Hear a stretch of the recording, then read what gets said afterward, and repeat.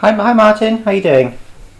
Good. How are you? Very good. I want to apologise for the storyboards behind me on my studio wall because they look terribly big-headed and arrogant. But I was asked to put them up for the one show when Phil Tufnell came round and interviewed me about my work. Oh, right, yeah. And they said, would you put your work all on the walls? Mm. And I did, and then I was too lazy to take them down. Look, they look very nice. I'd keep them up if I were you. It's they're yellowing with age. I'm still very intrigued that anyone would find Superman 4 of any interest, except as an example of how not to make a film. But well, I think it does have an element of sort of an educational thing in terms of. You mean it's so bad it's good? Well, I think there is an element of that, but there is lots of good stuff that I think has been shackled with all the limitations and things. But it's still, right. I think people like it more than Superman 3, for instance, and that had, double, triple the budget, but somehow that's not as well received as 4 has been with fans. Right, what can I do to help you? What sort of questions do you want to ask me? The first thing I wanted to ask you was about how your career began, because you began as a cartoonist, obviously after art school and all that sort of thing. Right. I just wanted sort of the progression from that to then finding yourself working in movies, whether it was something you always wanted to do, whether it was something that sort of fell on your lap sort of thing. Do you want the long version or the short version? Happy with the long version, yeah. Well, after I went to St Martin's College of Art in Changos Road, and when I left there, I always wanted to be a strip cartoonist, and that was frowned upon in the College of Art, as you can imagine, because I'd taken a fine art course, and so I knew how to paint a bit, and so anyway, I worked for a small animation studio, and then I at those times there was a publication called Advertisers Weekly, and at the back there were personal ads, and I saw in the back of one of these advertising for wanting an assistant for an international strip cartoon, and I thought that's for me, and I tried very hard to get it, and I did actually get it by dint of the fact I was probably cheap, and it turned out to be Flash Gordon, and the artist was Dan Barry, and he was American, and he was living in Austria because he was avoiding alimony from his previous wife, and so I flew out. I was flown out to Austria, Kitzbühel it was, and I worked for him with him for about 6 months, and I was absolute shit. I couldn't do anything. I couldn't pull a curve with a brush. I couldn't really help him at all, so I did backgrounds for the strip, and in those days it had to be physically sent to New York for Syndication International to syndicate it all around America and wherever it appeared. Anyway, in the end he got fed up with me, and I don't blame him really, and he told me to fuck off, basically, and his last words to me were, you're British shit, you're never going to get anywhere. So I came back to England and couldn't get a job, tried to go strip cartooning but couldn't, so in the end I started to work. I found that Hallmark greeting cards had an art department, and they had a factory with the art department very close to where I lived then with my parents in Northolt, Middlesex. So I went along there because I'd done a few funny cards from my friends in the past, and I met the art director, and he said there's no work around, but if a vacancy came up, would I be interested? I said yes, needing anything. So 2 weeks later he called me up and he said there was a job, did I want it? And I said yes, and that was in those days, I don't know whether they still have it, the greeting cards had a big satin pad in the middle with a picture of roses on it or whatever, but the border of it had to be designed and painted, and I had to design those with all curlicues and crap really, but I did it, and I got better at drawing and painting in there. So I was there with quite a number of years where I met my wife, funnily enough. Okay. Then I decided I still wanted to be a strip cartoonist, desperately wanted a newspaper, daily strip, if that was at all possible, but I was very happy to do comics. And I then got an agent, and agents either took you on in those days because they thought you had potential, or you did have potential, or you were available. So they obviously thought I had some potential, and they got me a few jobs on some DC Thompson comics, Wizard and Hotspur, and which is very exciting for me. Mind you, the very first strip I ever had to do was for the female girls comic called Bunty, and it was called The Secret of the Sheridan Sisters. And I wanted their secret to be that they were lesbians, but it wasn't to be. One wanted to be a dancer, and the other one wanted to be a horse rider or whatever. Anyways, one of the editors of the boys' comics must have seen my work and thought he'd be better doing boys' adventure stuff, so I started to do that, and I got quite good at that and did do a few serials for them. Then I started getting work with the comics in London. I can't remember their names. TV Action, Countdown, and so I started to do spin-offs from TV things. I remember, you're far too young to remember. There was a detective series called Cannon, which is about a big fat American detective, and I made my name sort of doing that. And then the junior TV Times called Look In rang me and said, would I be interested in doing work for them? And of course I did, because it was quite a high profile comic. And they asked me if I'd do Kung Fu. That was a big, successful TV series at the time. And I had to do full colour centre spread every week. So I did that, and that went down well. So then I did other spin-offs like Battlestar Galactica and what else?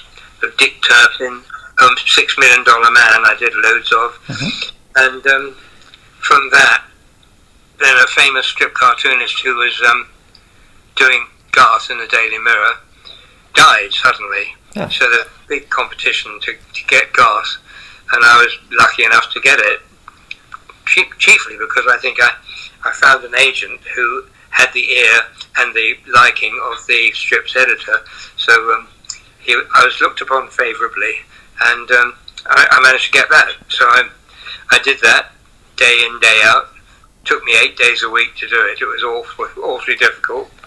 And after I'd been doing it for a number of years, I started in 1976.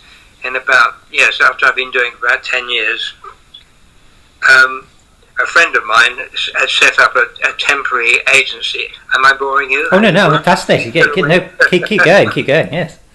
Yes, this friend of mine had set up a temporary agency for illustrators and cartoonists, and he had a temporary short lease office in Wardour Street, and Soho. And a guy came in off the street and said, did he know any storyboard artists? And he didn't. He knew, but he did know that I had done 2 or 3 commercial storyboards for TV commercials. Again, I was awful and crap. And the guy, he said to me, he mentioned my name. So the guy said, could I come and meet him at the house of the director? So I was thrilled, and I went across. And the guy himself was Stuart Craig, who possibly one of the best production designers in the world. Won 3 Oscars, and it was bizarre.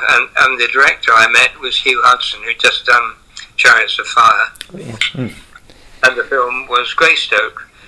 And I remember arrogantly sitting down next to them, and one of them spoke to me and said, can you draw apes and chimpanzees? And I said, I can draw anything. I don't know why they didn't fire me on the spot then.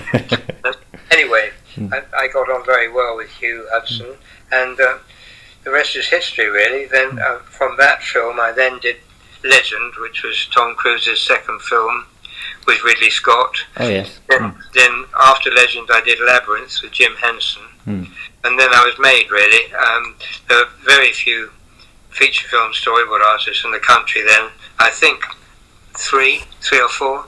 So I became one of them, and they told me I worked fast because I used to do 16 frames a day in colour, and they were doing 8 frames a day. Oh.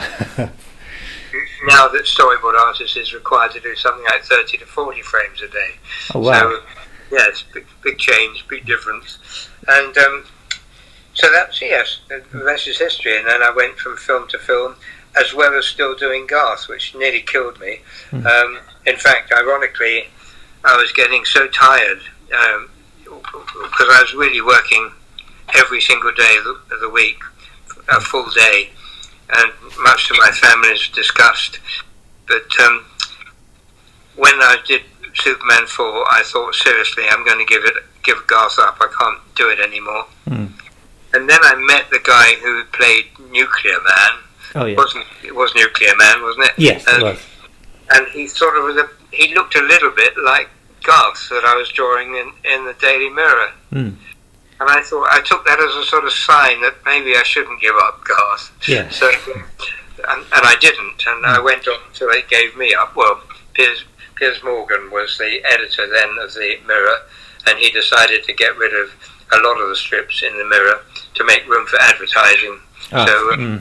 And that proved to be a big mistake because they started reprinting Garth in 2011. In fact, they've only just stopped reprinting it. So, but I did it for 21 years, Man and Boy, and I wrote a lot of it and as well, and I loved it.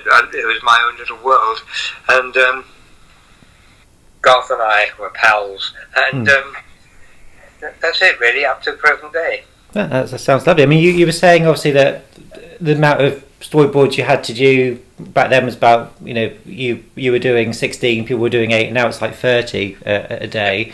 Is the art form there being a bit compromised because you're doing a lot more? Are they less complex? Well, I mean, the ones I did for Greystoke were virtually a frame per A4 page landscape. Yeah. Which is crazy, Now I now do 8 to 10 per A4 page, and of course I didn't have computers in those days. Everything was dependent on a photocopier, and if it was a crap photocopier in the production office, you had to make do with your copies looking dreadful, because everyone needs, everyone on the unit will need a storyboard, a copy of whatever scene they're going to shoot that day, and whatever the director has approved of. So I've forgotten the question. I was just sort of saying that obviously the art form has changed a bit in terms of you're producing more work. Oh, because of the output. Yeah, the output. Yeah. I think there's about 15 to 20 storyboard artists now in films. Some good, some bad, and so competition is fierce. But also in those days, there were not that many films made in England. Now a lot are made here. So with the advent of probably Star Wars, I think, which was made at Boreham Wood, and so what am I saying? That's it. Yeah. Well, obviously Disney's taking over Pinewood Studios now, and they for a number of years. And they've expanded hugely.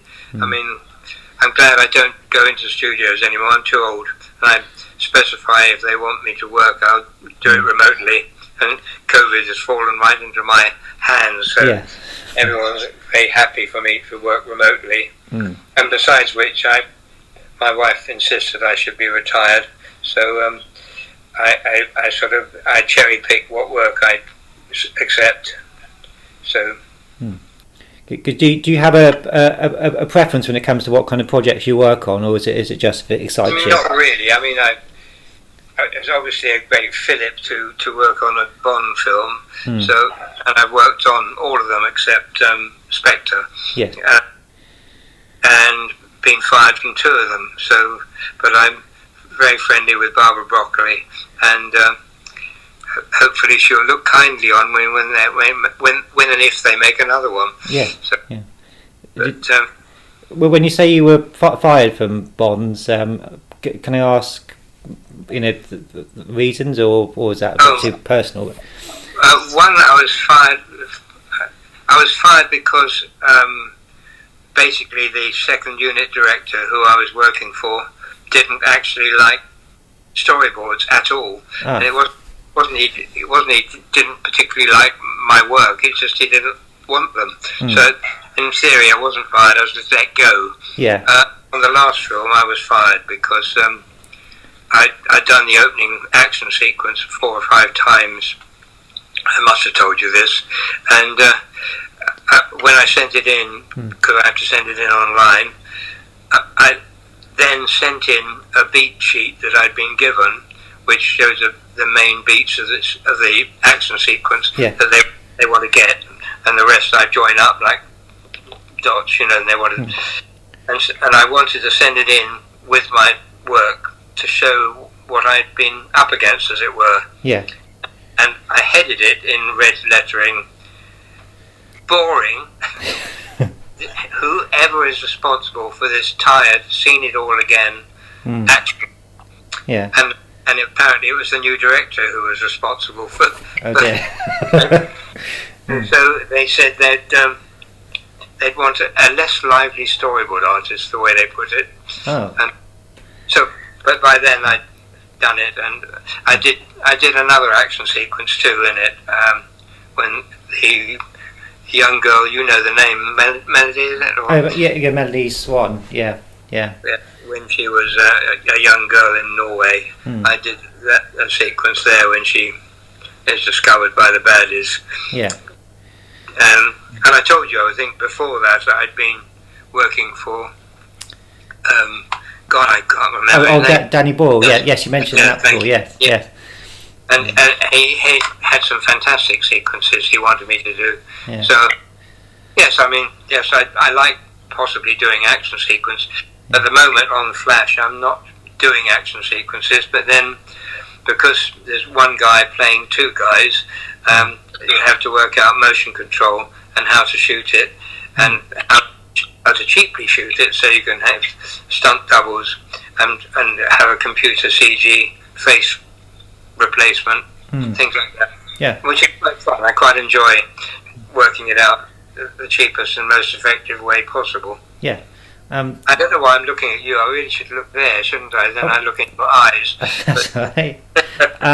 It's obviously there's been a lot of things like pre-visualization and computer blocking of action sequences and things like that. So did you ever want to get into that side of it? Is that replacing storyboard artists? No, I don't.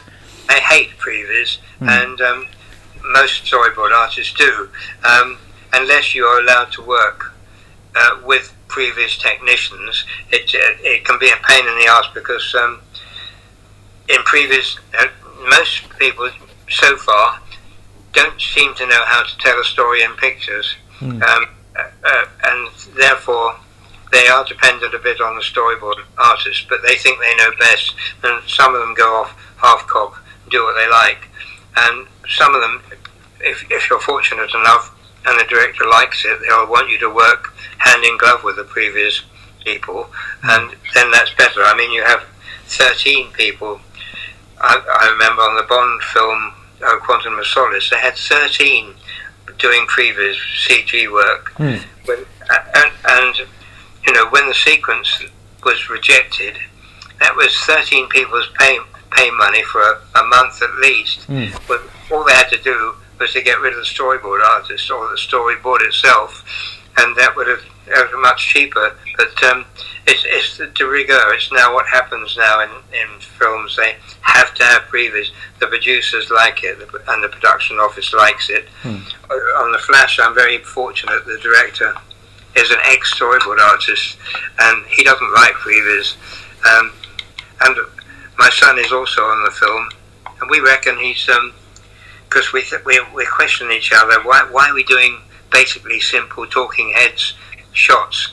And I've told you some of them are doubled up the character, but we now reckon that he will probably get all the boards and shoot the boards. So everything is done, which is the correct way of doing it, really. everything is done the old-fashioned way. So you get a script, locked down, you know the script is right. You redo it. Then you've got the script set in concrete. Then you crew up. Nowadays, they crew up and then rewrite the script. I mean, it's just bizarre.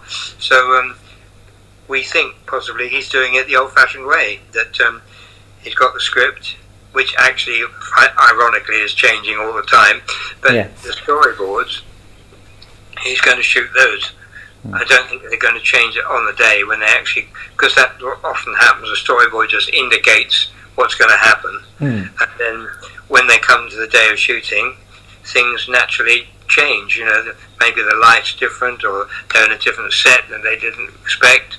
You know, lots of things happen, and also the director and his assistant like to be very creative on set, and so they've just got the storyboard as a guide to what they're aiming where from A to Z, and then they make it up as they go along, and if all else fails, they'll shoot some of the frames from the storyboard.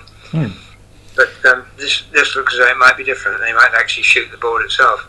Oh, that sounds very good. Very good indeed. Which is what Martin Campbell did on GoldenEye. I got on very well. He shot the storyboards, but then he cooked them up with me, and he was actually, knew exactly what he wanted.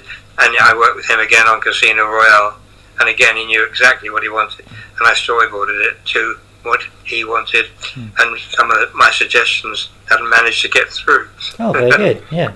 So do you find that a lot of times directors are quite receptive to ideas when it comes to? Dickie Attenborough was very keen on storyboards, but he wouldn't let the unit see them. Oh. So that when you walked on the set, they'd say, "Where's the first setup, Dickie?" He'd know because I'd drawn it, and I'd drawn a map of the set, told him where the setups were. So he didn't have to think at all about it. So, but he wouldn't let anyone see it. So much so that the lighting cameraman, who was a Swedish old boy, he was terrific. He'd worked with Ingmar Bergman, and he used to say, "Can you let me see the boards?" And so I'd give him a furtive, secret copy just for himself, so he knew what Dickie was going to do. But I don't know. I'm rambling. Sorry. No. Very interesting. You're also saying about films changing a little bit. Obviously, just as you mentioned, Bond. Tomorrow Never Dies. I believe that script changed quite dramatically. Did you find that changed for you? It was quite dramatically at the time. It did, but since then, a lot of films I've worked on have been horrendous. They've just. The latest Dr. Dolittle with Robert Downey, just horrendous. It's rewritten the day before they shot things. It's just crazy. Yeah. And it's so costly, but they don't seem to care anymore. So they just for money at projects, don't they? Unfortunately. Yes, exactly. But because they're assured, if they get the balance right, the money men are assured of getting a profit. So in the end, they don't actually care as long as they show a profit. Well, how about then something like Captain America with Marvel obviously being huge?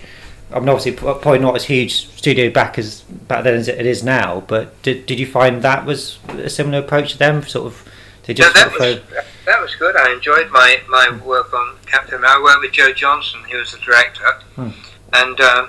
He used to be a storyboard artist himself. He storyboarded a lot of the Star Wars, which you probably know. And a lot of the work you see of his, we think that he probably redid them afterwards to make it look good, because a lot of storyboards are really quite rough, but they have to be done so fast. Yeah. No, I enjoyed it. And Joe himself was a really nice guy. He coined a phrase, a sentence which I've kept, which he said, storyboarding means more storyboarding. And he was right, it does really. But there was a big balcony in Shepperton Studios, and I was on one side of it with an office sharing with another storyboard artist, and he was on the other. Joe Johnston was diagonally opposite. And he would sometimes come out. There were pillars there, he'd sometimes come up and hide behind a pillar and like this and call us, and we wouldn't know where he was. He was full of fun. Actually, he was great. Oh, it sounds nice work atmosphere. Yeah. Yeah. Very nice. So how then did you become involved with Superman 4? How did you get that role? Well, it's just I don't really know. I mean, I presume I was quite well established then. I had some sort of reputation, and so producers would know and say, "Do you know a board artist? We need a board artist." They'd say Martin Asbury. I can only think that's how it happened. You go and meet the director, and if the director likes your face, not necessarily your work, you then get employed. And I got on very well with Sid Fury. So because I think you said that Sid Fury was very good in terms of giving you extra responsibilities like the matte paintings, models, that sort of. Yes, I mean, I used to have A2 pages, and he asked me to sort out this business of Superman going around the world rescuing people from various things. So that's all my fault, what they did. The Wall of China and Vesuvius and I can't remember what else I got him to do, but because a lot of the things I thought up were rejected anyway, but I did a load of these thumbnails on these A2 sheets and showed Sid, and he loved it. He loved everything I did. More fool him, but he let me have my head on lots of things, and as I say, he took a shine to me, so he didn't want to let me go, so he asked me if I'd do the matte paintings, and I'd never done them before, and they're awful, they're crap. In fact, we'll be able to stop frame and see them when we're watching. You remember when he did when Superman takes the top off the volcano? Yes. That's it. Yeah. When he flies away from the matte painting of the volcano was done by me. It's just awful, just dreadful. And there's one in the street of Metropolis when he comes flying in, and that we use a tiny section of the studios again at Boreham Wood, Elstree. Yeah. It was only a foot high, so I had to paint it as if it was the base of a skyscraper, and it was just awful. But there was an experienced matte artist who tried to say to me, "Don't worry that it's awful, because the eye will be drawn to movement. So when Superman comes out of the sky, the audience will look at that, and that's another thing we may be able to stop frame and sneer at. That should be amusing." So. Well, I haven't had a look at the one you just talked about, but I think you might be a bit too hard on yourself. I think they never appeared to me as being bad or anything like that. So terrible. And he let me be in charge of a sequence which never saw the light of day, I think, with Clive Mantle. Oh yes, yes. And so that he was also a very nice man. Clive Mantle is great. So. Is that still in it or not? No, unfortunately they stripped all of Clive's scenes along with quite well. I think the film, this is where my geeky side comes out, but I think the film was originally cut about 134 minutes. That was and then Warner Brothers he let Christopher shoot the fight on the moon. Yes. And that was terrible as well. Not that it was Christopher's fault particularly, but the set was just awful. Then he asked me if I'd do photograph or help supervise the shooting of the models, the miniature. So I did that again, not knowing anything about it. And then he asked me to supervise the credit sequence. So that was the main titles. Yeah. I mean, I don't know why he even trusted me with any of these things. It's beyond me. But which is why it's probably the worst film ever made. Oh no, not at all. I mean, with things like the main title. I mean, when you first got onto the film, was the budget bigger versus what you ended up with later, or was the cuts already kind of made by then? No, Sid took great pride in sticking rigidly to the budget, and to the schedule. So it was all done on time at the right cost. But the budget for it was the same budget that had been for Superman 1. It was what, 4 or 5 years before that, maybe? Yeah, it might be about 7 or 8 perhaps, I think. So you were aware kind of some of the politics and issues that were going on behind the scenes, sort of thing? Only vaguely. Yeah. And frankly didn't care at the time anyway. Now, in retrospect, I would have been very nosy and loved to have known what was going on. Well, I suppose you're very focused, obviously, what you're doing, and that sort of takes your mind off anything else that comes up. But did you do? Because I think at one point in the script development, Christopher Reeve was going to play Nuclear Man as well, and they were going to do split screen and all sorts of things. Yeah, so that would have been something that would have been discarded before you kind of came on the film, as it were. Because I think again that was a budget consideration; they didn't have the money to do that. And I did find some storyboards. There was one of the guys that's going to be attending the event has some of your storyboards, and he sent me an email copy of your Nuclear Man storyboards, one of the fights at the end of the film. And Nuclear Man looks obviously in your storyboards very different to how he does in the film. I don't think I have any copies of my. So that should be interesting. Yeah. I mean, I'll forward them to you as well, so you can have a little look at them. But because I take it when you probably were drawing Nuclear Man, they didn't probably have the cast in place. No. Yeah. I had to make him up as I went along. Like I made up an awful lot of that film as I went along, and I should have been kept in check. I think the look in your storyboards of the character, I think, is better than what they actually did. So I think that it looked much more menacing. Oh, you flatterer! I don't believe a word. That's the first thing when I saw it. I thought, oh, this is an interesting version of him, because obviously the actual character it seems quite 80s, if that makes sense. I can't remember. I think I drew him rather like a Silver Surfer, didn't I? Yeah, I think there's elements of that, and I also thought like the animated Mr. Freeze in the animated Batman series. That's that sort of thing. I can't remember quite now. Good. Long time ago. Do you remember some of the models that you would have been involved with? Yes, I mainly worked on the. There was a miniature, and we had a shot of the Chinese wall, and that was a matte painting the old-fashioned way on glass, with parts of the glass scraped away, so that Superman, the actual movie, could be shot in miniature through that and put together. That was one, and the other one was the what was it called with all the his lair? What was that called? Oh, the Fortress of Solitude. Fortress of Solitude. Yeah, did all that. That was all terrible bits of Pyrex and stuck in the. I mean, it wasn't very big at all. It's about that big, I guess. So. Yes, I shot that lots of times. It was bloody cold, I seem to remember, in the studio shooting that. Just me and a lighting cameraman who was expert at shooting models. I mean, thank God some of them I knew what they were doing, because I didn't. And so, yeah. What else? Well, were you saying about the discarded sequence with the first Nuclear Man with Clive Mantle?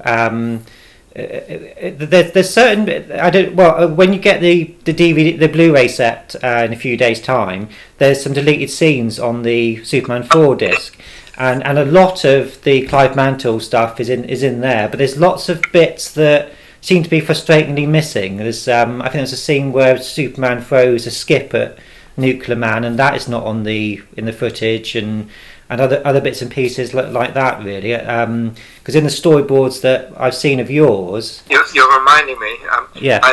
Up to, oh God, how embarrassing. So that was your idea to have him throw the skit? That was my idea. Yeah. Because I couldn't think of anything else.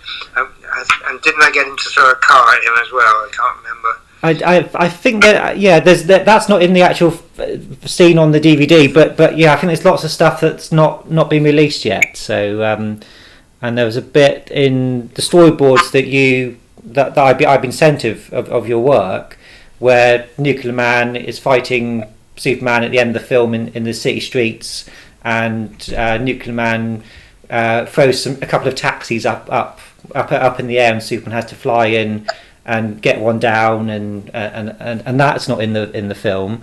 But I think they did shoot that, so they're quite fascinating as storyboards, because it sort of tells a story that we don't know. Glad you think so. Oh, I'm not alone in that, I don't think. But you're reminding me, it's coming back like a horrible dream. Oh, I'm sorry. So you obviously you said. I mean, do you remember people like Mark Pillow and Clive Mantle and Christopher Reeve, and were they quite interesting people? Yes, Christopher was, as I said to you before, I think, I brought my son onto set, and he was very kind, very thoughtful, and very giving of his time. And I talked to him a fair amount, especially about his sequence on the moon, shooting that. Yeah. Who else? Oh, I spoke a lot with Guy. What's his name? Guy who played Lex Luthor. Oh, Gene Hackman. Yeah, and he was also very nice, but he was more interested in my work than I was, because he was an amateur painter, and I was interested in talking about his painting, and he was interested in talking about my storyboards. But he was a very pleasant man as well. That's all, I think. I mean, I was also wondering about the behind-the-scenes people, like Peter Ellenshaw and Harrison Ellenshaw, and the map painter. Yeah. I think you worked with them quite a bit. Peter Ellenshaw was the one I told you about, who said, "Yeah, I will go to the movement." And yes, and I was very friendly with his son, Harrison, who did special effects on the film, which was an enviable. I didn't envy him the job; it was awful. Yeah. But and he at one point was very taken with my drawing, and said that he thought I should come out to Los Angeles because I'd get regular employment there, which of course was possibly true in those days, but I didn't. So, as you can see. Yeah. So would you have to work quite closely with the special effects people in terms of your storyboards and what could be done, what couldn't be done? Yeah. And were you finding that? You must remember, was this 1986 or something? It's a long time ago. Oh yes. Sorry. Well, I'll have a more general version of the question, really. Then, have you ever sort of found perhaps your frustration that what you come up with storyboard wise, that they say, "Oh, we can't do this for time," or the money's been put somewhere else, we've got to cut this, cut that sort of thing? Have you found that over the years? No, not really. No. Even by then, I was used to storyboards, as I say, being a guide to. I mean, Hugh, and I've worked for Hugh Hudson many times since then, but on lots of films that never saw the light of day, unfortunately. And the last film that did see the light of day, called Alameda, which is all about cave paintings in Spain. I went saw the showing of it, and I didn't recognise anything that I drew in the film at all. And Hugh said to me, "I use your boards all the time." So he sees one thing and I see something else. So I don't know. But as back to what we were talking about, I was just so used to seeing the film and being disappointed because I didn't do what I'd drawn. Yeah. That I just expected it then, so it didn't matter. I wasn't expecting it to. I wasn't expecting to be allowed so much freedom as I was on Superman 4, which was Sid's mistake. Well, because obviously you said you supervised the credits. I take it you would have perhaps looked at the other Superman credits to get an idea of what the look you wanted, but I assume. Now you're going to ask me something I really can't remember. I just know I didn't. I know. I was just assuming where they. I can't remember what I did. They're quite sort of in keeping with the first Superman film. It's set in space and the credits sort of crawl, but it looks like again that the money there wasn't perhaps what you would have wanted. Definitely done on cheap. Yeah. So yeah. As was everything on that film, really. Yeah. I mean, the League of Nations scene when Superman goes to to the United Nations. That was at Milton Keynes. Yes. And carefully tried to make it look the same, but again, it was pretty awful, hit and miss. Because there's lots of sequences in that film where you think, well, some matte paintings would have perhaps been able to enhance the United Nations and that sort of thing, but I suppose it just came down to no one had time or the money to do it, really. That's right. But, yes, I mean, and a lot of the tests we did, the matte painting, we'd run a test, footage with it, and show it to Sid, and he would say, cut it in. Go, and we said, it's just a test. It's not finished. No, he said, it's fine, cut it in. Again, saving money. So that must have been quite frustrating. I would. It was scary. Yes. Yeah. But then we didn't care. We were being paid, so if the film was a flop, so what? It was a flop. So there's probably a certain point where you had to divorce yourself from the excitement of a Superman project to just doing your job. And bear in mind, I was still doing Garth every day in the Daily Mirror, so my work was really cut out for me. So and travelling to and from Boreham Wood, so which was a pain in the arse. So because I had to go in every day. So therefore, I used to get in, like on GoldenEye particularly, I used to get in at about 6:30 in the morning and draw Garth until the unit came in at about 8. And then at lunchtime, when everyone broke for lunch, I would work on Garth for an hour, and then I'd work for an hour after everyone had gone home. And then I'd come home and work on Garth, and then at the weekends, I'd work on Garth. Wow. That's a lot. Luckily, I saw my children quite a lot because they'd come into the studio when I was working. And so, was it nice to be able to have your kids on film sets and stuff? And did they enjoy it at the time seeing this world? I remember on the set of Legend on the 007 stage before it burnt down. There's this huge forest. Yeah. And Ridley was very clever. He hung vast mirrored paper on the walls of the set, so everything would reflect. So it looked just gigantic. The set went on forever, apparently. Which I was most impressed with that. I thought that was what a brilliant idea. I thought. Oh yeah. But I took the family on that set at the weekend, one weekend, and they were thrilled with that. But I didn't take them many times. I mean, do you ever visit the sets these days, or as you say, you work from home pretty much most of the time now? Yes, for the last 2 years I've worked at home. The last film I worked full time in the studio was The Last Jedi. Oh yes, that's the last time I worked in the studio. Did you ever see the original cut of Superman 4? Could you? No, I don't think I did. Because I think it had a very it had a test screening somewhere in America, and partly because the screening was so poorly received, that was one of the reasons why Warner Brothers cut about 45 minutes out of the film. Really? And not in a way with Sidney Furie being consulted. They just hacked it apart. So that's why what you end up with. There's perhaps other scenes they could have got rid of, but they. There was this other production company, wasn't there, who originally, and then I can't remember their name. They're cousins. Oh yeah, Canon film producers. And they also did Chaplin with Dickie Attenborough. Oh right.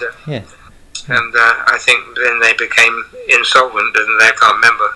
They went down the tubes anyway. Oh yeah, Callan didn't last much longer after Superman 4. I don't think. I think it was a kind of film that broke them really. I mean, did you meet them? And I did, yes, but only to walk them around the storyboards, which were all pinned up on boards. Yeah. Hence the title, storyboards. Yeah. Well, what was their kind of reaction? Were they quite enthusiastic, or what? Were they disinterested, probably. I don't think they really understood the purpose of storyboards, but even though it was explained. to them. Well, I definitely understood movie making, really. So it's unnecessary expense as far as they're concerned. Yeah, I think they wanted to be big time producers, but didn't understand how it worked, and perhaps they had delusions of grandeur. Yeah, yeah, I would have said so. Yeah, I mean, one of the you clearly know more than I do about films and filmmaking, so I'll come to you when I want to know it. I think. Oh, that's very kind. I know bits and pieces enough to fake it, shall we say? But because there was a sequence in Superman 4, which again is not being because a lot of the scenes on the DVD that have been released are very rough versions, so they haven't got some of the effect shots and things that would have been put in later. Yeah. Quite interesting. There was a scene where Nuclear Man turned into a missile and tries to start a war. During the arms race. Yeah. Do you remember doing the storyboards for? Yes, that? I did. Yes, it strikes a chord. Yeah. Do you remember going from storyboard to what the final effect? Did you ever see it? No. Sorry. No. When would you have first seen Superman 4 finish in terms of what came out? Would you have gone to the premiere, for example, or would you have seen it at some point? There's always a crew showing most films, and I was most annoyed that one of my colleagues who took over from me on the Bond film, the first one was Sam Mendes. Yes, Sam Mendes got rid of me. I spoke to somebody else that worked on Skyfall, and Sam got rid of him as well. So I think Sam is a bit. I'd worked for about 3 months on it, and I thought I got on very well with Sam. I liked him, but the last time I saw him, I went to his flat in Covent Garden, and he wanted to see a sequence I'd done, and afterwards I asked him if I could just look round the flat because I was very impressed with it. And my son said that's when I lost Sam Mendes. He said because I obviously went into his bedroom and wanked on his bed. So, and I said I thought everybody did that just to show appreciation. But I don't know why he just suddenly didn't want me. And literally from 1 minute to the next, he emailed me saying, "That's very good. We'll talk about it tomorrow." 10 minutes later, I got an email from him saying, "I don't want your storyboards anymore." And at the same time, I got these weird emails from Paramount Pictures. I think it was Paramount, saying they were going to sue me, and I didn't know why. And they kept saying, "Check everything, check everything, check everything." So, and eventually, I got about the third or fourth email from Paramount, and I hadn't. My wife had given the finale sequence of Captain America to the girl who manages my website, and she put it on the website before the film had come out, and people were downloading the end of the film. And so when I realised that's what it was, I immediately told them I'd taken it off, and they dropped their action. But that was a horrible moment, and that was not a very nice time for me, because I wonder whether they got hold of Sam Mendes or Barbara and said, this is Paramount, and said, you know your storyboard artist will release what you're asking them to do before. I don't know whether that was it or not. But, yeah, could have been. I know that Sam Mendes fell out with Daniel Craig on Spectre. Another guy that as I told you, another guy I spoke to, just like yourself, one of the nicest people in the world, and Sam got rid of him. Yeah. So it might have been completely something else. I mean, the writer of Skyfall started to write Spectre. Sam Mendes got rid of him. Oh. Right. He said to me, I've written what at that time was the most successful Bond film ever. Yeah. Now he's got rid of me. He won't talk to me. Won't tell me why he's got rid of me or anything. So outwardly, he seems very bonhomie and friendly, but there's a dark side to Sam Mendes, I think it sounds like it, doesn't it? Really. Because I emailed him and said, I'm very sorry, I've disappointed you, and I don't know how. Could you tell me what I did wrong so I won't do it again on my next film? Yeah. And he never replied. Nothing. Dear. Yeah. I know Sam Mendes does a lot of plays in the West End and things. I'll be sure not to go and see them. But because it was John Logan, wasn't it? I think was the writer. Who that's right, John. Yeah. I couldn't remember his name. I am getting old. I don't remember people's names. Not that I remember many people's names anyway, which is why everyone calls each other darling on the set, because it's much easier. Because then I don't remember them. Yeah. I suppose it must be quite, not so much perhaps for crew, because you always sort of tend to work with each other quite often, but with actors and things you sort of see people quite intensely for a short period of time and then you're moving on to a different group. Right, yeah. Must be quite a nomadic sort of life, really. Yes, and you see people when you're going on another film and you're walking across the lot and people will say hiya, and I'd say hiya and think I don't even know who the hell they are. I vaguely remember their face. But, or people ring you up and say, we worked together on whatever film it was, you must remember me. So I say, dutifully, I say, oh yes, I remember you, but I don't. I couldn't recognise them if I fell over them in the street. But, that, again, is because I'm old. I keep saying I'm old, don't I? I'm ageist. Well, I know that I have problems with people's names in person. When it comes to film people, I tend to be pretty good, but yeah, there's always people that I forget. So, because wasn't the production designer on Superman John Graysmark, I think? That's right. Did you have much to do with him? Oh yes, I mean he was the production designer on the film. Yes, I was very friendly with him. We had and he used to hold court at the end of every day, and all the art department would meet in his office, and we'd have alcohol. And in those days, you could drink alcohol and drive, and they were fun times. In fact, films in those days were fun things to be on because people made fun of each other, and it was great. On Superman 4, one of the art directors, one of the supervising art directors, went off to lunch, and some of the guys took all his drawing instruments and stuck them to the ceiling of his room. So everything, apart from his drawing board, was stuck on the ceiling. I'll never forget that. So things like that happened all the time. Now it's everyone with headphones and computers, silence, no piss taking, no. It's a shame. Not as fun anymore. No, it was. But I couldn't wait to get to work. It was just so much fun. Because I think wasn't the art director on Superman 4 Leslie Tompkins? Is that ring a bell? That's right. Yeah. You do a lot, yes. Yeah. I only spoke to Les a little while ago. His brother recently died.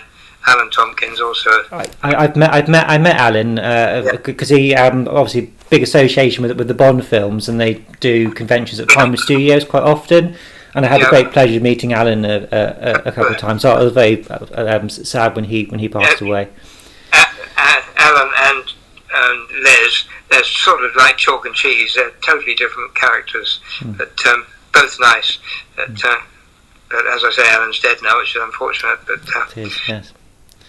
And he was younger than me, only by 2 weeks, but nevertheless. So that's always frightening, that, isn't it, when somebody dies? I mean, I'm 36, but you sort of hear stories of people at 21 or 25 or. You're but a child. 36, lucky bugger. Wish I was 36 again, tell you that.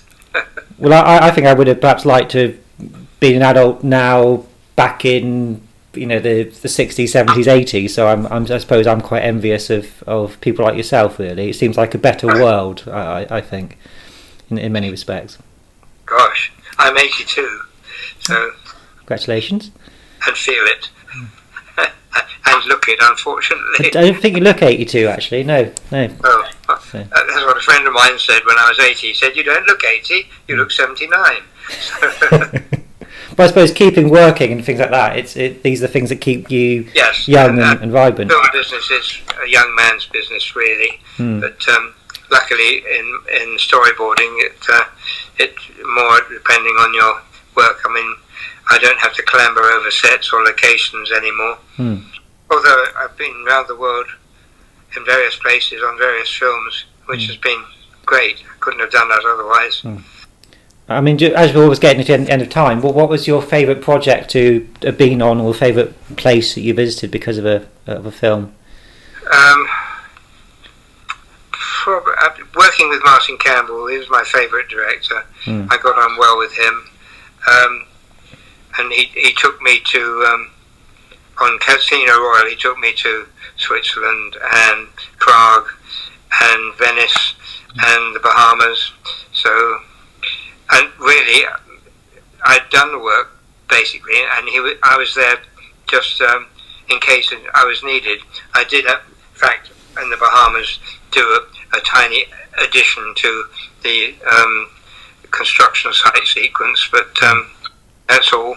But yes, I've been lots of places due to films, which was great. Places I'd never go and wouldn't go unless I was paid, like India. Yeah. I mean, I'd love to go into things like the Bond films in greater detail with you at some point, because in terms of fandom, Bond has always been my first love, really. So with Superman a close second. Well, apart from obviously Superman 4, what was your worst thing to have done? Gosh, I never thought of it. I don't know. Nothing immediately comes to mind.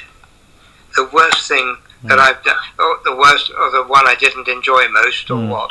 I suppose the one you didn't enjoy, because obviously when we're talking about Superman 4, obviously the end product is something else, but it seems like making it was quite fun at times. But I suppose just in terms of the film called First Night, which was made. Well, I was on. It was made twice in a way. It was all prepared and ready for shooting the first time round, and then it went down tubes. I don't know quite why. And then I was on it the second time as well. You know, the first time was the jolliest time I ever had. The art department was great. We used to go for long liquid lunches or at a restaurant, but it was just fabulous, and everyone had fun. It was, and everyone took Mickey out of everybody else. It was great. It was really good, and I got on very well with the director, who was, tell me. I'll email you that. I'll have to. It's not jumping out at me in the first instance. Because you did Fierce Creatures as well, and that had quite a lot of reshoots and directors. You did Fierce Creatures as well, didn't you? And that had change of directors and lots of reshoots. And it was fun to work on, but it was a failure, really. And the director really didn't understand making films. I don't quite understand why he didn't. For instance, one of the opening shots, they wanted... how did they want it to be? Oh, they wanted John Cleese. I think it was him, or who else was in it? Michael Palin. Yep. There's Michael Palin feeding a rhinoceros at the zoo, which was Marlow Zoo, no, something beginning with them, and then you tilt up, the camera rises, dollies up, and then you see the whole of the zoo spread out. Well, that zoo was a set that was, I mean, it was real life size, but and the director didn't seem to know how he could do the shot of Cleese, or whether it was Michael Palin, feeding this rhinoceros at a real zoo, and how you could tilt up and see the set. He didn't understand it, so I had to draw it all with overlays to show how we do it. So we had the footage of him feeding the rhinoceros, and then you crane up through foliage, which will frame, and you end up at the set at Pinewood. So I had to do it physically with a video camera in the end, with little toys soldiers. And I went with a runner, and we did it, and then he got some bushes, and we went like that, and then we clambered up to the top of the huge set in Pinewood, freezing bloody cold, and then started the video. He took the bush with him. We took that, and I started the video again through the bush, and then we could see the set. Yeah. And he still didn't understand. Yeah, because as you were explaining the problem, I was sort of coming up with what your solution. He was such a nice man, but he just didn't get it. Oh, that's well, I suppose it was very scary. Yeah, it sounds like it. Yes, I mean, I suppose if he was used to doing sort of simpler stuff, but I would have thought that's a fairly sort of 101 director's sort of class, you know. But listen, tell him I've got to go. Yeah. That was my last question for the moment. So that's lovely. Thank you very much. We have. That's very kind. I've enjoyed every second of it. So have a lovely afternoon. Okay. Well, I hope I've helped you in some way. Oh, very much so. Very much so. Good. Thank you very much, Martin. Take care. You too. See you soon. Good day. Okay, bye. Bye.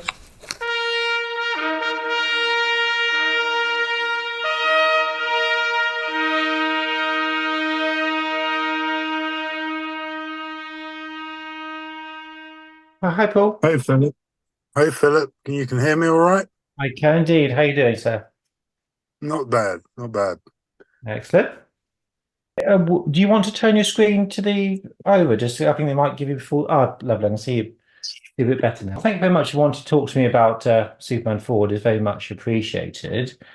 I just wanted to get a little bit of background information first of all. I know your dad was very musically inclined. So was it always a kind of given that you would study music and go into that kind of career? No. Jack was loved music and was obviously very talented and accomplished lyricist, but he wasn't a musician.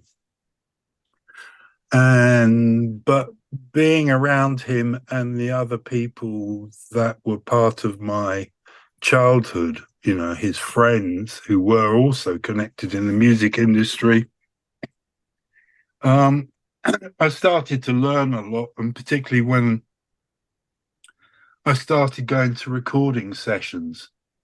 So I'd attend the sessions and I'd just sit there and just kind of see what was going on. So that had a very important part. But one of the major differences is that I studied as a musician and then as a composer before really kind of committing to. Well, I sort of had already committed to it. You know, if you're going to go in what direction in your life, and it was probably to either to music or to the arts, and I prefer. I ended up going to the Guildhall to study. So that kind of, and before that, I went to another music college. So that was kind of one of the big differences. Jack didn't have any knowledge of music as such, technical knowledge. And did you always want to do film composing or try a bit of everything? Well, that kind of happened because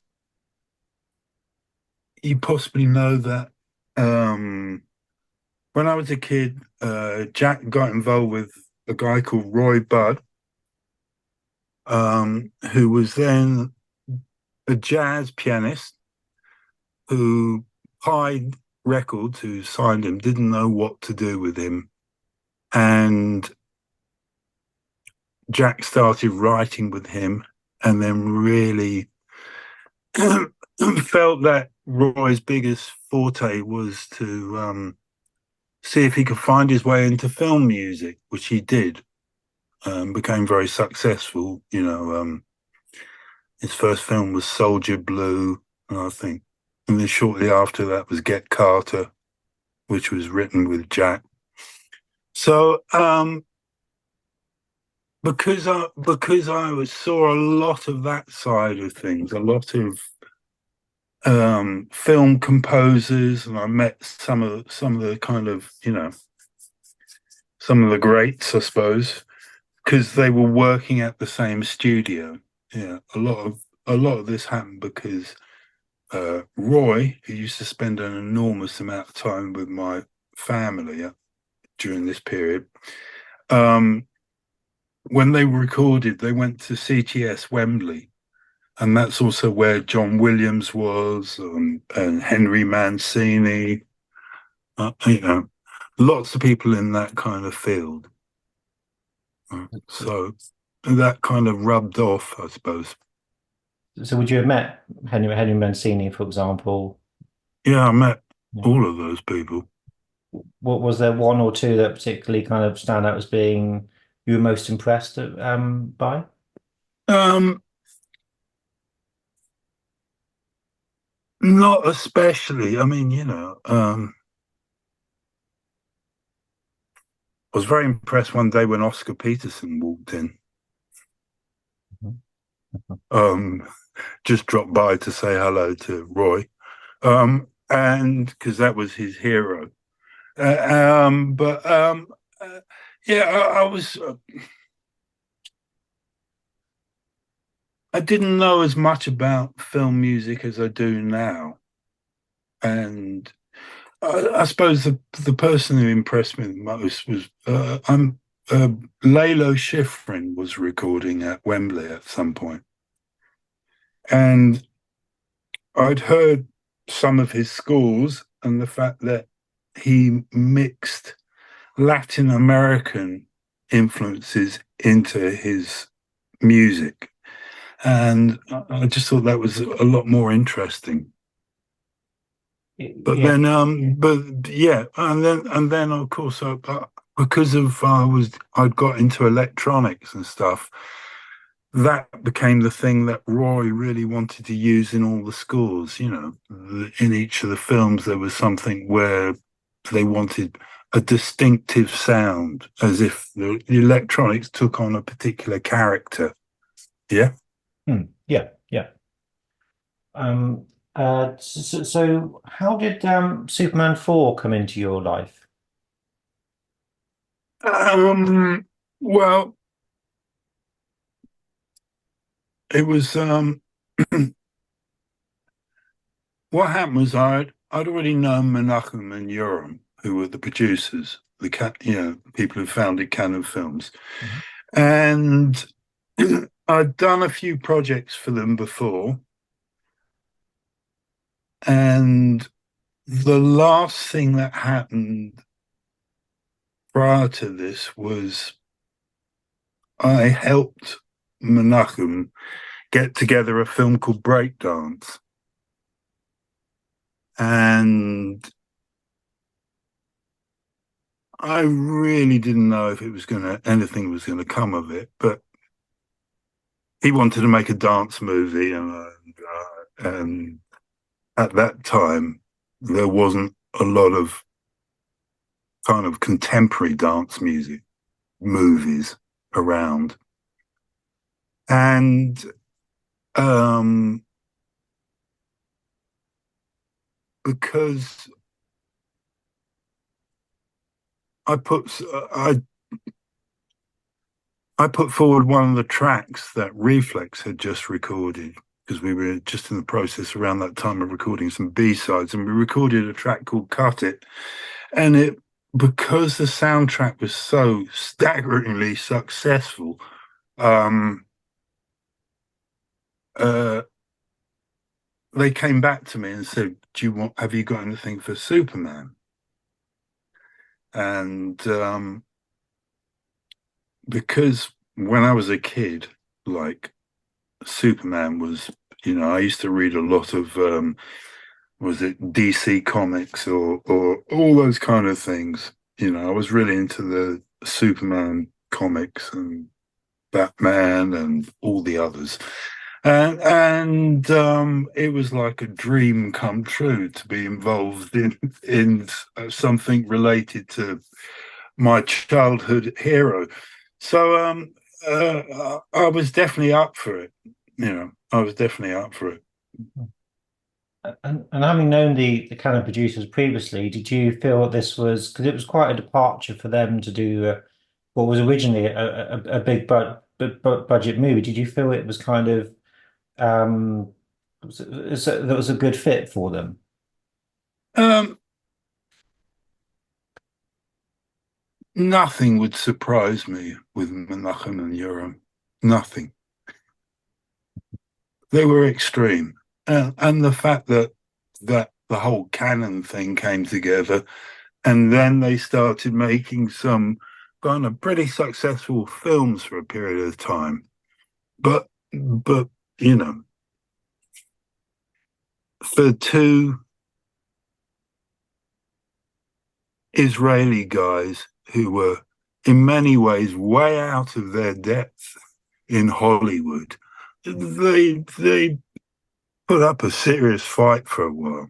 Oh, yeah, absolutely, yeah. Yeah, and made a really strong impression for all their faults. And I know plenty of them, but you know, it was impressive that when Jack told me, "Oh, they're making the next Superman film," it was like, really? So anyway, yeah, you know. There's a very good documentary about Canon Electric Boogaloo, and I don't know if you've seen that documentary, but it's I think the producers come across, I think, very well in the respect of their love for film, and they love the Yeah. filmmaking process, and you know, where they had all the qualifications required is a bit more debatable, but certainly you couldn't have two No, people they were who loved passionate films fans. like They that. were passionate fans. Yeah. You know, when Menachem used to spend quite a lot of time with Jack when they used to come over, as they were good friends. And we'd often go to the films together. We'd go to the cinema together. You know, we'd go to the Hampstead Classic, which soon became the Canon film Yeah. cinema. Yeah. As I said, nothing surprised me. I, But anyway, yeah. I think you could really use them today in Hollywood because it seems to be sort of people in charge of these studios seem to don't have any kind of love for filmmaking. They could be making money off Yeah, gasoline but or that's the same problem as in the music industry, you know, which is something I've spent most of my life involved in. And it's to do with the fact that you don't have the people who have the passion. You have people who are concerned about satisfying shareholders, and therefore their ability and willingness to take risks is seriously limited.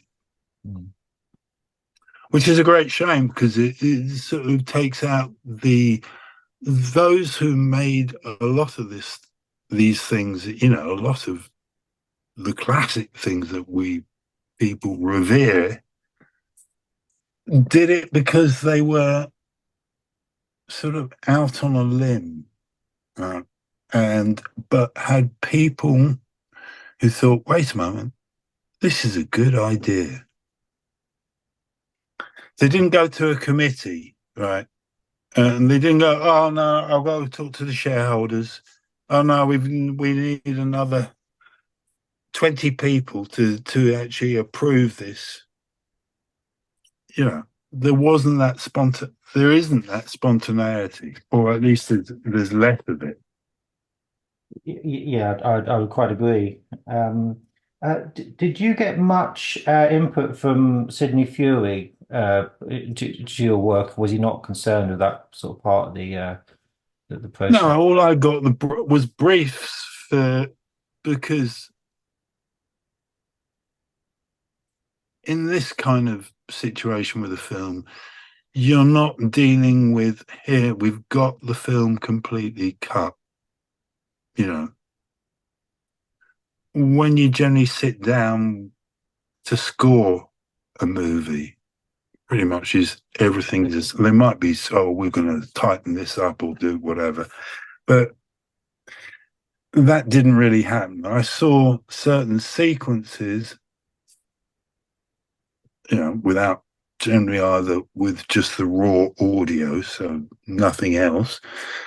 and maybe got things like tempos and things like that from them, but there wasn't a lot.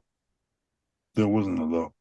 Yeah. So what sort of time were you brought in while it was still filming? How much lead time did you have to from conception to recording? Um, relatively little because just was I was just finishing a reflex project at the time, and I wasn't I didn't have a lot of time, but it kind of extended on to the end of it, really, as far as my work was at that period. And again, did you have because of course the film's budget was slashed considerably, that Yeah. probably filtered down to you as well in terms of how much you had to work with? No, well, what what happened with me was that they said, "Well, we've got this budget for recording and fees, total thing.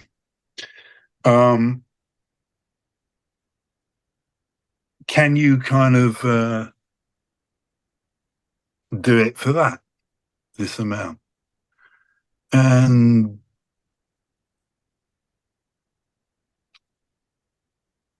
I sort of made a decision at the time, and it was kind of off the back of the fact that I'd just done some digital recording. So therefore, instead of mastering onto analog tape, we mastered digitally. And I thought, wait a moment, I could do this at home in my studio, which I built, my small studio, which I built in my flat in Hampstead. And I basically I used the budget to go out and buy some digital equipment for mastering, and I'd already had some stuff. And I started recording in this environment, and that's made it a lot more viable than just going to a recording studio again. Mm-hmm. And it was the first time I'd ever thought I could do this in my own environment without having to go to a studio. Because basically what I would do is take all my equipment, go to a recording studio, plug it into their desk, and record on their multi-track. But I was in a position then, because of the technology, to be able to do it without having to do that. And that obviously made it a lot more worthwhile from my point of view to do the film. Apart from the fact that it was just, I really love the idea of Reflex being involved with a Superman film. It ticked lots of boxes for me. Well, yeah. And because I think there's a couple of songs, they were obviously Reflex songs. I think, am I right that one of them was already existed, then it was adapted for the film, and one was original?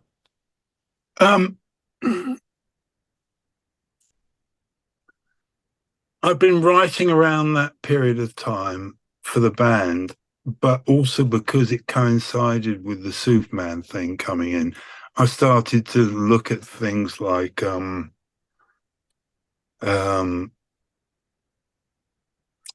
the work or how some of the songs could be applied to the film, because they wanted sort of somewhat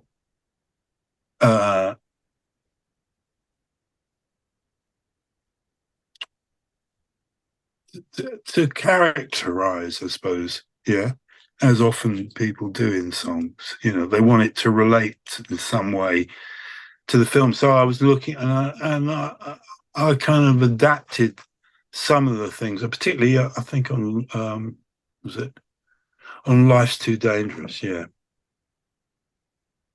Yeah, I think that's a very good of all the tracks. I think that you did. I think "Life's Too Dangerous" is one of the favourites. I think amongst the fans certainly. They absolutely hacked it. What happened Oh, was, they did. Yes. yeah, yeah, yeah. Yeah. What happened was that when they finished the film, first of all, Mm, they went and took, they went and did a preview somewhere. I never saw the edit. I never saw anything after I did the music. yeah. Um, and I can't remember who the co-partners were. Whether it was Warner's, was it, Well, or Warner Brothers were involved, but yeah, Cameron, okay. Well, one of the yeah, yeah, co-partners yeah. after the preview said something serious has got to happen, and That was everybody almost. went, yeah, everybody went into panic mode, and what they absolutely obliterated. I don't know what idiot ended up hacking the film, but they absolutely hacked it, Mm. and it destroyed the characters. Um, they took out, what was it? I can't remember there was one character and they wanted to take him out completely, right? And Yeah. wherever he appeared, it just he was removed, and you go, well, it just destroyed the story. It was Clive Mantle's character. He was the first version of Nuclear Man, and I spoke to him via email about it, and it broke his heart as a young actor to sort of first major Yeah, film, yeah. and he was in a very bad place afterwards. I think he even thought of ending his life. It That was an wasn't. awful thing. It's he shouldn't take it personally.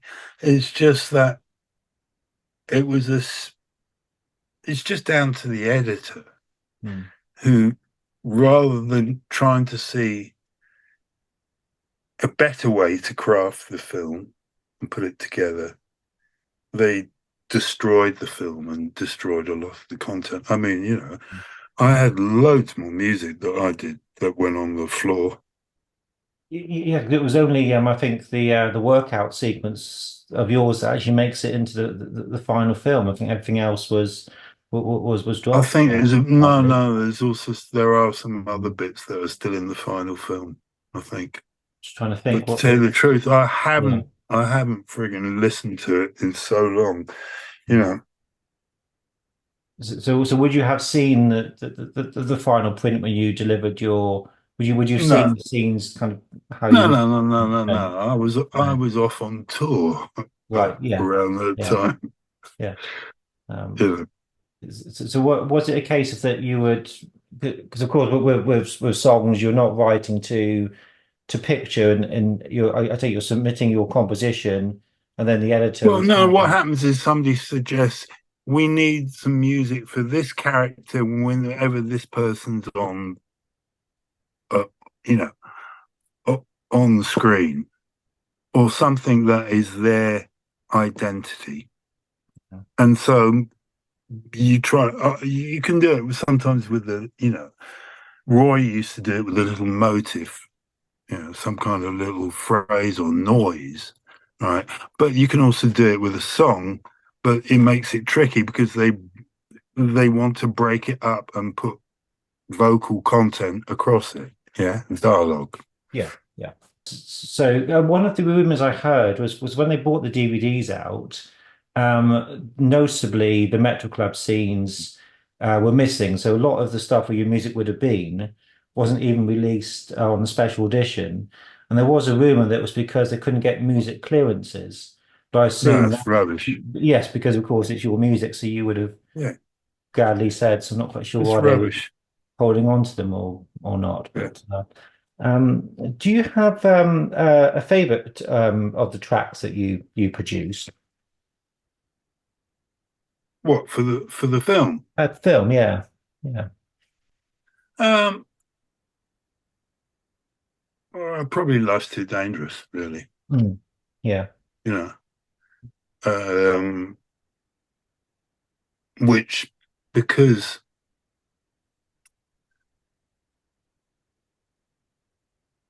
Bax from Reflex wasn't around. He'd just got married, and he'd moved to LA.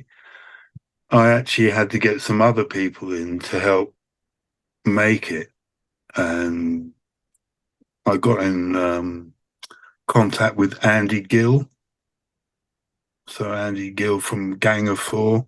Oh yes. So okay, so Andy Gill plays on it, and so does so does a guy called Anthony Oliver, who used to play in a rhythm and blues group called the Inmates. He's on it, and a few other people to help on the backing vocals and things like that. So it was cool. It was cool, and also around that time, because of the process that we were using to record, I was working very closely with Rowley, who was the drummer in Reflex, um, and who played and programmed all the tracks. Mhm. And what were the other members of the band equally enthusiastic about the project? Were they also Superman Yeah, fans? Or- yeah. I mean, um, you know, nobody could really believe that Cut It, which was the track that we put into Breakdance, had gone double platinum at that time, and don't know how many more it sold. But you go, well, that's something we almost discarded, or not so much discarded. It was important. It was a good live track, but none of us ever thought, oh, that would be a big earner, right? And then it was just off the back of that. But just the prestige of being involved with a Superman film. Yeah. Uh, I'd always liked the idea, because when the band started, because I was already doing film music, I tried to get off. Well, I got off foot in the door with a few things. We did a film. What was it? I did some music for a film called Riding High, which was a film about Eddie Kidd, the white guy, Oh yes, yeah, yeah. and that was the first time I'd actually got Reflex involved with film music. So we'd always had this thing of, oh, it's possibly, is there a way? It just seemed like a good way to promote things, as well as maybe earn a bit more money than just selling records. Hmm. And is writing for films as free as writing just a song for an album? Because of course with film music, the music's got to turn left or right as with the film. So is it kind of a bit Yeah. more? Well, you can't really write, or what you can do is write a song. If you're going to use it in the context of action and stuff in a film, you have to write a song and write sort of places to pause if you're actually writing it as an extended piece of music. But generally, what happens is directors go, "Oh, I like that song. That would work well in this scene," and you go, "Great, Hmm. yeah." Yeah.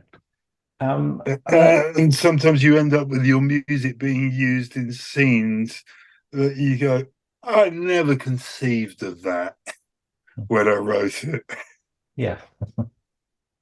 And I believe your father, he was involved in putting together the abandoned soundtrack because there was, of course, going to be a tie-in album for the film. So he must have put a lot of work into selecting the tracks just for it all, of course, to fall apart. Into which Oh, album? I believe Jack, your father Jack, was putting the Superman 4 album together because Oh yeah, before it was cancelled. So must have been yeah. quite crushing for him as well, everybody involved with the Well, film. no, it wasn't crushing for him No. because he'd known Menachem and Urim, and like myself, nothing surprised him. But you know, it's uh, it was disappointing, but whatever it is whatever it is, and weirdly enough, as a result of whatever happened at that time, I'm still talking about it. Yeah. And people still want to know. So, And when did that kind of start to change? Because of course Superman 4 kind of disappeared very quickly, and then over the was it when they did the 2008 album? Was that when people started to start thinking, well, some yes, guy, talk I about can't different remember when things. it was, some guy contacted me ages ago when they did that big box set. Yeah, there was a, yeah. I've got that, yes, Uh, yeah. and he contacted me about it. And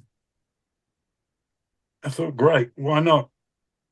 You know, and also it gave me a chance to review the mixes because at the time, a lot, it all got sent off to LA, and I didn't have time to either live with the mixes or even see it work in the picture.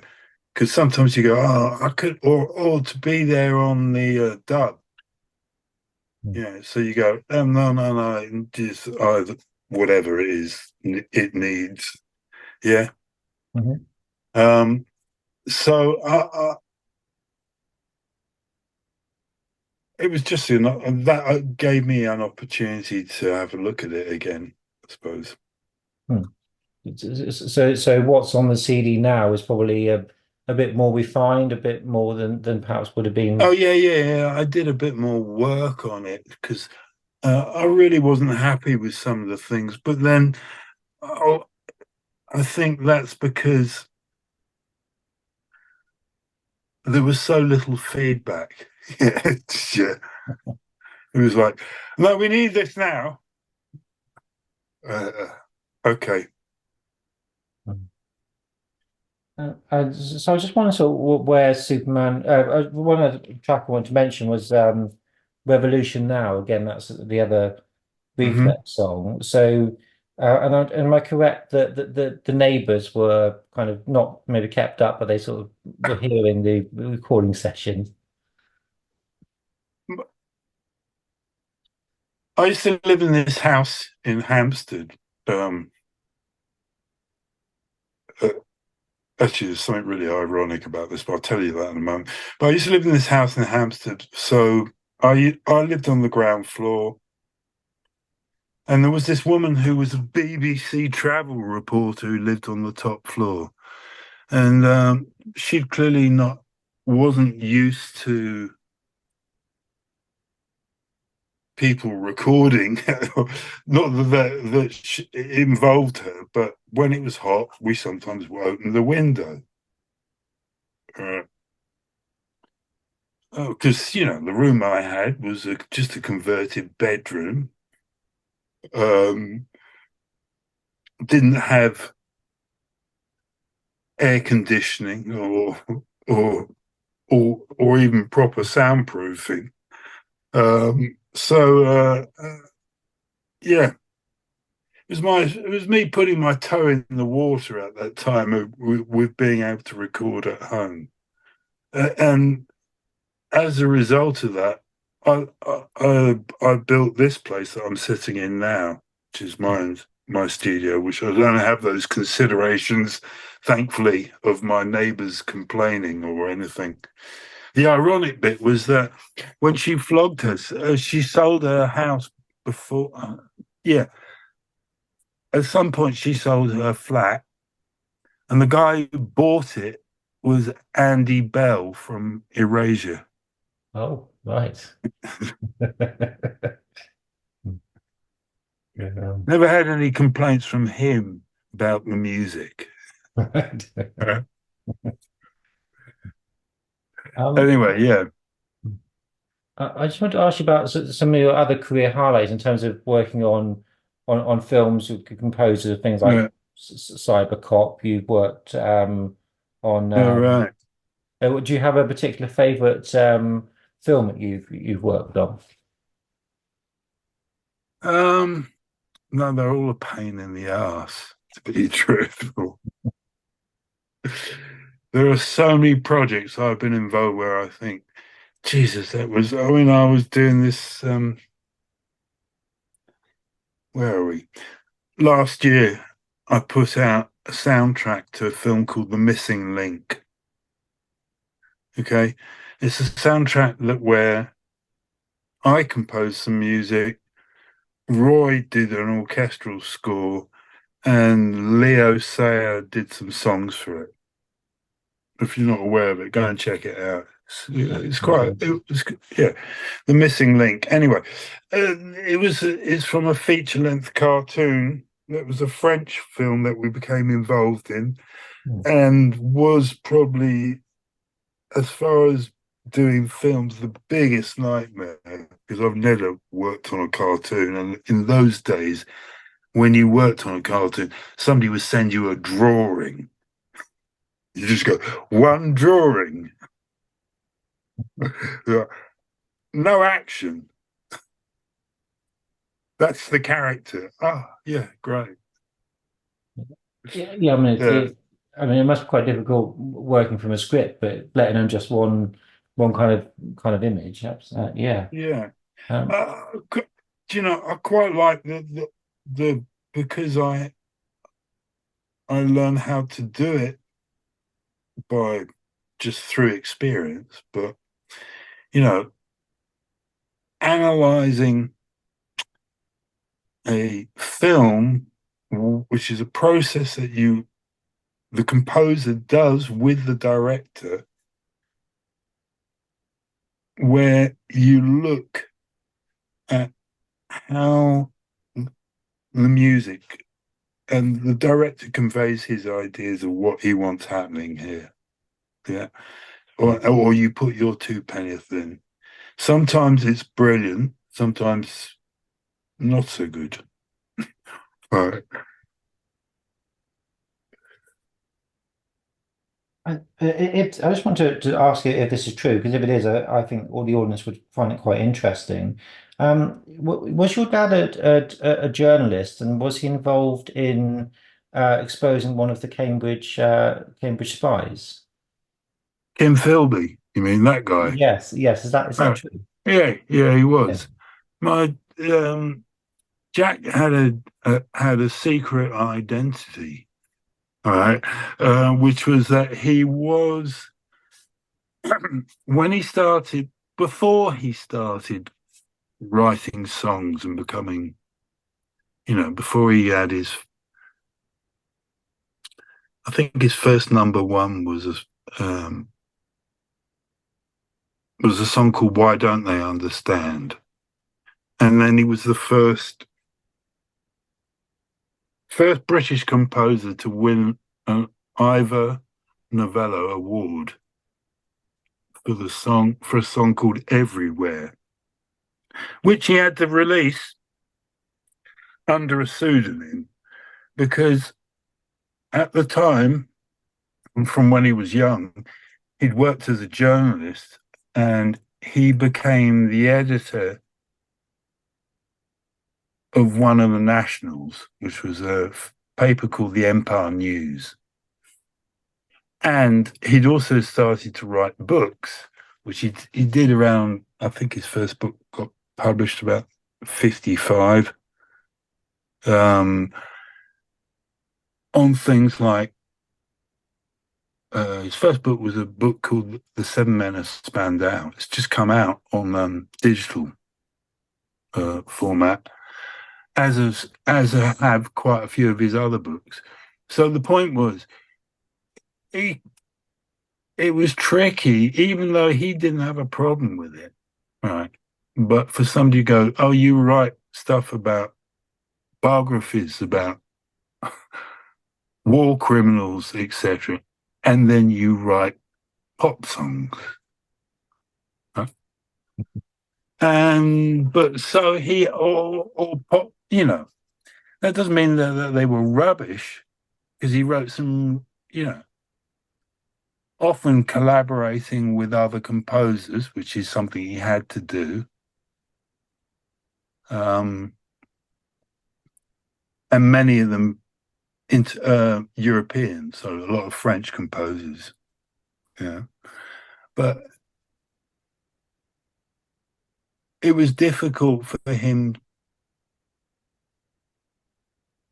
It's difficult for other people to accept that somebody could do both of these things and be, wasn't just like it wasn't a hobby. Yeah. Yeah, I think. Neither, writing biographies about Stalin and Churchill weren't hobbies, and nor were having number one. One of his biggest hits when I was a kid was "Help Yourself" by Tom Jones. Oh wow. Yeah. Yeah, yeah. Yeah. Yeah. You go, what? The same bloke who wrote a book on Stalin? Oh yeah, Yeah. yeah. The Philby thing came up because when he was in, the paper had been running us, had been running the story, right, and it was basically the paper's specialist, like it's our feature story, and we're investigating this, and the paper was leading in the country and was asking questions to the government about where is this information, where is this leak coming from? And Jack knew it was Philby and accused Philby. I think it's in the House of Commons the night before in the Speaker's Gallery or whatever it is. He stood up and accused him. The next day, Philby disappeared. Right. Yeah. So he uncovered something that kind of. He was convinced Yeah. that he was the third man. Yeah. He was convinced that he was part of this network. You're saying it sounds like and I suppose the thing that was made Philby so different was that it was so close to the heart of the government. Yeah, it was like, oh no, he's one of us. Yeah, they can't be. It's British. Yeah. What you don't anyway, yeah. You only have to look at certain figures at the moment because they're sort of seem to be certain people seem to be untouchable or above suspicion, and I suppose that's always been the case. Yeah, but that's the problem, is that when you have that situation, it's not, how do all these celebrities that suddenly are exposed? And you go, what? Did nobody know? And you go, that's bullshit. I mean, when I was younger, when my first album came out, Jimmy Savile was there at the reception. And, everybody thought he was a weirdo. And you go, well, true to form. Obviously, we didn't know how weird he was, but he was a weirdo. When one of my exes, she used to be a plugger, if you know what that is, a promotion, somebody, girl, and she used to take records to Radio 1. Everybody at Radio 1 knew, and the BBC knew, that him and his producer, Ted Beston, had this kind of, and people turn the other way. Yeah. It's shameful. Yes. Thankfully, people now appear to be able to speak out more,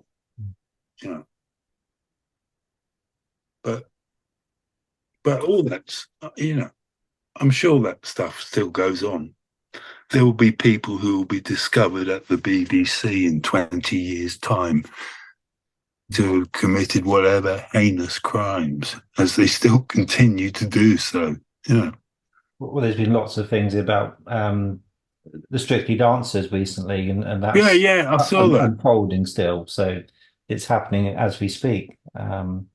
Uh, Yeah, just because when they was it just in time for was it the anniversary I, special or yeah, something? yeah, 20 years. So Is it's it 20 supposed years? to be this, and I think they were going to even get the royal family involved and do something at Buckingham Really? Palace, and of course Are all they that. going to get the original cast involved? It would be nice if they did. I'm not because I think everything's so much up in the air at the moment. They're kind of not really. I used to have a friend of mine who used to do it. Her name's she was the choreographer, Arlene Phillips. Oh I yeah, don't, yeah, and they really dumped her. They seriously dumped her, but they do that with all the people, you know. yeah. You often hear, especially sort of female actresses, or hosts. You know, you get a certain age, and sometimes you're pushed out. Whether that was the case Oh for yeah, yeah, yeah, yeah, her, but yeah. yeah. Um, That's just show business. yes, that well, of course, Superman 4 is the big example I of wonder if they're going to get her back. They'll wheel her in for their anniversary. it would be nice if there was that kind of acknowledgement of the people that kind of, because I think sometimes the Yeah, industries, film industry, whatever it is, they forget about those that kind of help make the success. I'd want to just say about the editing of Superman 4. It's a really talented editor called John Shirley, and he did a couple of the Roger Moore Bond films. So he was very good editor. But Warner Brothers looked at the film and said we want to lose two reels, about 45 minutes roughly, and they pulled the scenes out themselves. They didn't let yeah. Sid go back in Oh, and really? do So it properly. they actually did it. They did it. They took it out of everybody's hands. I thought they'd gone to Canada and just said you have to take this out, Well, but they did certainly, it. So yeah, yeah, yeah. they did it. Because Okay. Sydney Fury said when they said they wanted things changed a bit, he said, "Well, okay, well, give me some more money, give me a few weeks, we'll do some Yeah. reshoots." And they said, "No, we want it done now," and they just took it apart themselves, and that was it. You know, Yeah. that's sort of how it happened, really. Yeah. Um, Indeed, it was destroyed. Yeah. yeah, yeah, and I think they need this. Some of the scenes really good. I feel really sorry for any director. And you go, Yeah, the whole point of asking a director is to create his vision. yeah, Yeah. But anyway, yeah. I just went because there was quite an eclectic mix of music that you did for the film. Just over 32 minutes you composed, very different styles. Do you feel more comfortable in one form of music than the other in terms of more sort of romantic, comedic, or no, no. I've done so many different types or been involved with not just my scores, but the things I've been involved with either as a musician, from Roy's point of view, which covered a really broad spectrum of stuff, but also from a loads of other people. And it's just music to me, you know? yeah, It's just music. And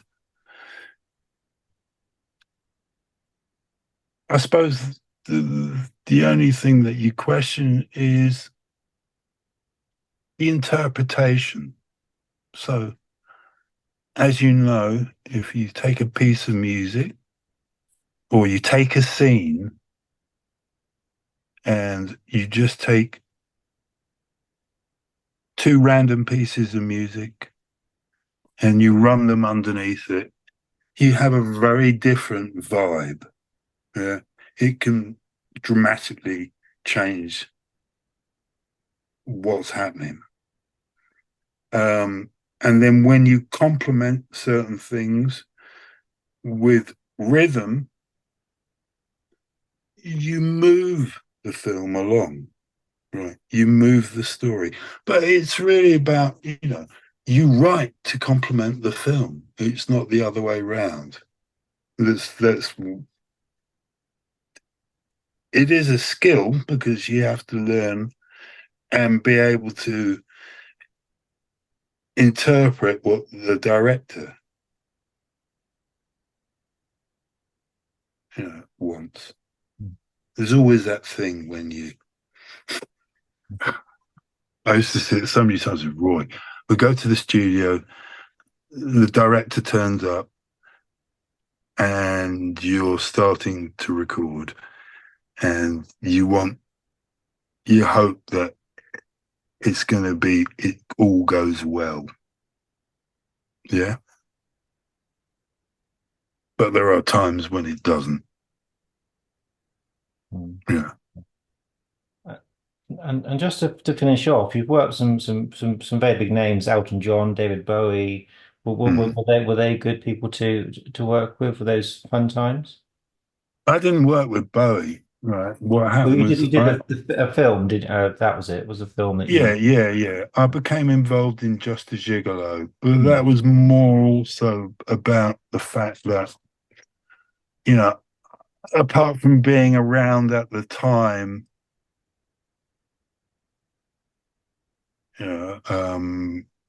when it was being recorded, but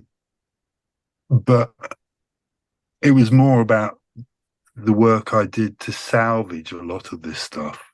Why at some point in my life I decided that it was necessary to not just salvage things like Just a Gigolo, which hadn't been out, but also quite a few other things of Roy's that hadn't been released.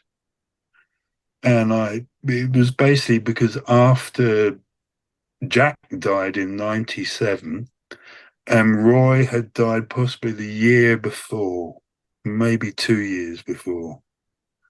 And I thought, Jesus, that means all these tapes and everything is my responsibility. And what do? You go, well, do I just take them? Do I order a skip?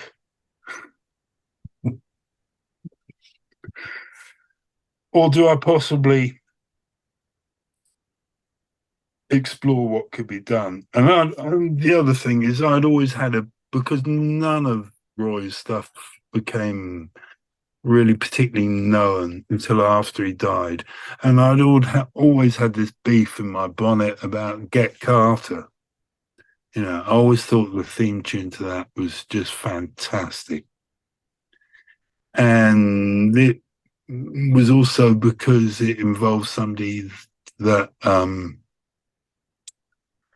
it was recorded at Olympic Studios, and the guy who engineered it and was really responsible for a lot of the sound of it was a guy called Keith Grant. So Keith Grant is now deceased, but he was a legend. Worked with the Beatles, Stones, Led Zeppelin, and things. So Keith was, but aside from that, I always thought Carter was special. And the other reason was the choice of instruments. It was just classic. Nobody had done that before. Yeah. So in terms of the because you don't feel that the your songs for Superman are dated or at all, because it's first Film Match product does. Is it dated? Well,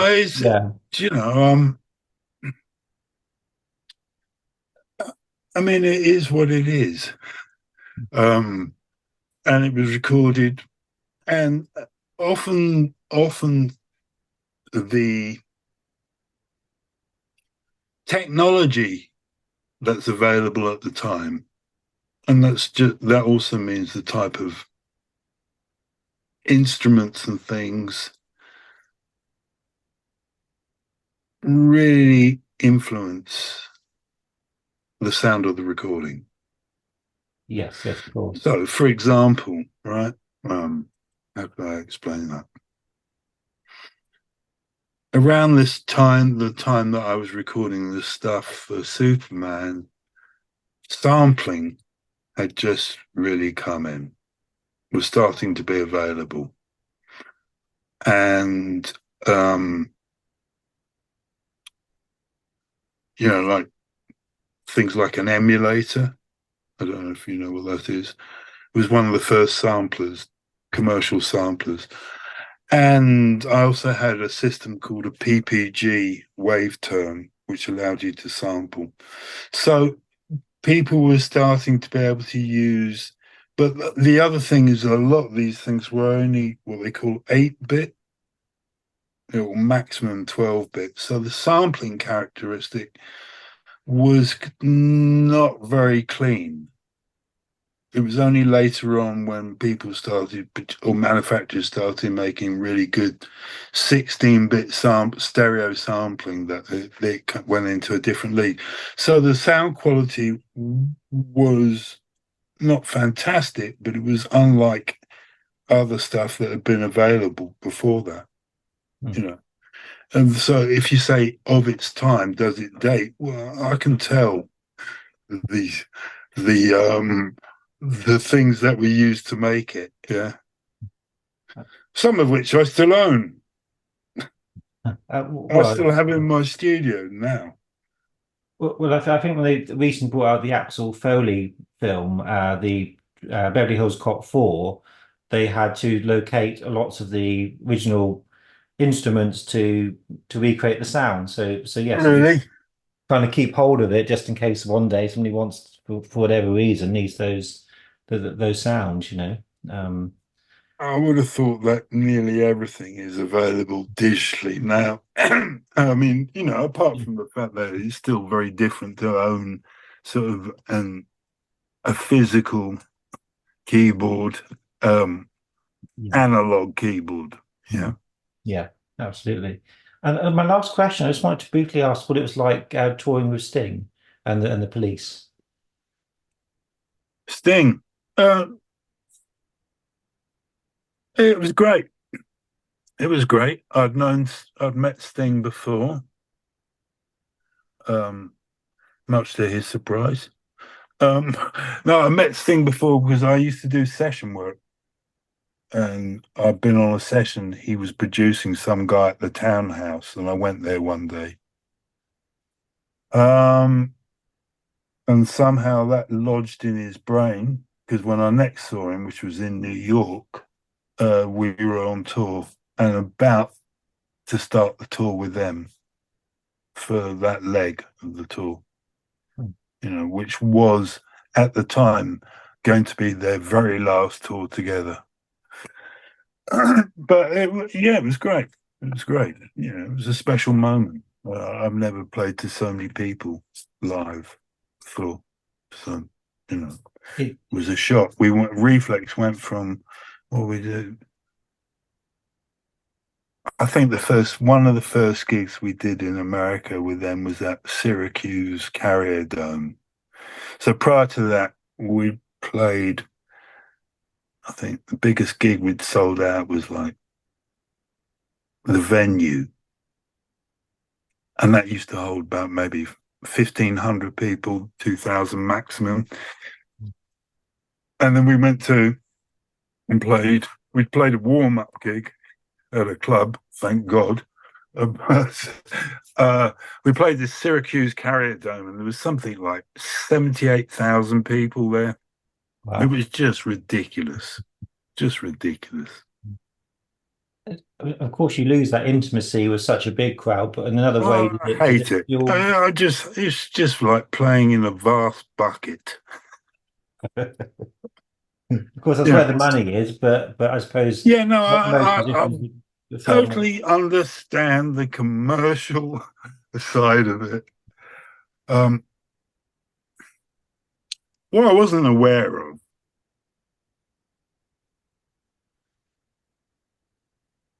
actually, Sting told me this. I'm going to name drop here, but since you brought him up, he said to me, he said, we sell a lot of records. And I went, yeah. He said, and I write them. Yeah.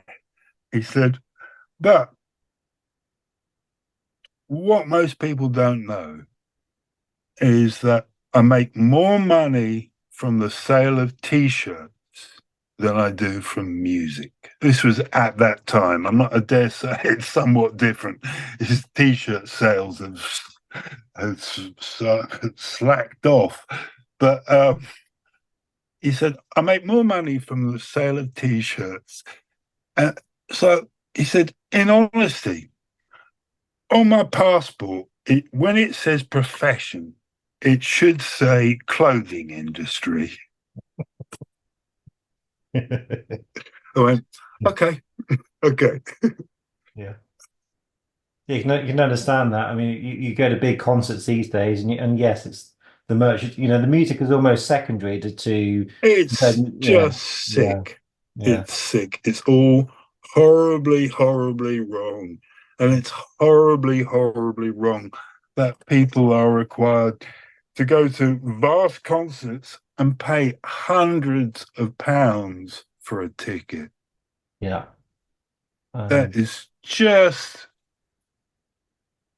commercialism gone mad. I went to see the Killers recently, and it was the Co-op Live venue in Manchester, Okay. and the audio quality on the CD was better. They were playing their Was it hearts really? out. They were playing their hearts out, and the music quality was, in terms of the sound, sound design and everything. You're better off just staying at home and watching a DVD, of the concert. And I would have thought, as a musician, that must be kind of heartbreaking that you're sacrificing in some cases the work Well, the or thing is, as a musician, you don't get to hear the same mix, right? You know, they yeah, don't really go, because everybody's got they don't, everybody's got their in-ear buds, right? And so they don't have to suffer that's the word. That's the word. the ridiculous amount of reverb. I mean, when you have an auditorium and the decay time goes on for weeks. So it's like Led Zeppelin playing a gig in the Taj Mahal. God's sake, it's just Yeah. yeah. I'm Well, surprised they didn't think about that actually. oh, But anyway, give them time. Give them time. Well, that's a lovely place to end it on, Paul. Unless you've got any final comments you'd like to make about anything at all, or no, no, no. There you go. There you go. I think that'll do, pig, as they say. well, thank you for Anyway, such an entertaining interview, and I wish you well. But are you doing more albums or solo work, or yeah, I've got what am I doing? Well, I put out a single about a month ago, just before the election, called "Here We Go Round Again," and then I've got some other singles and EPs planned this year. But I'm currently starting to work on something else, which hopefully I might get together later on this year.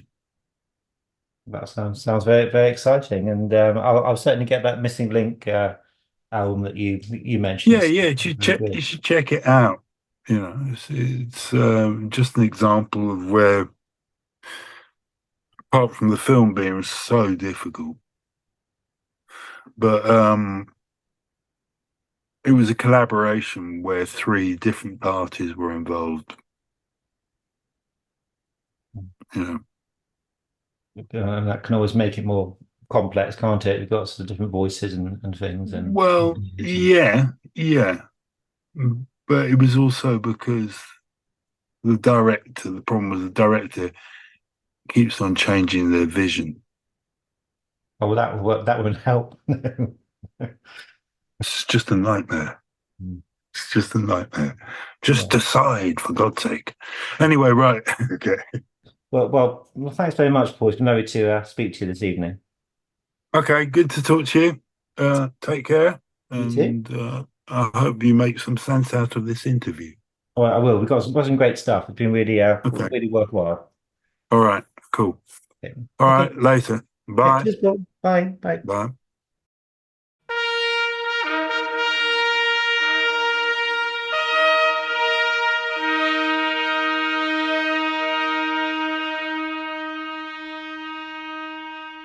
Okay.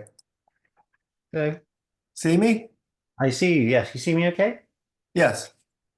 Okay, great. I'm just going to Yes. relay you. It's Anne because this is Anne's computer. Ah, okay. It's a bigger screen than mine, so Well, thank you, John, for wanting to talk to me about Superman. Superman Forward is very much appreciated.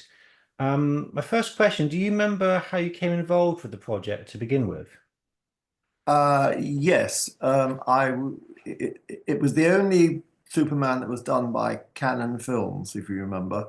Hmm. And I had been working with them doing a film in Israel, actually. And the line producer on that was also the line producer on Superman 4. And he recommended me to the director. So I went and met, what's his name? The Oh, director. Sidney J. Sidney Fury. J. Fury. Sidney J. Fury. Well done. And got the job. Mhm. And so having worked for Canon before, Yeah. were you aware going in that it might not be perhaps the quality that? Do you know what? I didn't. Yeah. It paid the rent. Yeah. You Oh, know, yeah, yeah, you yeah. know, in that sort of, we're all freelancers, and you don't expect every single project you get on to be fantastic. But if they pay you, and Canon always did, I did three movies with them, and there was never any money problem in that way at all. So God, you want to work with them, you know. Oh, yeah, yes, it's a job, isn't it? Like when you Absolutely, need to work. And absolutely. Yeah. speaking about the money side of things, I was speaking to Harrison Ellenshaw. He was the visual effects Yeah, supervisor, yeah. I and can he remember the said, name. I can't picture him, but anyway, yeah. yes, okay, yeah.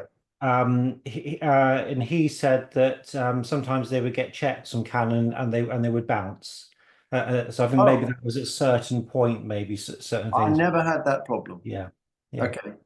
At, but had you been aware of the previous three Superman films, you kind of sort of, Oh, yes, of yeah. course. Yes, I knew people who were involved with them, and I think when Superman 1 was being done, actually at Pinewood, I think it was, I was doing a film there at the same time, so I was aware, and I'd actually seen Christopher Reeve walking around the studio, and of course I'd seen them. Of course I did. Hmm. Yeah, a lot of people told me when they were making films around about that time that he would come into the canteen wearing his Superman outfit, and Yeah, all it of was that. Yes, quite a sight, really. I would have yes, thought. yes. So I take it was quite an exciting film to be on, really, because the previous three films, and this was sort of there was high expectations going into this. It must have been quite sort of exciting to think, oh, I'm going to be on a Superman film. Yes, I mean it's not the sort of thing that I was used to doing, so I was slightly nervous about the whole project. But I mean, the first thing I did was actually to go and visit Christopher Reeve in America at his home. I flew into Boston, rented a car, and drove. I think he's right on the border of Massachusetts and North New York. Um, I went to his house, and he was really charming and lovely.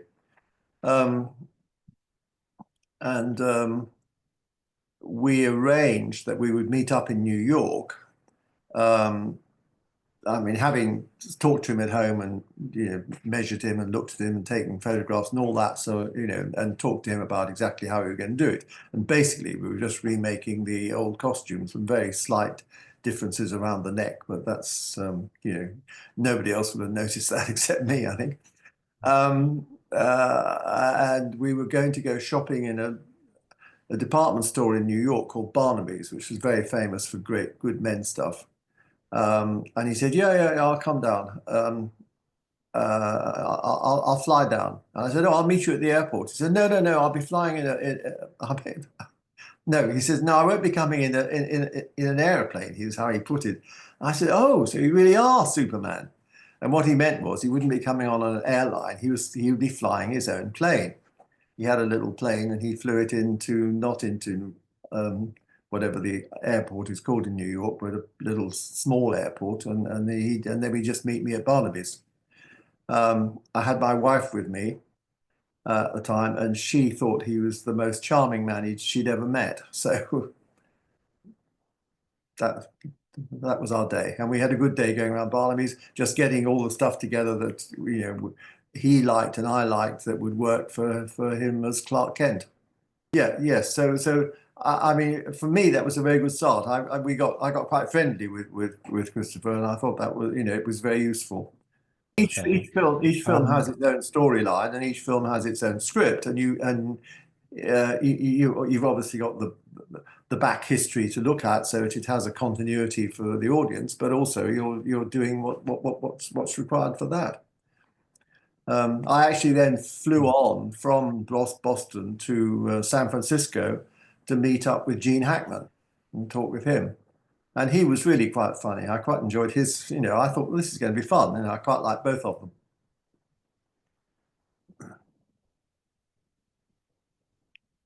And the one thing I saw I did hear was that the material that they made Superman's outfit out of back in the 70s didn't exist in 86. So did you have to use a different material, or was something you weren't aware of? You just went out and got something that looked No, it was appropriate. actually made, it was made in a factory in Germany, the suit, because they did have a really good elastic, that really worked and could get in colors. So that's why we did it there. And it worked. This was quite an ambitious film. It's quite a ambitious storyline, but it was Yeah. made on a small budget. Yes. Did you find yourself in any way constrained, or were you? Yes, a bit, a bit. It wasn't something you could just spend what you liked. You really had to be aware of the budget, and not only what you were buying and making, but how many people you were having working with you, how many people on the set, and all that sort of thing. And the line producer, kept a quite tight eye on that. So you had to, explain yourself all the time. Um, yes, so we knew it wasn't a blockbuster budget. So did that affect how many weeks you had to prepare? It did, yes. I mean, it affected how many weeks you could get people in to help you in advance. I think I just about had enough time. I can't remember exactly what it was, but it was something like 8 weeks before the first day of shooting. Hmm. And that worked. But we were very aware right from the beginning that there wasn't any money to throw around. Hmm. And so would you be there on set just in case you need any alterations? Were you kind of there Yes, I doing? mean that's part of the job, and that's not just specific to Superman. Um, I have a responsibility. If there's a new costume on the set, then I will always be there. But if it's something that's gone on in continuity, I'll be probably off to something else, doing costume fittings for tomorrow, that sort of thing. So the designer's role is to make certain he's there when he's absolutely needed, but otherwise make certain he's preparing so that you're not keeping the people late tomorrow. Hmm. Does that make sense? Uh, Yeah. oh, absolutely. Yeah, yes, of course. So there's quite a lot of visual effects, special effects work in the film, which of course would mean that costumes had to be designed for wire work, different Yeah. size capes, or was that something that you found interesting or challenging in any way? Well, I would say interesting and challenging. You have to make certain that you've got the costume will work. You can get in the sort of wire work that you need in exactly the right place. But then, of course, it's a relationship between the director, the cameraman, and the costume and the actor. So the camera angle is correct. So you don't come around where there's a big loop of wire hanging out of. And I know Gene Hackman in interviews said that it was a very fun set. I think he enjoyed making the film I think a he lot. did. Yeah. Hmm. Did you get a sense it was quite a sort of nice atmosphere on the set that people were enjoying this sort of comic book? Yeah, yeah. I remember, when the sort of first day, the first night actually, that we were filming in Milton Keynes, which is what we used for New York. You know, which for all of us at the time was, oh, this is I'd never been to Milton Keynes before. Don't think I've been since actually. But, you know, it was something. It was not what we were used to. You know, it did have quite an American feeling for it, but we were all staying in hotels just right around the centre. So in the first evening in Milton Keynes, there was it was quite a party atmosphere, and I thought, this is going to be fun. Hmm. And it was and it wasn't. Sometimes it was. You know, afterwards, there were problems as we went through, but basically, I enjoyed it. When you say problems, was it sort of technical issues or kind of how quick people had to work? Maybe that. How quick people had to work, and there was sort of a few changes in script and things like that, and suddenly they were going to cut things out and put this in instead, and but you know, I never.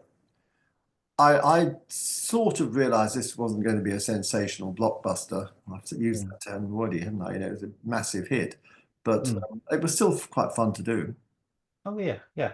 I think you've got to admire John Gracemark for Yeah, thinking of Milton Keynes and will double New York, and yeah, I think it's quite inventive because I went to Milton Keynes a few years ago because it's now become a mecca for Superman fans.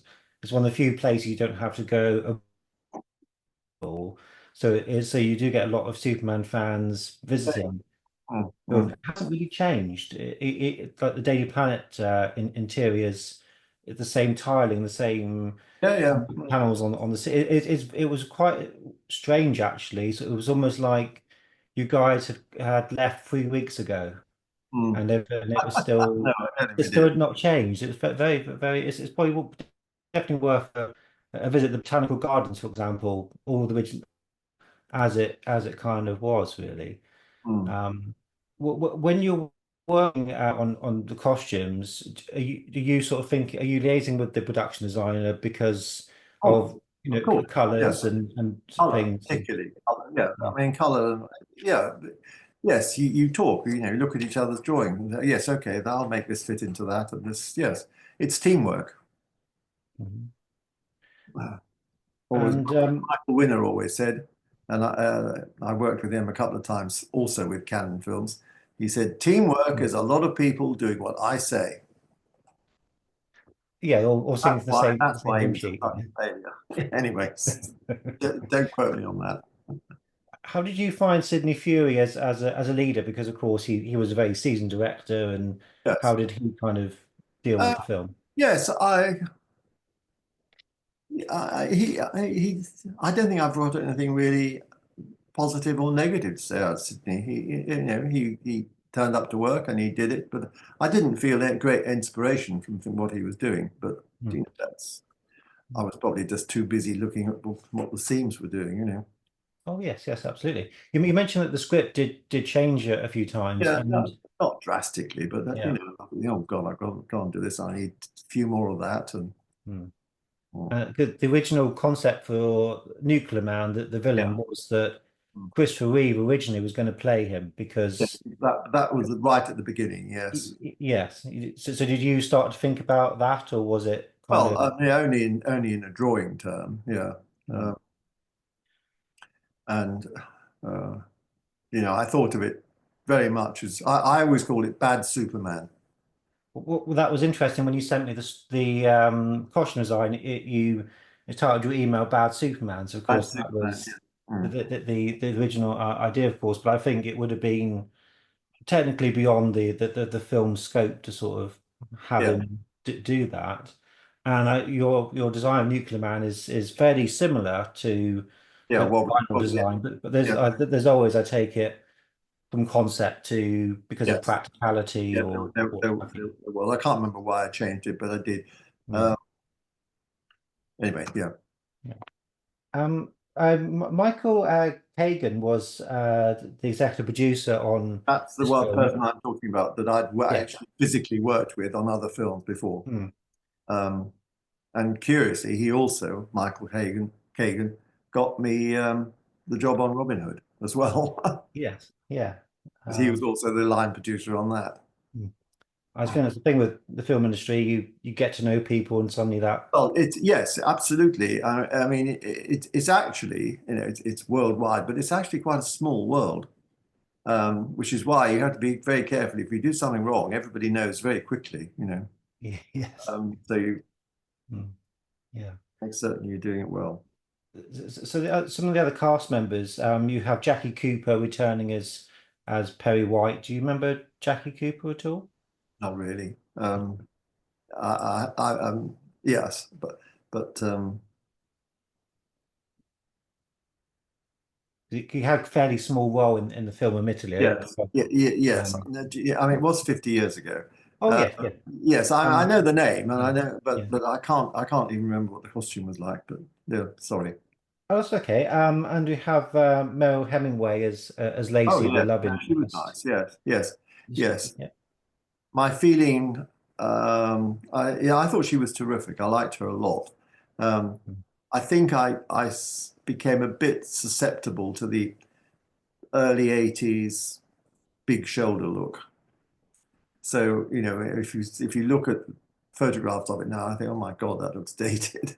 But at the time, I thought she looked terrific. So, Well, I was going to say, I think if you're doing a present day film, yes. it's got to reflect the time you're making it. Therefore, Yeah. it is probably going to date. Yeah, quite. Yeah, It is back in yeah, history now. yeah, Yeah. yeah. Margot Kidder. Margot. Yeah. Yeah. Margot. Um, Yes. Yes. I mean, and she was well experienced at Superman. Um, yeah. I remember having to cut the hem off her skirt. Um, Hmm. that scene where she's flying with Superman. It was in the bit that you sent me, so I remembered it. But we really wanted the skirt to really flap, and it had a hem on it. It was slightly heavy, and so it was making the skirt not move too much. I just cut the whole thing off, so it's totally raw edge bottom skirt. And then it was wonderful. It floated beautifully. Hmm. And you have, of course, Mark Pillow as Nuclear Man. Yeah, Again, he seems like despite his character, he seems like he's a really yeah, nice guy. Was the yeah. No, impression of him? yes, yes, it was. Yes, yes, yes. It was quite difficult to go to makeup and getting him all ready and everything and all that. But no, he was fine. Hmm. And I think he broke his ankle on the moon sequences, but Yeah, just like a trooper sort of kept going. yes, Um, John Cryer was quite sort of famous at that time. yes, Well, still yes, is. young man. Yeah, Yes, it is. Yes, yeah. yes, yes, and he's American, isn't he? Yes, Yeah, yeah. yes. I'm going to who's English and who's American. Yes, Hmm. yes, You mentioned that. So in terms of, there is a lot of the film that ended up on the cutting room floor. lot. Yes, Were you surprised at the time of kind of what happened in the post-production sort of side of things? yes, yes, a bit, a bit. Oh, well, where's that? Why do you know? Oh, yeah. Um, but it tells the story. It's fine. It comes through. And I think definitely as I haven't actually yeah. watched the film for 50 years, I think. So, It's a good film to watch with a glass of wine or two on a rainy day. It's I'll drink to that. Cheers. yes. Do you the deleted scenes that I did send you a copy of? Yes, I Did did that what I spark did. any Yeah. memories? Yes. Um, well, I mean, particularly that one about cutting the hem off Margot's skirt. Hmm. I think that was the major thing. Was I thought, oh yes, but yes, it did bring back memories of the time. I should have looked at it again today, shouldn't I? I'm sorry. Oh, that's okay. Oh, I was thinking particularly of the first Nuclear Man because of course that was yes, Clive Mantle designed as supposed to be kind of polar opposite to the yes, more sort of flashier version. yes, Um, uh, yes. I felt a bit sorry for Clive actually, and I had also worked with him on Canon films. We'd done a thing, The Threepenny Opera. It was called Mac the Knife actually, um, and he was in that, had a nice part in that. Um, and I thought he really thought, oh, I've made it. Not made it exactly, but this is a good role. And then he suddenly wasn't in it. So very sad. I think there was certain people that went in the film like yourself, perhaps knowing that it was going to be more sort of like a B picture in some respects, and Mm. others that kind of thought this was going to be a return to the Supermans of yesteryear. And I think people like Clive, I think when they realized they were cut out from the film and they told all their friends and family and stuff, I think it having spoken to Clive about it, Mm. even to this day he's quite upset about it, and he won't do a chat like we're having now because I think it's still after almost 40 years is quite a sore sort of topic for him, unfortunately. It's But more than 40 years. well, 80, 86, wasn't it? So it would oh, be no, you're right. Yes, you're absolutely right. It is 40 years. Sorry. yeah, In almost. my head, that before I think it was 76. No, it's 86. Of course it is. Yeah. Mm. Well, I think the fans think they were made yesterday because they look so good on all the Terrible. DVDs and Mm. things. Um, so, did you ever go to the premiere of the film? I didn't. No. I I didn't. Yeah. Is that something you can do as a production as a Oh yeah, costume yeah, yeah, designer? yeah. Or, If you're around, but I was off on location. I was in the Rocky Mountains, I think. Um, then yes, yes. If I'd been around either in Los Angeles or London or wherever it, yeah. hmm, yeah. Mm. One scene that hasn't been released to this day, and whether it exists or not, we don't know, is the Metro Club scene. So where as Yeah. Mm. that of course had a lot of extras. So of course, Yeah. I take it for those kind of scenes, you people would just kind of wear their own clothes if they were extras, or you wouldn't necessarily have the budget Yes, or the time to. yes, you put in a few things just to make certain, and all the staff working in the Metro Club were all costumes I designed and were working Hmm. all of that. And probably about a dozen people in the Metro Club just ordinary customers would also be wearing stuff that I designed, just so that you keep the flavor going. Hmm. And would you have so was being shot? I take it that wouldn't have been something that you would have needed to be around, I assume. Oh yeah, I Uh, was I was in the Metro Club. Yeah, yeah, yeah. When you've got things like yeah. that, lots of yes, of course, yes, it's very Mm, important. Um, yeah. if you're doing the same sequence over several days, and I probably wouldn't be, but when something's new and on the set for the first time, you're there. Hmm. So the film wasn't successful at the time.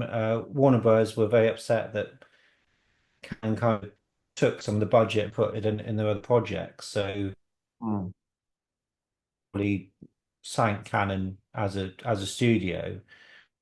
Um, but since then, the film seemed to have gathered this sort of reappraisal, and it's now Mm. becoming sort of a cult classic. So How do you people feel watch it. about that? Yeah. Do people stream it now? Or Yeah, yeah, it's also on Amazon and all the usual places. And I think people seem to like it more than the third one because it has a bit more of a I did, serious yeah, I didn't tone. like the third one either much. I thought the best one was the first one. Well, actually, yeah, the second was good too. But Yeah, yeah, the first two probably technically the best. But I think there's something about this film also that appeals to mm, fans. And now it's becoming quite popular. mm. And so I think that must be quite sort of nice to know that something that at the time didn't work is kind of being sort of reevaluated, I suppose. Um, do you have any other final memories of Superman 4 before we Do move I have on? any other? Uh, Any other recollections of it being on the set oh, or I mean, something that you won't be interested at all. But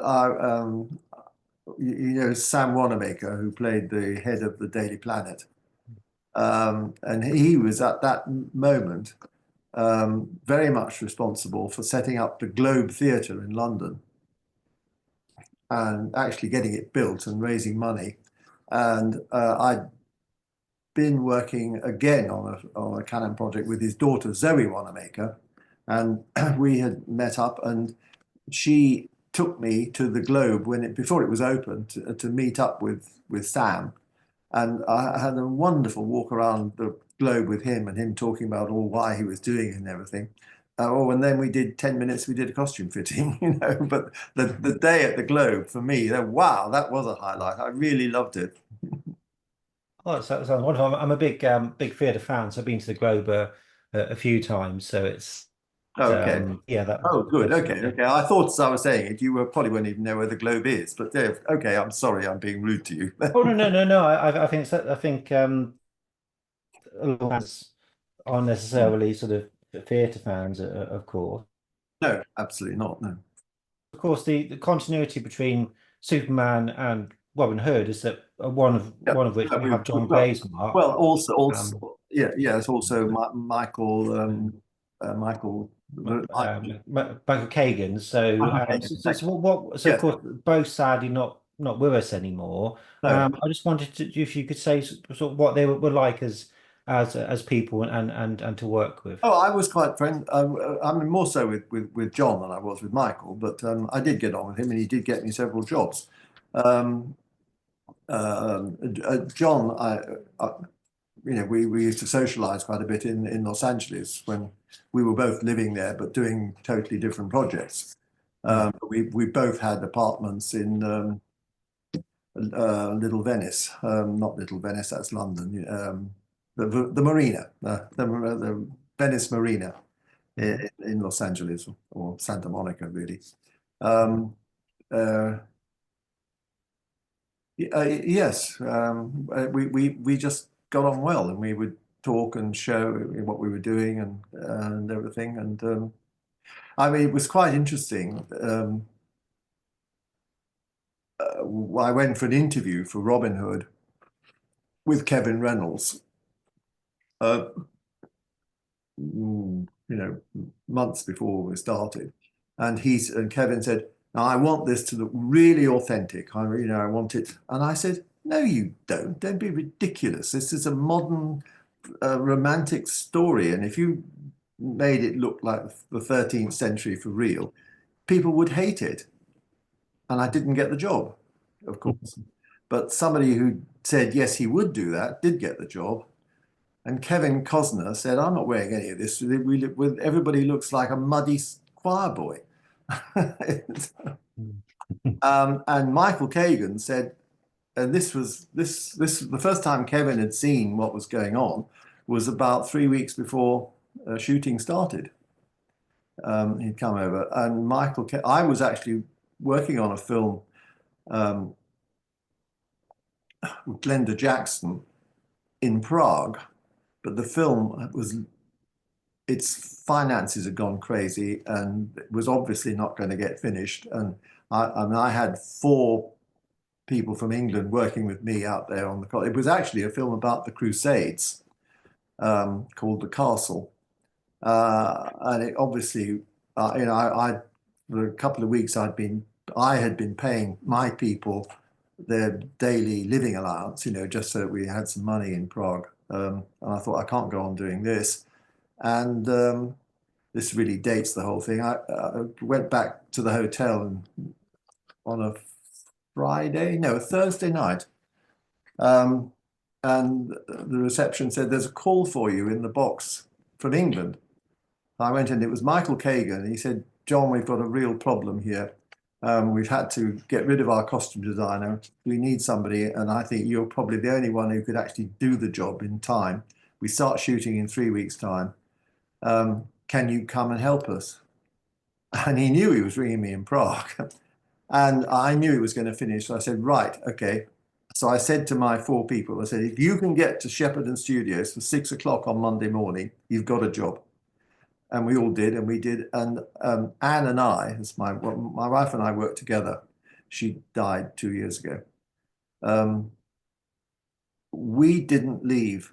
We did not leave Shepperton Well, no, we stayed we did leave Shepperton. We were having to go out and get things and buy things, but we didn't come home for a month. We were sleeping on in the wardrobe there, and just to get the work done.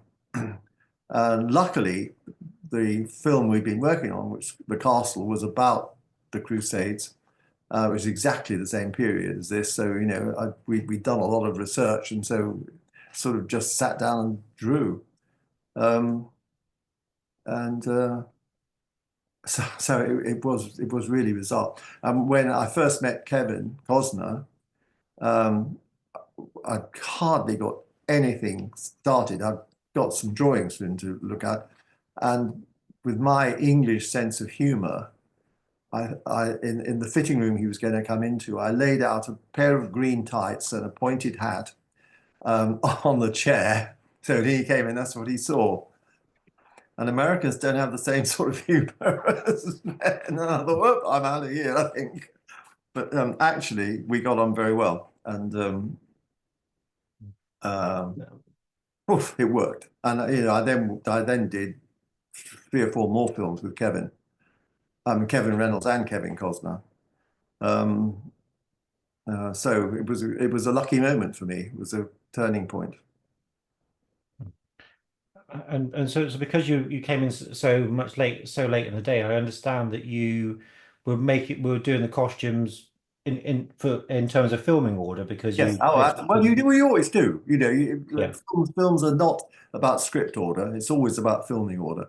yeah And which is why you have to keep the continuity book so spectacularly accurate, because you know you are doing things that, you know, 3 or 4 weeks apart in shooting, but they've got to be, you know, seconds apart on the screen. You know, so you've got to know exactly what was in it, you know, how they were wearing that scarf and what everything was. So you've got to be really, really accurate about your.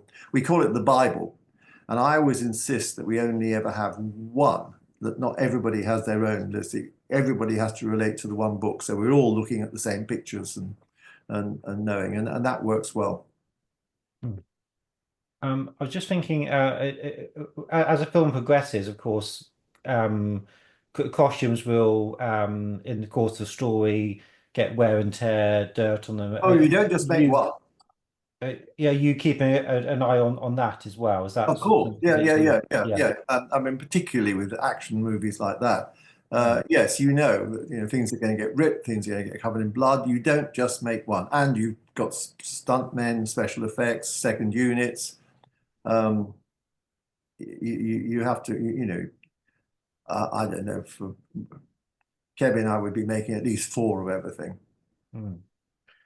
Would that have been different to say on Superman because you had a smaller budget, you just couldn't replicate things as much, or Yes, and although it was very active, it wasn't sort of bloody, actually, really. It's blood that's the bugger. Excuse me, don't quote me on that either. Um, uh, I did. I mean, obviously, I had doubles. I think again we made 4 Superman suits, and you probably only have to do it for the action sequences in that sort of way. I think Ariel Hemingway, you know, pretty much was just an individual. I think what's interesting with Superman is his suit always stays clean. Yes. So you don't have to worry about doing things to it. The only exception might have been the moon sequence where you had a lot of the moon dust and things like that. Yes, But yes. otherwise, so would you have been just based for Robin Hood in the UK, or did you go to France for those scenes, or? We shot a few days in France, down in Carcassonne. So the actual exterior of the Nottingham Castle is the castle at Carcassonne. Don't know if I should tell you that because it's true. I mean, if you look at the story, if you watch the story, and they've come back, you know, he's escaped with Morgan Freeman. What's his name? Azim. Well done, God, you are. See, my mind is really going. From the Holy Land and got safely back and he'd just come and I was every time I see the refugee boats coming across, I think that's like our sequence from Robin Hood when they arrive at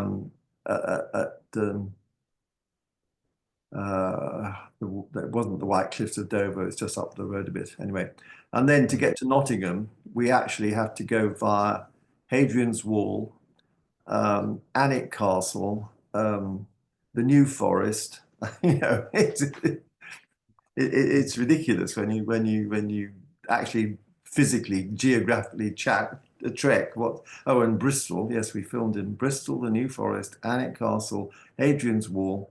We actually filmed, you know, that tree that got cut down last year on Hadrian's Wall. We actually filmed that on that tree. I have actually climbed up that tree.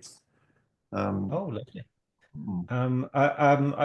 Me and my wife, we got married 5 years ago in Scotland, and on our way back, we stopped at the Sycamore Gap because Oh, we both love yeah, this film, and we felt it yeah. was important to go and see it. And of Oh, course, mm. aren't we glad we did? Oh, yes. So and the locations are just as stunning as they Oh, were in the I actually film. think that part of the world, that part of England, is really, really interesting and beautiful, both historically and geographically.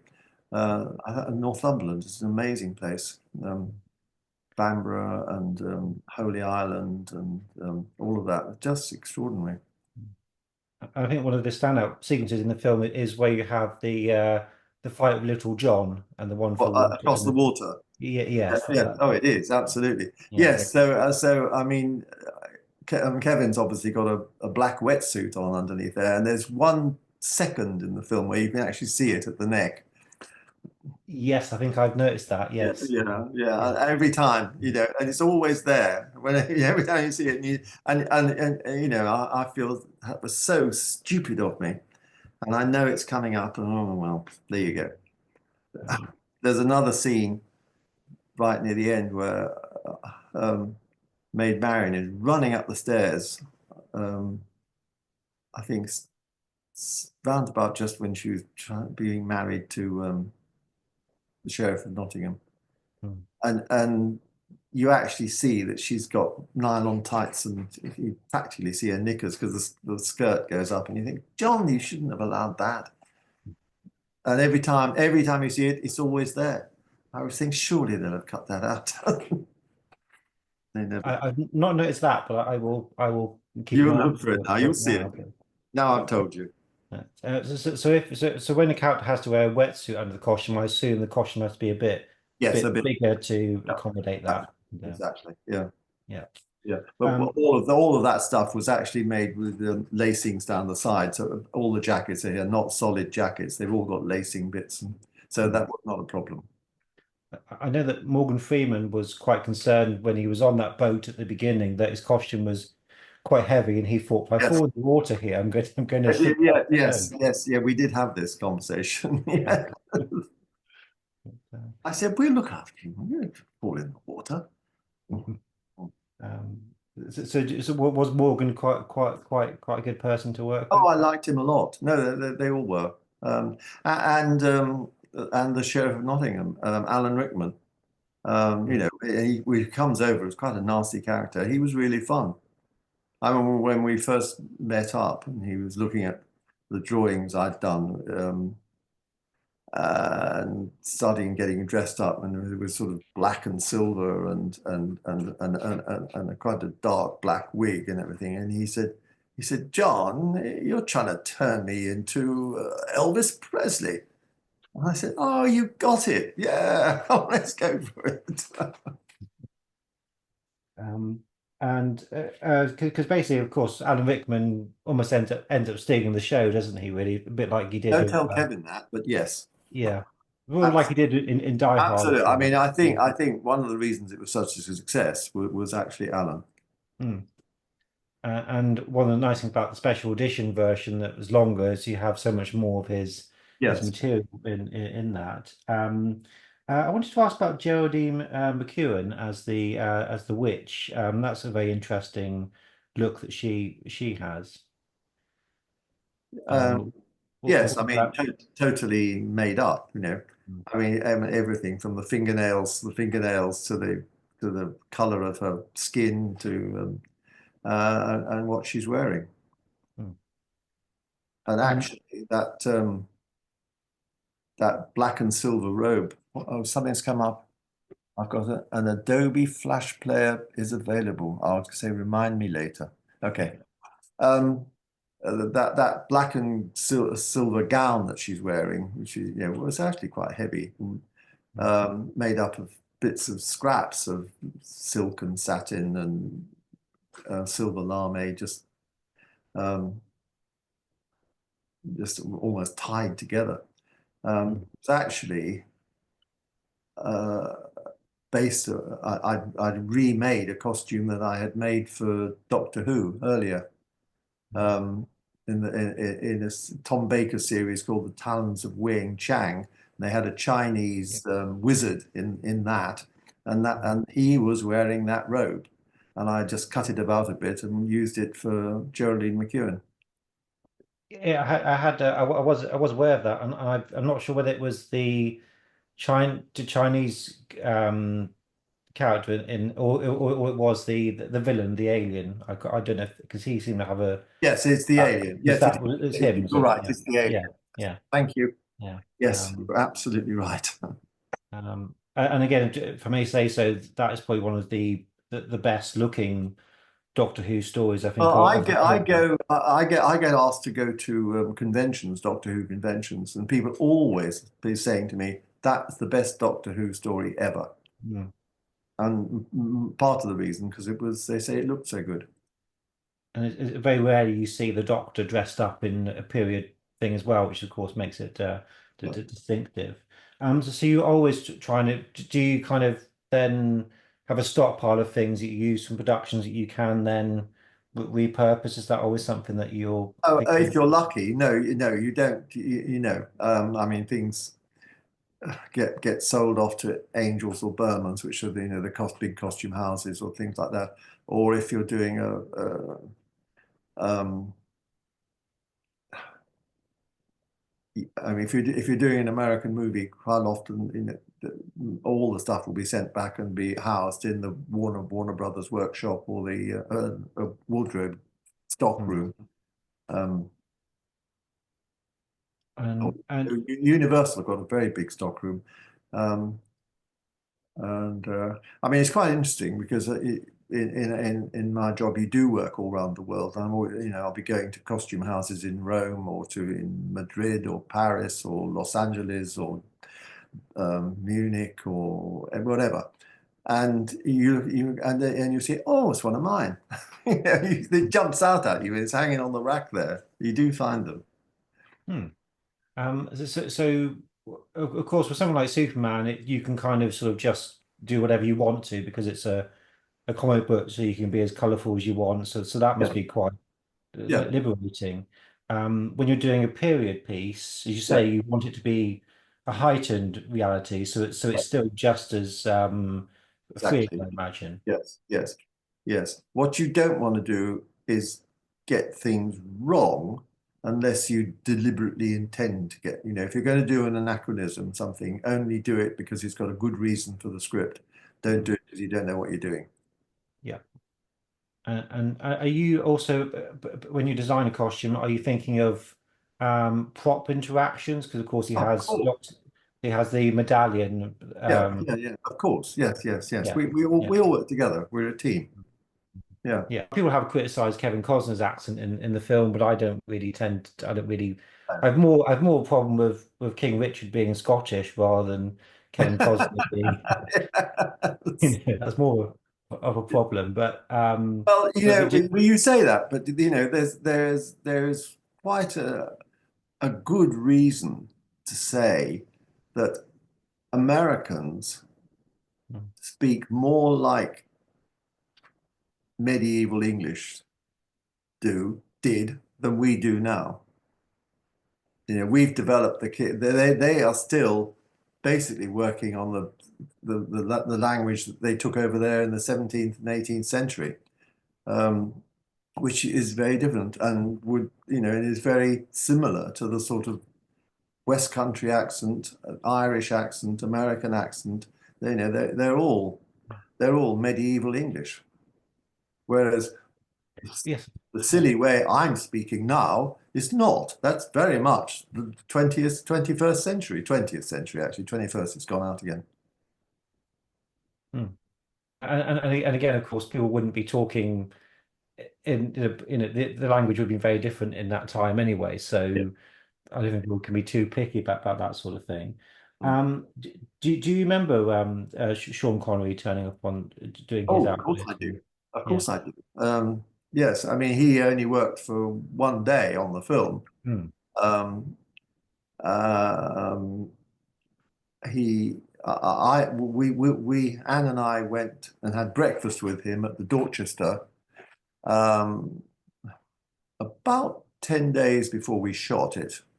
I think he was passing through for something. And as I said to you before, we'd been really sweating our guts out, working so hard. And suddenly we were going off, and Anne and I were going together to do the fitting. As I say, we work together all the time. Um, and suddenly there was this lady all beautifully dressed up with her heels on and her stockings and her makeup, and blimey, I thought you were working. And she said, "I'm going to meet Sean Connery." And she did. Oh, fair enough. Yes. So of course it was filmed predominantly at Shepperton Studios. Yeah, not Um, that bit. We were in Burnham yeah. Beaches. And, Burn Beach, which funny enough, I went to this summer just gone because they shot some of Goldfinger there, some of the yeah.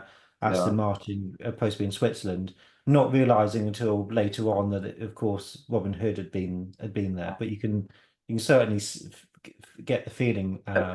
of it. What did you do in Bristol?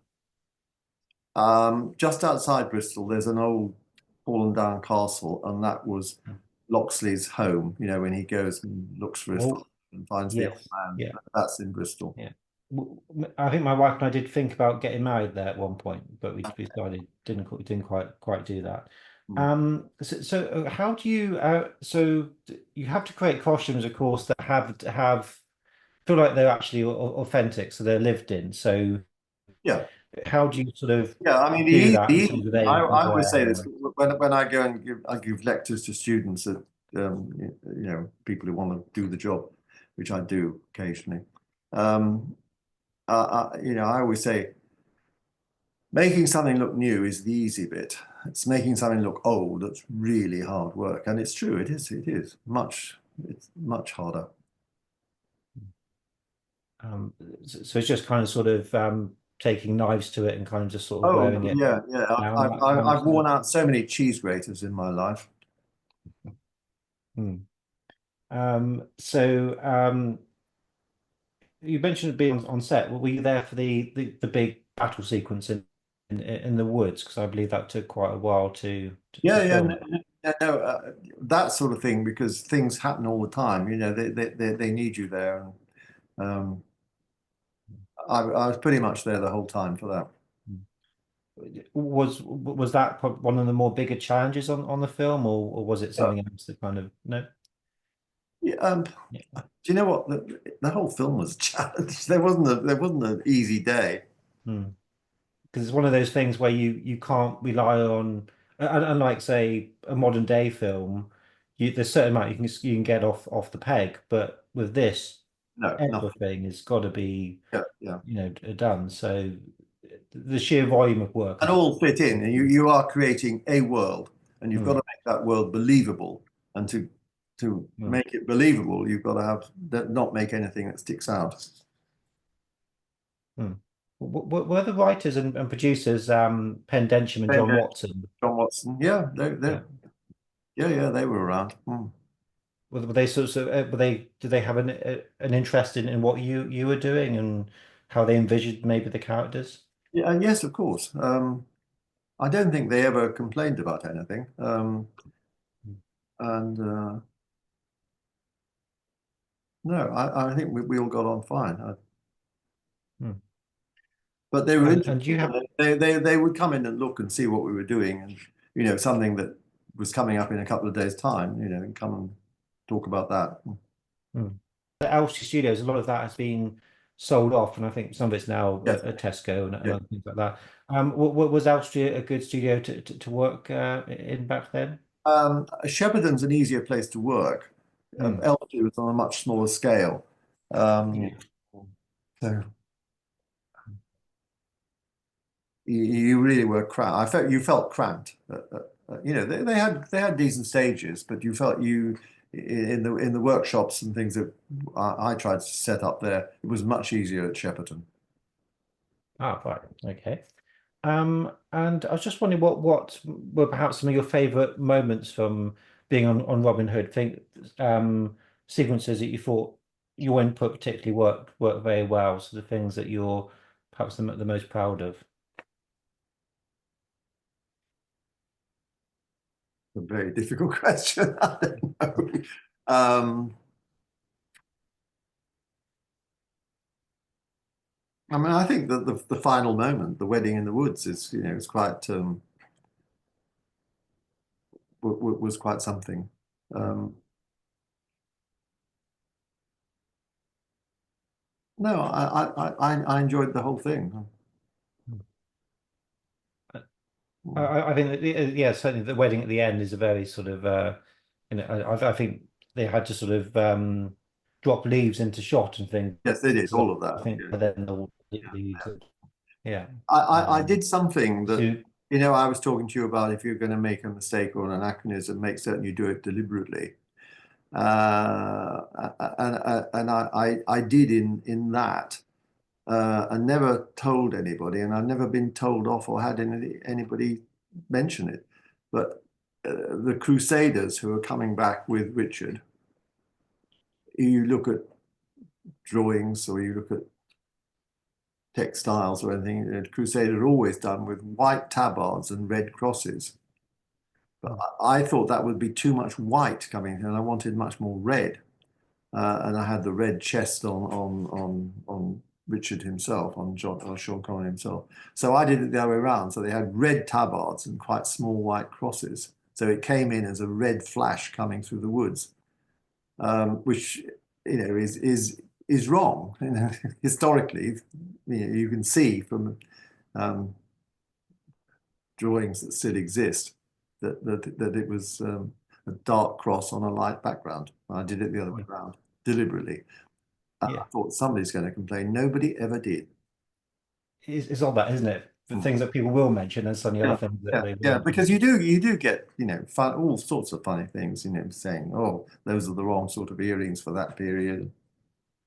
I was talking to the writer of the first Gladiator film, William Nicholson, a while ago, and we were saying about some of the historical inaccuracies of Gladiator, and Yes, his attitude was don't let history and truth kind of get in the way of a good story, and it was about yes. what worked Mm. for the piece. Yeah. Did you Yeah, get to so, go to the? I had having a drink and a supper with John T. Yates, who has designed the costumes for that, and has just done the Gladiator 2 too. And we were at the Chelsea Arts Club last Saturday, I think it was, with a couple of other friends. A couple of American designer friends had come over, and we had a little evening in the club. And she was saying, "Oh, do go and see Gladiator 2. I want you can go and laugh at everything I've done." I certainly will. It does look quite impressive. Oh, I think it is impressive. Yes, Yeah. yes, yeah. Um, yeah, whether it's necessary or not, people might argue that, but it's certainly I think it looks like a lot of fun. Did you get to go to the Robin Hood premiere? Uh, I don't think I did. Oh, God, I can't remember. Oh, I did. No, I did go to one in London. I didn't go to it in Los Angeles. No. Hmm. And I was saying it's people always think the film industry is quite a glamorous thing, but of course, Mm. we're looking at sort of the very end tail of it. It's sort of so in terms of how long you had to, what were sort of the hours like when you were, was it 16-hour days you were doing, or kind of how 18, intense is it? at the beginning, 18 for the first month, it was 18-hour days, 7 days a week. Yeah. I believe you didn't start as a costume designer. You began your career as an actor. No. So are you looking Is at that correct? IMDb? Or no? There is an actor called John Yes. Bloomfield who was an American, lived in London. He Yeah. was actually Hmm. head of the Equity Disabled Actors group Oh, right. in the Yeah. family, and he actually had a very small role in Superman 4. Oh, But we interesting. are totally confused on the IMDb. I've tried to get it changed, and in the end, I just think, oh, sod it, I'll just give up. I don't care. But people are always saying to me, "Oh, when you were Inspector Morse, did you?" I said, "I never I do think did it." Hmm. I do think quite an odd choice of sort of, well, not to say people can't combine careers like that, but it seemed, yeah, I think what IMDb have got, they've got two people and they've mashed the two together because you've got things like The Saint and things like that credited, but of course, Yeah, that's yeah, not yeah, something that yeah. you No, weren't involved with. no. How did you get into costume designing? Is it? I met my wife, Anne. I was doing a law degree at Birmingham University back in the Yeah. late 50s, early 60s. And I started work as a stagehand at Birmingham Repertory Theatre, which had a terrific workshop. They did the 3 weekly rep. They'd be putting on a play, and they always made everything in the workshops. I was working on the sets, not the costumes. And I worked as a stagehand, or weekends I'd go and work in the workshops making, because I was always good at art at school, but they never even thought that you could have a career in art. So I was doing a law degree. Um, and just earning money in the theatre in the evenings and weekends, and I really enjoyed it. I enjoyed the people, I enjoyed the whole thing. I loved it in there. And then this gorgeous creature got a Arts Council scholarship to come to. So the Arts Council paid her wages to come and spend a year at Birmingham, working as the assistant designer. And we had a carpenter's workshop downstairs and a painting workshop upstairs with big racks on the wall that you could roll the scenery up and down. So big, big backcloth, scene cloths and everything up there would come down, and you'd see the work coming down into the workshop below on the wall. And between joining the two was a spiral staircase, and I met Anne on the spiral staircase. She was coming down and I was going up, and she said, "That sums up our life, really, doesn't it?" Oh, it's a Um, lovely story. we Yeah. so we got together, and um, I thought, I don't want to be a bloody lawyer. I don't want to be selling houses or something. I want to do this. So I started working with her. And, she'd had all the proper academic training and everything, and I'd done it.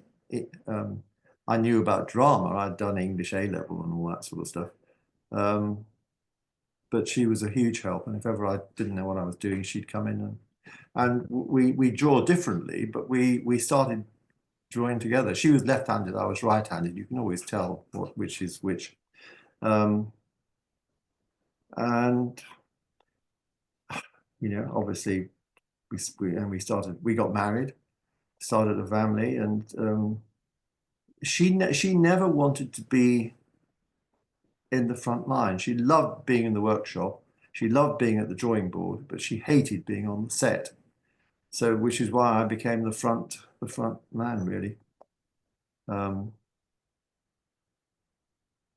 and also, she spent more time with the kids than I did, which is the classic male-female thing, isn't it? Hmm. I bet, we took our children So it's around. very complimentary. Yeah, we did So, complement each other. We were a good team. yeah. Hmm. And yeah, Were you you? saw. I sent you that drawing of she did of Maid Marian, didn't I? Oh, yeah, yes, that's a lovely, lovely Yeah. Yes. I mean, drawing. you Yeah. can see the difference between my drawing of Robin Hood and her drawing of Maid Marian, and she just could look at a pencil and do a beautiful shape. It's just, she was wonderful. Do you keep all your costume drawing because they're looking at them No, selling?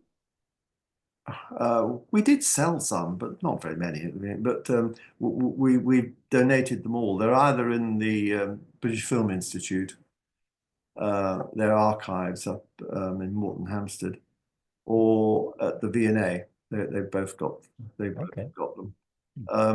And two years ago, in fact, 2 years ago now, at this exact moment, um, the BFI did an exhibition in their South Bank gallery there, or just called the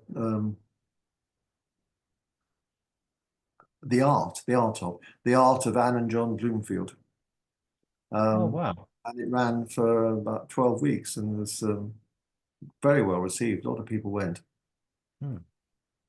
and curiously, literally just closed a few weeks ago at the National Portrait Gallery. They've just done an exhibition called The Six Lives, which is the background stories of the six wives of Henry VIII. And of course, we did the BBC Six Wives of Henry VIII. You're way too young to know about any of that, um, which was really the start of got us off on the steps to doing a proper career. And the Victoria and Albert Museum were so impressed by the costumes that they asked if they could do an exhibition, which of course they did. And again, for 12 weeks at the V&A, they had an exhibition of just our works, and I was about 20, 28 at the time, I think it was, and you think, God, I think you died and gone to heaven. I always say my career's gone downhill ever since. I do know there's some costumes from Superman 4 still Mm. around, so obviously there's probably quite a lot from Robin Hood Yeah. that still exists. Oh yeah. Yeah. One interesting deleted scene, or as I think of it, is when they've got the radiation suits on and they're creating the first nuclear man. Oh That yeah. they Those. just Sorry, I was in yeah. Robin Hood when you were saying that. Yes. Yes. Yeah. Yes, yeah. Yeah. And the Lex has got a couple of girls in the background, and they are doing their nails with their hands out Yeah. of their, Yeah. Mm. so of course that's quite a sort of interesting moment, and the suits do look a bit clunky, not from your point of view, but Deliberately so. yeah, Deliberately that's so. sort of Didn't want to look yeah, as because it's mm, all new stuff. Yeah. yeah. So something that somebody just kind of put together, sort of thing. Were your parents in the arts? Was No, that not at all. Not at no, all. no, Nor Anne's either. No. no? And so, what did they kind of think of your career path? Well, they were very upset when I left university and didn't then go. Mm, But they lived long enough to see that we were a success, and they were living in Birmingham, and after the exhibition closed at the Victoria and Albert Museum, it went on a bit of a tour, and one of the places it went to was the Birmingham Museum. So they came to the opening night of that, and suddenly thought, oh, well, perhaps you have made it. Yes. mm. Do you have a favorite project in of your career that you've worked on? A what? A favorite? A favorite project, something Favorite? that's particularly special Uh, to you? um, well, I mean, the favorites really are the ones that are a success. So, Robin Hood was obviously. I love doing the whole Mummy series, the Mummy, the Mummy Returns, and indeed the Scorpion King, which was a throw off from the, but again, because they were so successful and fun to do. But I thought really good scripts, really fun to do. I like those. I quite like what I'm doing at the moment. You change your life to fit in with what you've got. I really enjoyed doing Conan the Barbarian. I Looked enjoyed, like quite an interesting film of Mm. Arnold Schwarzenegger and Grace Jones, Yeah, were they yeah. quite large than life sort of figures, really, I Oh, suppose? absolutely. Yes. God, yes, yes, yes. You've got things like Waterworld and so Yeah. sort of very sort of Well, um Waterworld, um, I was on for nearly a year, which is unheard of. You're usually on for about 4 or 5 months, that's it. Um, and we shot most of it in Hawaii and had a lovely place to live on Hawaii. And who needs more? hmm. I And get then the I, sense I also did that. I don't know if you ever heard of it, Rapa Nui, which was a Kevin Costner production, but he wasn't in it. hmm, And Kevin Reynolds directing. And it was based in Easter Island, the big stone heads. And hmm, um, it was looking at the downfall of the world because they cut down all the trees on the island so that they could move the stones. And, that was the end of it. And in the end, they looked for salvation and an iceberg floats by, so they all climb on it so they can sail away. Very hmm. sad story. Oh, it sounds, I must look that up. It just Sounds about very sums up interesting. what's happening in the world at the moment, I think. And unfortunately, Grace Jones always strikes me as somebody who had a very, she has a very unique sense of fashion. Did she have a lot of input therefore in on Oh, that well, film? yes, yes. She did a lot, yes. And we know we got on well, and we were working in Mexico, but I did drive her a couple of times into Texas because she wanted to buy some boots and nothing to do with the film, just for. So I said, yeah, I'll come with you. I'll drive you. She arrived. My workshops and office was in Churubusco Studios in Mexico City. And she arrived unannounced, which is typical Grace. And yeah, no, don't quote me on that. um, and she looked so she just had arrived in the city and thought she'd come and look at where she was going to be working, but the director wasn't there and the cameraman wasn't there, and so the person who was there I was there, and so she came and Hmm. talked to me, and by the sheer chance as she walked in, I was working on her drawing. Um, Oh, right. yeah, so she had on. It was winter time in Mexico, and Mexico City is 6,000 feet up, so it's quite chill. And she had on a big a Russian sort of fur hat and a three-quarter length black, no, dark green, I think it was. Um, might have been black, a leather coat and German army boots. I don't mean the smart SS ones, but the big heavy, anyway, quite big heavy German boots. Um, and she looked extraordinary, And I thought, oh, and she sort of undid her coat and had not got a lot on underneath. And she said, "So, what's she going to do with this, John?" And I suddenly felt like a 16-year-old English schoolboy. And I said, "Well, Miss Jones, I'm going to cover it in Vaseline and do a plaster cast, so I can make a leather armor for you." We sort of joked, and we got on very well. She liked speaking French, and I like speaking French, so we chatted a lot in French. It was fun. So doing casts for certain costumes, that must be quite an interesting. Actors don't probably like to go for all that because it's quite laborious and maybe claustrophobic as Oh, well. yeah, yeah, yes, yes. But you have to do it. You're making masks or things that fit the body. You need a proper cast to get the leather the right shape, and so you have to do it. Hmm. Did you enjoy doing open range, Oh, the Western? lovely. Yeah, yeah, great fun. Most I people, always wanted to do a Western. is that childhood cowboys and Indians in the But I don't know. playground, isn't it? Yeah, yeah, You know, probably. But I yeah. just thought it'd be really fun to do, and it was good fun. Hmm. I met up with Annette Benning, which was lovely. She's a really nice person. And then Oh, she asked for me to go and do her next film, which was called Being Julia, which we shot in Budapest. hmm. With Anna Rick.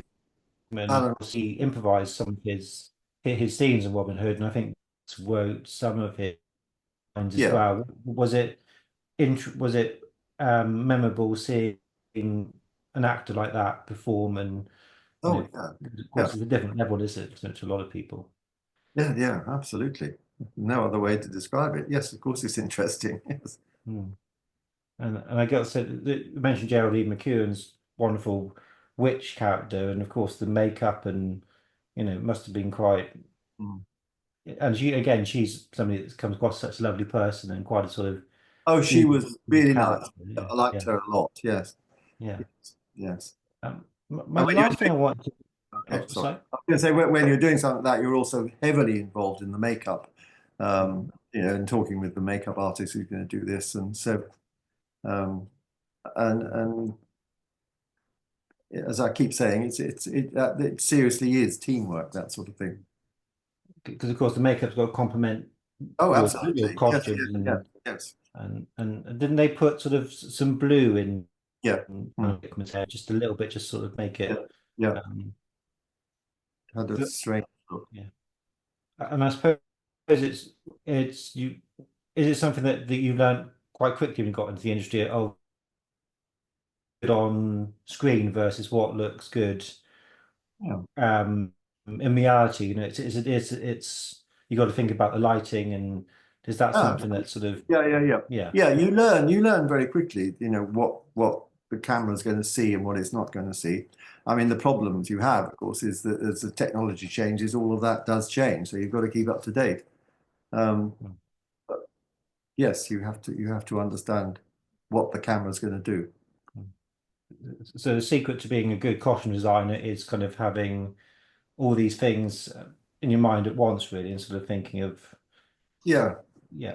What do you think is the most important skill that a costume designer has, or to Well, be? when I'm doing lectures to students, and and I do start by saying, I've got a law degree, and that's probably the way you should start because there's so much of contractual stuff you've got to work out right at the beginning.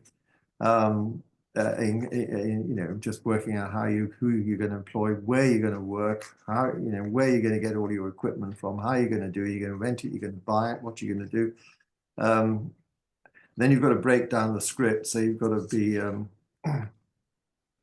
you've got to have a good knowledge of literature to do all that, and then you've got to work out a budget and negotiate that through the accountant and the producers. So you've got to know all about money. And then you've got to liaise with actors who've got huge personalities. So you've got to be a really good diplomat. So you can work like that. And and you have to do a bit of drawing too. And my penultimate question: you worked on Bullseye, of course, with Michael Winner, Roger Yeah, Moore, Michael Caine. yeah. Go away. We don't talk about Not that. a good one. No, no, no. Well, it was quite fun with. Yeah. I mean, I like Michael Caine Mm. and Roger Moore, wasn't it? Oh yeah, yes, Roger Moore. Yeah, yeah. Moore, yeah, that's right. Yeah, yeah. Yeah. Again, a very good cast, but perhaps the film didn't No, quite. God no, God no. And John Cleese was in it too, which was kind of fun. So I imagine quite lots of jokes flying about the place, and I know Oh, Roger had a particularly well, good. yes and no, yes and no. I mean, Michael Winner's not a funny person. No, no, I've heard that. My last question, again, you might want might be a bit evasive on this one, possibly, and maybe quite rightly so. But Christopher Columbus: The Discovery, Yeah. was that as difficult a film as it turned out to be? Well, it was certainly a difficult film, and it was also quite difficult because we were competing absolutely at the same moment with Ridley Scott. I actually met up with Ridley Scott in Madrid while we were, because I knew Charles Node, who was doing the costumes for Ridley Scott's film. And I thought, oh God, I think I'm on the wrong one here. um, it was quite fun and interesting to do. I mean, one interesting moment was Marlon Brando playing the head of the Inquisition. I can't remember his name. Um, and he wouldn't sign his contract until he saw what the costume was going to look like. So no pressure. So the producer said to me, "Can you get a drawing done and we can send it off?" And I did. And I did a drawing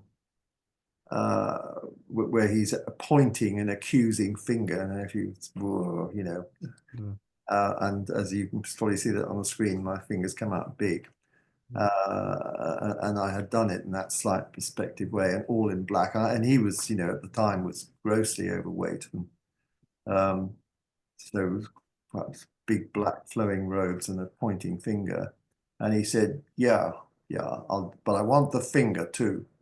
So we had to make. So the producers are very pleased with me that they'd got him to sign a contract, but not pleased with me because they've got to spend another $20,000 on doing an artificial finger for him, which in the end we didn't use, and it wasn't $20,000 anyway. But you know, I'm just making it that making an interesting story. I take. Oh, sorry, go on, John. No, sorry, I'm not Oh, I saying. was just saying, so even though Marlon Brando wasn't at the height of his powers at that time, I imagine he was quite a thrill to work with Marlon Brando to do his Oh, it was. costumes. Must have Yes, been it was quite, very interesting. yeah. And he insisted that everything had to be sewn by hand. Wouldn't he? Said you can't have a machine, not you know, not in the 15th century. I thought, okay. We did, but I sewed little bits around the top by hand, so we see if we're doing it. But a very good point.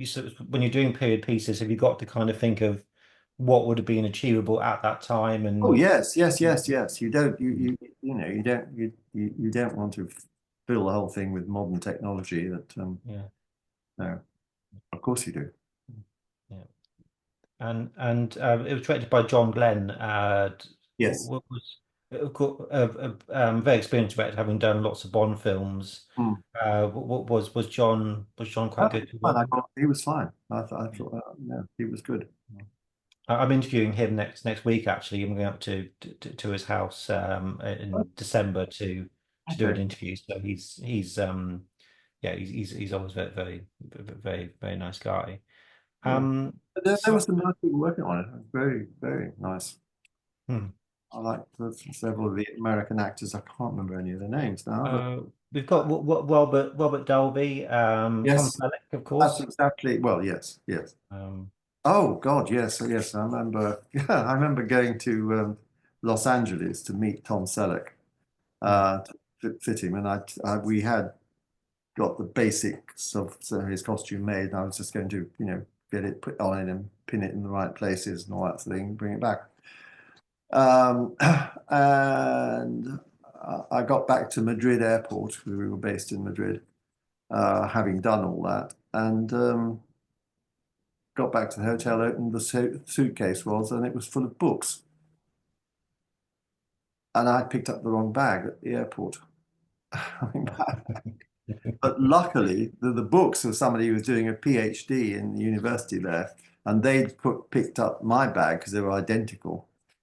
And it was full of rubbishy old costumes, you know. So, but I did have contact details in there, and so he was able to get hold of. We met up back at the airport and swapped bags. And I thought, thank God for that. That could have been disaster.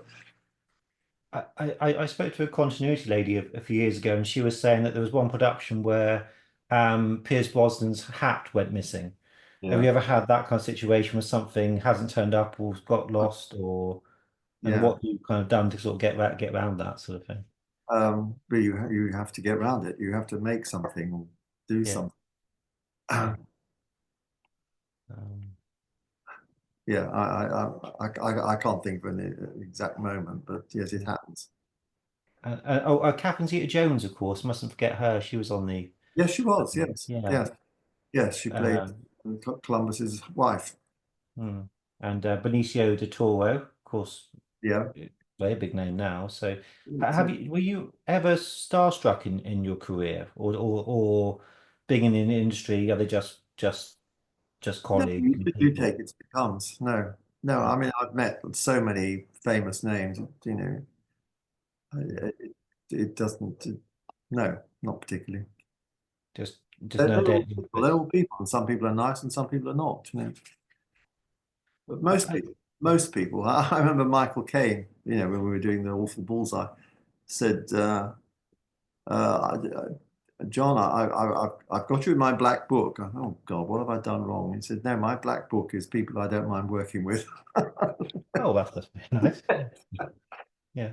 But perhaps one of your best relationships, of course, is with Kevin Costner and Kevin Reynolds, because and I suppose to be invited back is always the ultimate compliment, isn't it? Sort of Yeah, have it is. good Oh, no relationships. question. Yes, yes, Yeah. it is. Well, what do you think makes them a dream team? Because they've produced some phenomenal work. What do you think is that kind of sort of lightning in the bottle that they've got? I don't think I can answer that. I mean, you know, they've both got talent. Who needs more? Hmm.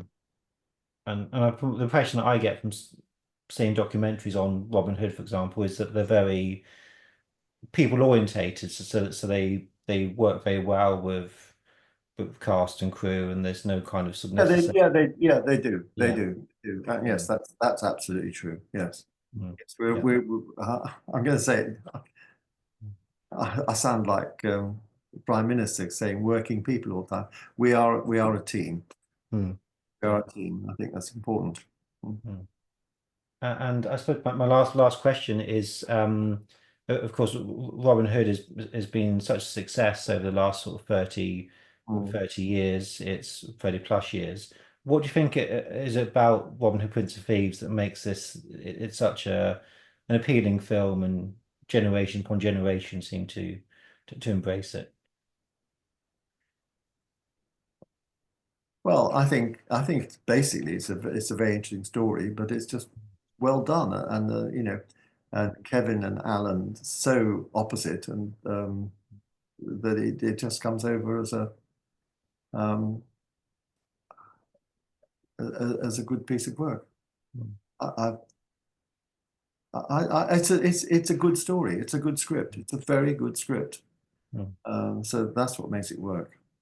Were you aware that Penn wanted to make a sequel to it, and Well, it would was talked about, but yeah, yeah. would you have liked to have got your teeth into that? Oh, sure. If they asked me, yes. Mm, yeah. Been very upset if they hadn't. I spoke to Penn, and he said one of the things he was going to do was he was going to kill Maid Marian off, and No, I you can't do that. I think what is interesting is with films, they're so important to us for different reasons, and to suddenly think, I'm quite happy they probably left it alone, shall we say, but it's a phenomenal film, and thank you, John, for talking to me about it this evening. It's been very much appreciated. Okay, thank you. Well, I wish you good luck with the project. Oh, thank you. I shall send you the final the final results, so Oh, you thank can you. see. Thank you, thank you, thank you. Okay, Okay, okay. take care, John. All the best. Bye. Nice to meet Bye. you. And you. Bye.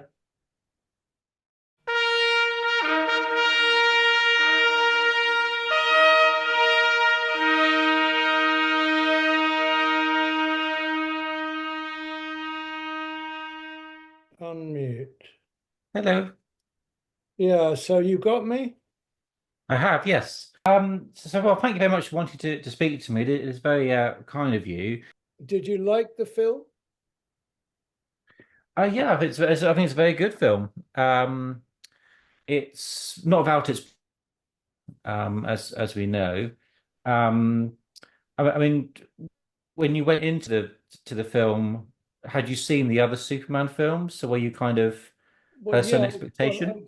I'd seen obviously I saw the first one when it came out because that was such a big budget and groundbreaking film to be made in England.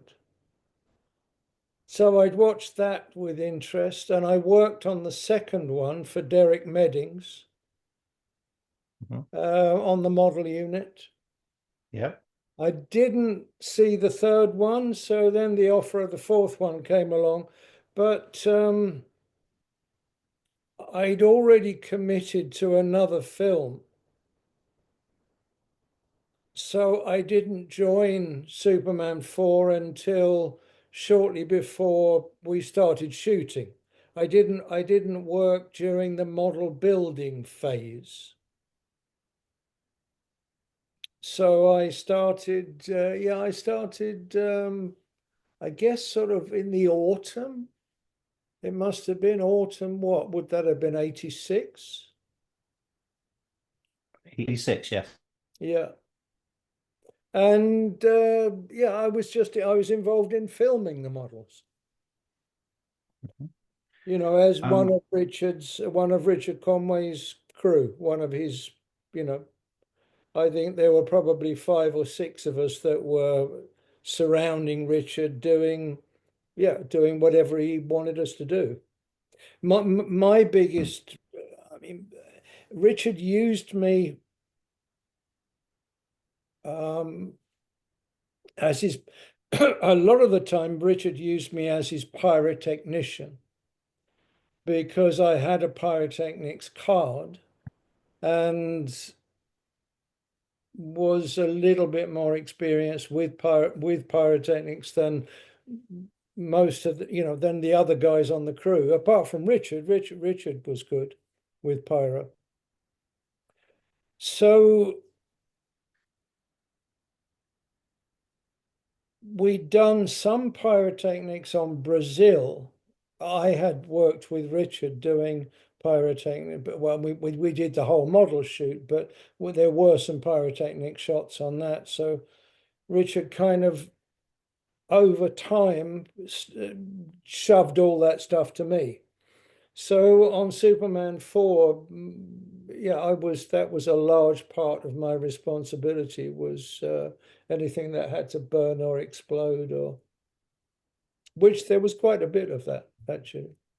And when sure. it wasn't, then I was, helping to dress the model sets, or yeah, just as one of the guys. hmm Well, if I go through some of the sequences which are very model heavy, and you can tell me if you recall anything from them, if that's okay. Okay. Um, um, One of the towards the beginning of the film, you have the Fortress of Solitude that only has one scene in the film, but it's a very nice establishing shot that comes towards this very nice model of man's home in the ice. Would you have done any details to that one, for Yeah, I example? was involved in that because it was a very, very tiny model. It was a very Mhm. small model. I mean, it was, it was like, not much bigger than this. I mean, it was a tiny little thing, and it was thrown at us as a sudden demand, a sudden need. It came out of nowhere. Richard just came in one day and said, "Oh, look, they want this. They want a little fortress of solitude. So, get hold of some green plexiglass." And yeah. So I can't remember. I know I was involved in it. I can't remember who else was involved in it. It might have been a couple of us, but it's a long time ago now. Mhm. Oh, absolutely. Does the name Martin Asbury mean anything to you? Yeah, he was the storyboard artist, wasn't he? Well, he primarily yes, but because the a lot of people ended up doubling up on the film because of the budget. Martin also did some matte paintings and was also involved in the models as well to some extent. So Well, that he I did a don't number of remember. things. Mm, That I don't remember. That might have been fiddling about in post. It could have mm, been. I could yeah. have been. I could have left by then. Mm. When we're talking about models, you're talking about sort of fairly mostly portable, or are there some of them kind of quite significant in terms of scale? Oh no, we had some huge models. I mean, Mm. the China wall sequence, for example, Yeah. that was a big miniature set on the back lot, where we had a mechanical rig that, can you remember the wide shots of the China Wall when Nuclear Man flies inside the China Wall and it sort of spews out rubble? I do indeed. Yeah. Yeah, well, that was a that we Steve Hamilton made the mechanics of that. It was a curved set. The wall sort of went from left to right and then back to left again as it disappeared into the distance. So there was always a blind side. There was always a side the camera didn't see. Mm. There was a back side to the walls. So they were open, and Steve made a curved track with a debris thrower on wheels that could be drawn along and spew out small bits of, plaster, rubble, and dust. So that was a significant job. We had another large model set of the rocket launch and that was to match a live action sequence that they'd done with people scurrying around, sort of in the snow, with a vehicle on the Mhm. right hand side of frame, and then this rocket launcher, like a military rocket launcher, in the background that starts to spew out smoke and take off. That was a large miniature set. The volcano, the rock falling into Vesuvius, Mhm. was Mhm. a Yeah. big model build on the back lot with a lot of pyrotechnics and a kind of goalpost built over the set so that the big rock that Superman flies in and dumps onto Vesuvius. I think was it a meteor? I can't remember. He uses X-ray, he uses heat vision to cut off part of the volcano, and he plugs it with, I, or it might be hang on, I'm just trying to think now. Yeah, I think it was a bit of mountain that was near to the volcano. He cuts it off and Oh, then okay, okay. deposits So in that the was that yeah. was hanging on wires, up in the air, hanging from a goalpost, and that was dumped down onto the furiously belching volcano, and that Hmm. was a lot. That was quite a big shot. Um, and there was, all sorts of there were lots of small things like I had to puppet. The art department built a forced perspective um, skyscraper going off into the distance, and that was mounted at a sort of 30-degree or 60-degree angle. And then I was flown up on a wire rig puppeting a yellow cab that was about, I think, like 1/8 scale, like this Hmm. sort of size, hanging from wires. And they had a car pulling me up this wire rig. It was horrendous. If you look at my Instagram Hmm. site, which is Martin Gant, and then a low line Martin Gant Hmm. film on Yeah. Instagram. There's a little section of stills that were taken at the time Oh, lovely. that would explain that one. And some of the things I've already mentioned, the China Wall and the Mhm. volcano and the rocket launching set, the back lot. There's some photographs of those. Hmm. I'll check Um, this out. and then there was an awful lot of what we used to call black velvet stage. We had one shooting stage devoted to the model unit, and there were a lot of sort of planet. I mean, Earth's shots of like Earth's surface. So we Hmm. had a big white dome, and then projected a transparency of Earth taken from space onto that, and then the camera moving past it and that sort of stuff. Just sort of. There was the great big net full of nuclear missiles Hmm. that had to fly through space, and all of that was filmed against black. They were a shooting stage at Elstree that was just the walls covered with thick black velvet curtains, so the whole stage is black. It very much, you know, I mean, I worked on a number of films on miniature effect shots, sequences, where you just call it a black velvet stage. Of course, Stanley Kubrick in 2001. I mean, you know, it's a technique that's been used for years and years and years for shooting models. I worked on Alien with the first Ridley Scott's Alien with Nostromo, the spaceship. And again, you know, with that was a black velvet stage with the Nostromo and the towing platform, the big industrial platform it towed through space. So yeah, so we did a lot of black velvet work of those sort of trick shots. We did a fantastic shot, one that I thought was really, really, I mean, Richard really surpassed himself with. It was a storm sequence where a little girl is sucked out of a loft window. It was a direct steal from The Wizard of Oz.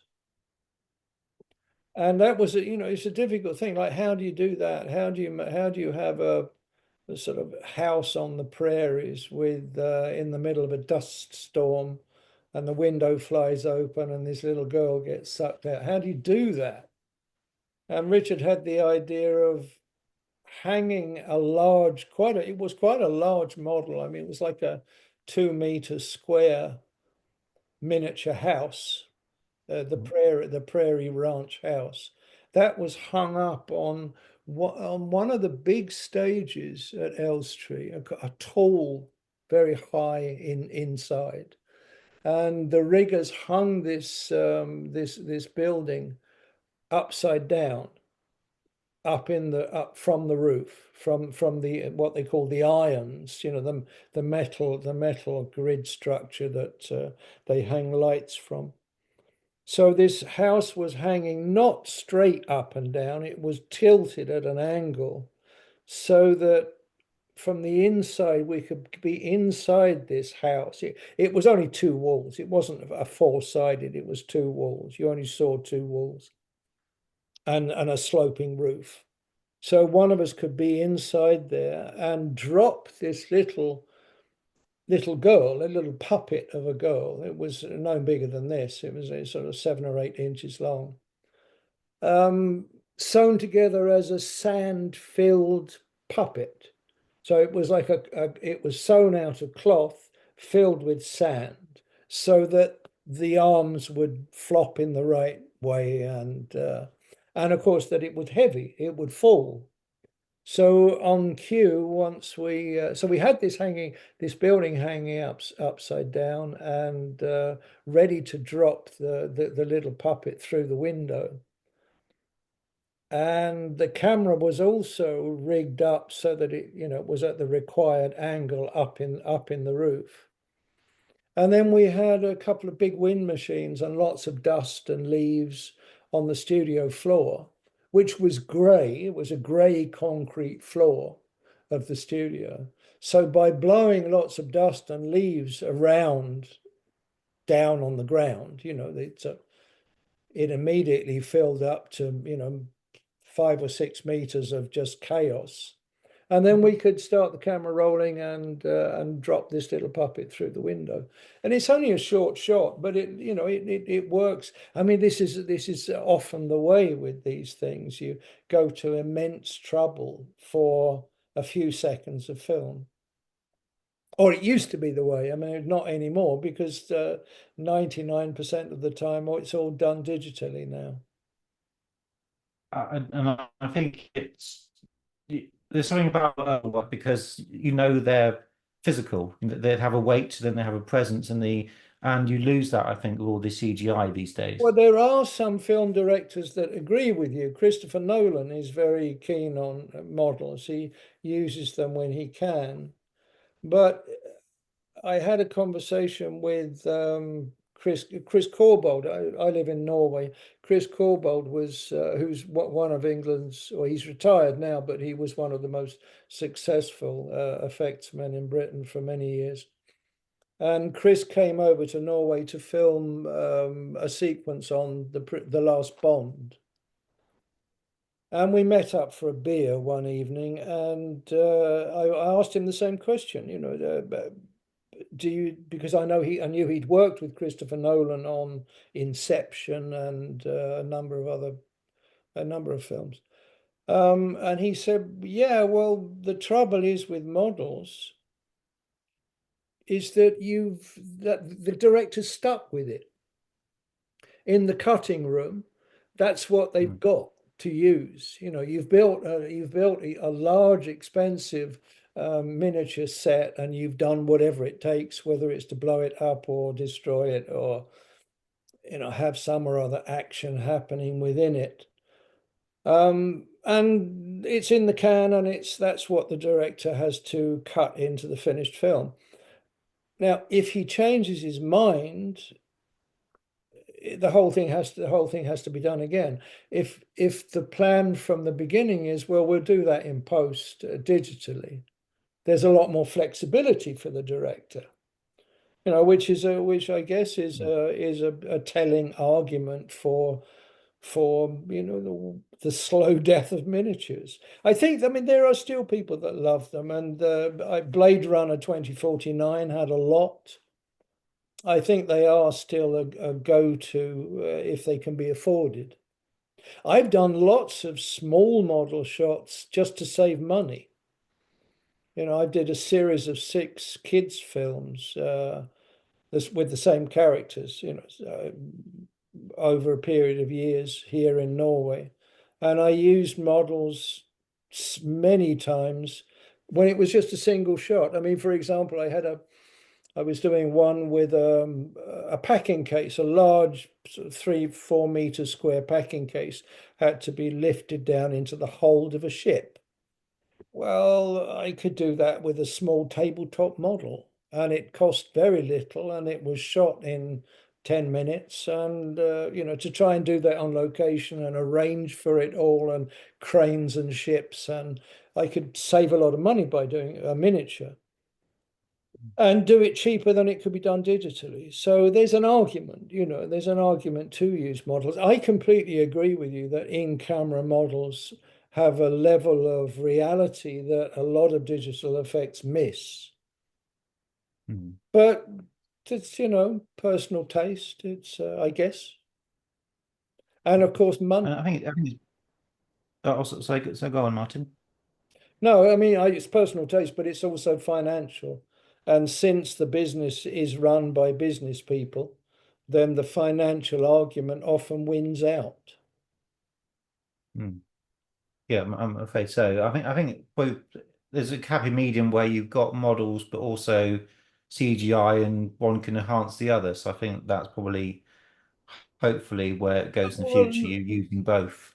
Exactly. Lord of the Rings showed that very well, that you had a lot of miniatures, but enhanced people, living people placed into models, that sort of, to make the model live. I've done a little bit of that here in Norway, but again, 20 years ago, it's not something that's done it anymore today. I don't think they can afford it anymore. The budgets, budgets generally have shrunk.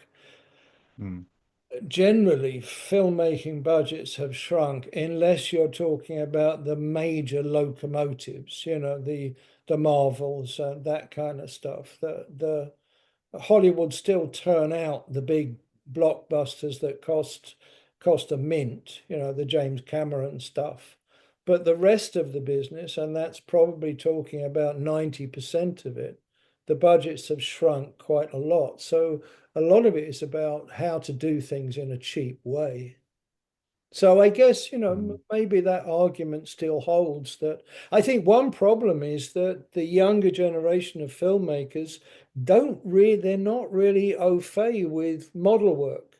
They're not comfortable with it. I had that argument when I first moved to Norway and started suggesting using models. the directors turned around to me and the producers said, yeah, but models always look like models. And I said, yeah, well, the ones that are done badly look like models. The ones that are done well, you never even saw. You didn't notice. They just worked, and so I was allowed to try one here and there, and they were blown away with the results. Well, why didn't we do this before? Because as you know very well, as a viewer, model as you have that opinion yourself. Models work. And Superman 4, of course, originally had quite a big budget, slashed during pre-production. Did you feel that? Did the crew feel it when they were doing the models? No, I honestly can't say that we did.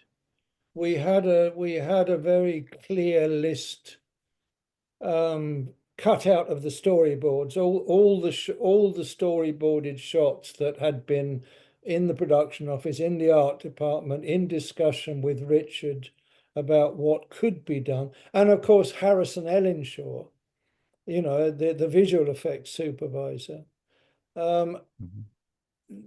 Intensive discussions in pre-production about what could be done as models. All those pictures were cut out and placed separately. We had them on a big polystyrene board in the shooting stage so that we could cross them off as they were done.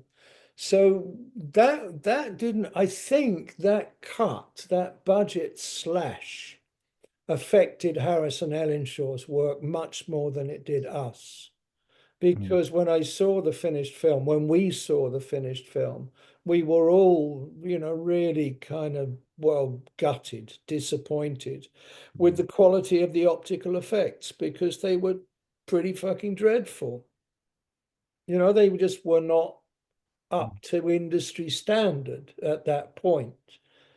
And if there is an industry standard, and by that point, by the middle 80s, Industrial Light and Magic had lifted the bar to such an extent that you couldn't turn out second-rate optical effects. It just wasn't on, because the Americans had shown that it could be done perfectly. And to have that, and Harrison Ellenshaw was an experienced visual effects man. I'm sure that he must have been, crying into his breakfast cereal at what was being done. It's sad, really. Yeah, I've spoken to Harrison on a number of occasions, and sadly he's not well enough anymore to do anything like this. But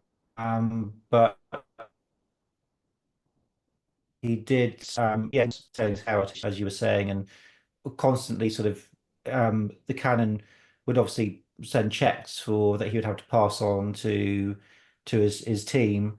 The checks would bounce. Yeah. It was a really sort of nightmarish kind of situation. I don't think he was ever even totally paid for the work he was doing. So it was can't Wouldn't really. surprise me. It wouldn't surprise me. Mm. I mean, what I heard, and I don't know whether it's true, but what I heard was that was it Warner Brothers, the distributors?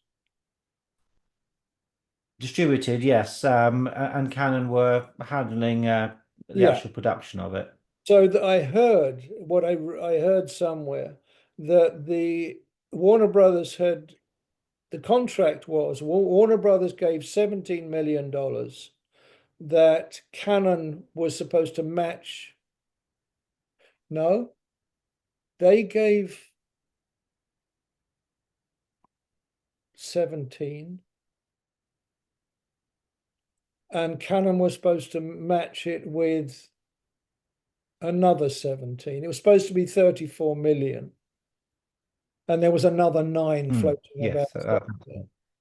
And somewhere or other, Canon didn't come up with their 17. They used that to make other films, which was sad. Yeah, I think they were shaving the budget all the time. I think according to Harrison, whatever budget you had, suddenly the next day it was less, and it got less, and so exactly So most people would say that they made the film for 17 million, but actually it might have actually been a lot less, depending on where that money was going at any one time. Yeah, yeah. I think I've heard so But I many. think I've read different quotes. Um, the film that killed the Superman franchise was one of them. mm, I mean, it was very badly received because it was a badly made film, to be honest. It's a shame. It deserved better. Christopher Reeve deserved better. he did, yeah. I suppose you never met any of the cast, or they were probably gone by Well, that they by the were time you were around. The around. first unit were in and out. They were on location a lot. They were traveling about, but they were also in the studio. And I knew the special effects crew that were doing the physical effects on the main unit, the live action effects crew. I knew those guys. So I would see them around the studio, and we'd stop and chat. And it was always when you had a film that was split between physical effects and model effects, we all knew each other, but we're effectively Mm, working on different films. They right, had nothing yeah. to do with our stuff, and we had nothing to do with their stuff. Mm. I think it's a film handled very badly, but also when Warner Brothers found out what they'd done and saw the film, they said we want to cut half an hour out of it. Yeah. And Sidney Furie said, well, okay, I'll reshoot it and I'll work a way to kind of fix some of it." And they said, no, do it now, and we'll make a decision of what goes. So they didn't want to fix it, not because nowadays you have lots of reshoots and you people will spend money to fix films. Sometimes they'll overdo it and make them worse, but there was certainly a sense of let's just drop this and let's just move on, I think, from Well, everybody. unfortunately, Canon were cowboys. Hmm. I mean, they had it by the end of their career. They had a terrible reputation. My father was an effects man, and he did a number of films for Canon in Israel, some sort of Dolph Lundgren action films, and in South Africa. He did one called Life Force in at Elstree. Tobe Hooper, the guy that did the Texas Chainsaw Massacre, that he directed that. I mean, they were known for low budget, churn them out. It's they weren't good. They weren't quality Hmm. films, and I don't think they cared about the quality. It was just product, which is a shame. Hmm. You know. Yeah, I think yeah. So going into the film, you kind of had managed expectations, it seems like, with your father's experiences. You knew that it wasn't perhaps going to be a Class A production. No, not really, because I think Canon with Superman 4, Canon were going upwards. Hmm. They bought the studio. They bought Elstree Studios. They were producing a lot of films. No, I came into it expecting it to be as serious a film as Superman 2 had been. I knew it wouldn't be Superman 1 because Superman 1 Hmm. that was a very big budget for its time and had Marlon Brando and a lot of major stars. And we knew it wasn't going to be as big a film as that, but I expected it to be a damn sight better than it was. Yes. Yeah. Because of course a lot of your work ended up being cut, like Harrison's work and everybody. So that must have again been a bit of a sting in the tail. Yeah, well, it did. It was, yeah. Worse was the film that we'd done before, the previous film I'd worked on with Richard was Little Shop of Horrors, where we'd filmed an entire, we worked for 6 months, 4 months building models and 2 months filming them for an end sequence, the finale of the film, where the plants grow to enormous sizes and take over New York. And we filmed loads and loads of intricate in-camera model shots of New York in flames and devastation, and it was a fantastic sequence. You can see it, you can find it. It's on YouTube now. But at the time, they the studio showed it to they used to do test showings. They probably still do test showings when the film is finished and cut, and they have an invited audience and they give them cards to fill out at the end of the film. What did you think of the film? What did you think of this, that, the other? And they showed it at an American Air Force base or an army base. I mean, to American forces, and they hated it. They all came out and, it's no good. The bad guys won. You can't have the bad guys winning. So this threw the Hollywood studio into major meltdown, and they decided they were going to have to reshoot. So they came back and reshot the end of the film. And our work, Richard Conway and the model crew, the whole lot was dumped. Yeah. It was released 20 years later on a director's cut. But, so you kind of, I've worked on a number of sequences that never made it into the finished film. That's kind of a disappointment, but it's par for the course. That's just something that happens, unfortunately. Yeah. The taxi sequence that you mentioned was one of those scenes that was cut. Was it? Okay. Yes, yeah. Unfortunately, I think it was in the original script. Yes, Nuclear Man sort of elevates the taxi. Superman flies and brings the taxi down. There's an old lady in the taxi, and there's a little joke there you are. About how much do you, young man, for the trip? He says, "No charge, ma'am," that sort of thing. Yeah, So yeah. but obviously that got cut. Yeah. And at some points the tornado sequence was also cut from Oh no, apart that from didn't make it into it either. Wow. no, I mean it made it some of the international prints. Strangely, Asia, Japan, they got that scene, but we didn't get it, or the Americans didn't get that sequence.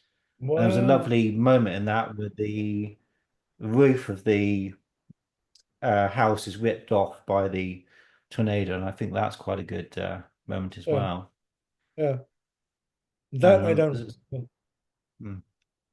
Did you do much with the Superman and Nuclear Man models? The miniatures of the main characters. Was that? I'm not sure. Yeah. I'm not sure who made those actually.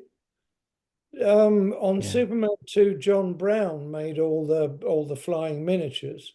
Terrence Stamp and Christopher Reeve and the other two bad guys, the bad girl and the bad guy. But no, I can't remember. I can't remember who did those on Superman 4. It wasn't Chrissy? Did Chrissy? I know that Chrissy said that she's got.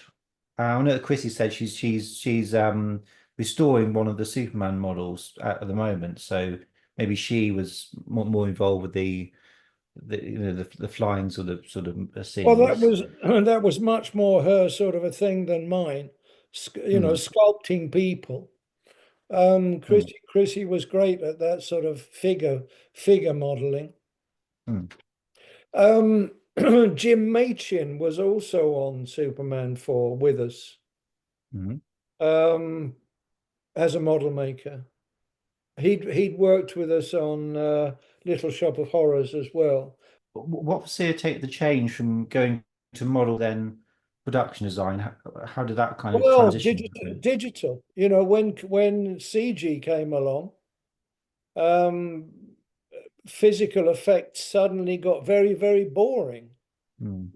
Because there was, I mean, there are some, you know, obviously there's still physical effects happening. You still need rain and smoke and wind and fire and bullet hits and, you know, all the usual stuff. Explosions to a certain extent, although some of that is now digital. Um, but the clever stuff, the difficult stuff, the trick stuff, the stuff that, you know, we're talking about here, suddenly Mm. here at least in, well, no, I think also in Britain, no, absolutely in Britain as well, both in Britain and, you know, around the whole of Europe and the States, the switch to digital happened quite drastically. As the techniques improved, you know, as Mm. people started to invest in you know in big program flame and the big you know, a lot of computer capacity and lots of workstations and digital effects houses started to just appear all over the place. So my bread and butter was disappearing, and luckily I was offered a film by a friend of mine who was a director, is a director, and she said, "Well, would you build a studio set for me?" So I jumped at the chance, and that worked out well. And then shortly after that, I was offered a film with a Danish director that had some physical effects in Norway, but also needed a jungle village built. And this Danish director liked me and said, "Well, why don't we split the production design? And a Norwegian guy can do the Norwegian bit." It was a period film. It was, you know, Victorian era.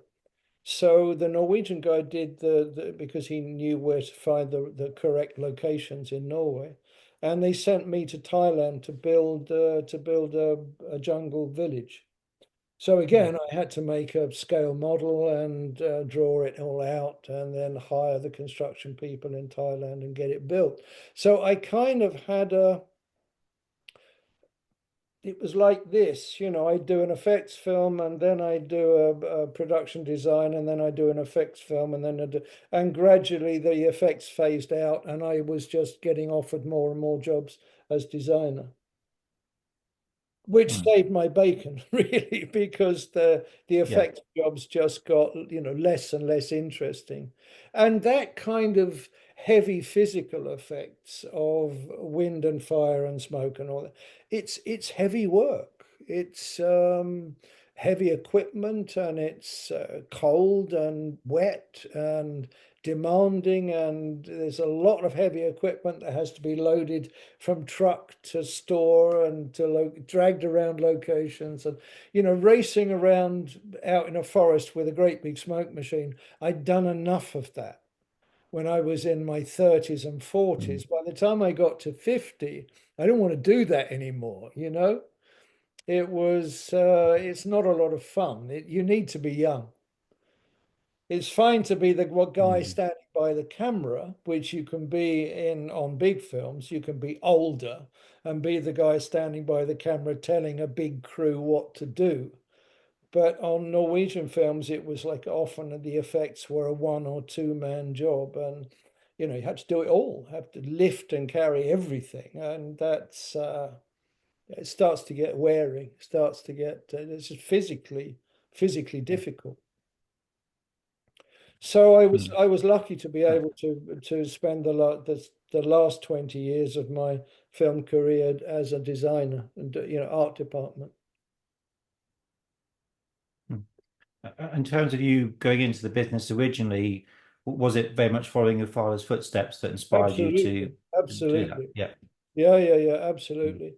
I mean, the film business, it's still very much a kind of nepotist, you know, it's nepotism. It's a lot of my son is now working in the business in England. I mean, he's well, just today he's working at the Harry Potter exhibition, but next week he starts on a new Marvel film, Oh, lovely. which I think is going to be two films back to back. So he's got like a year in front of him.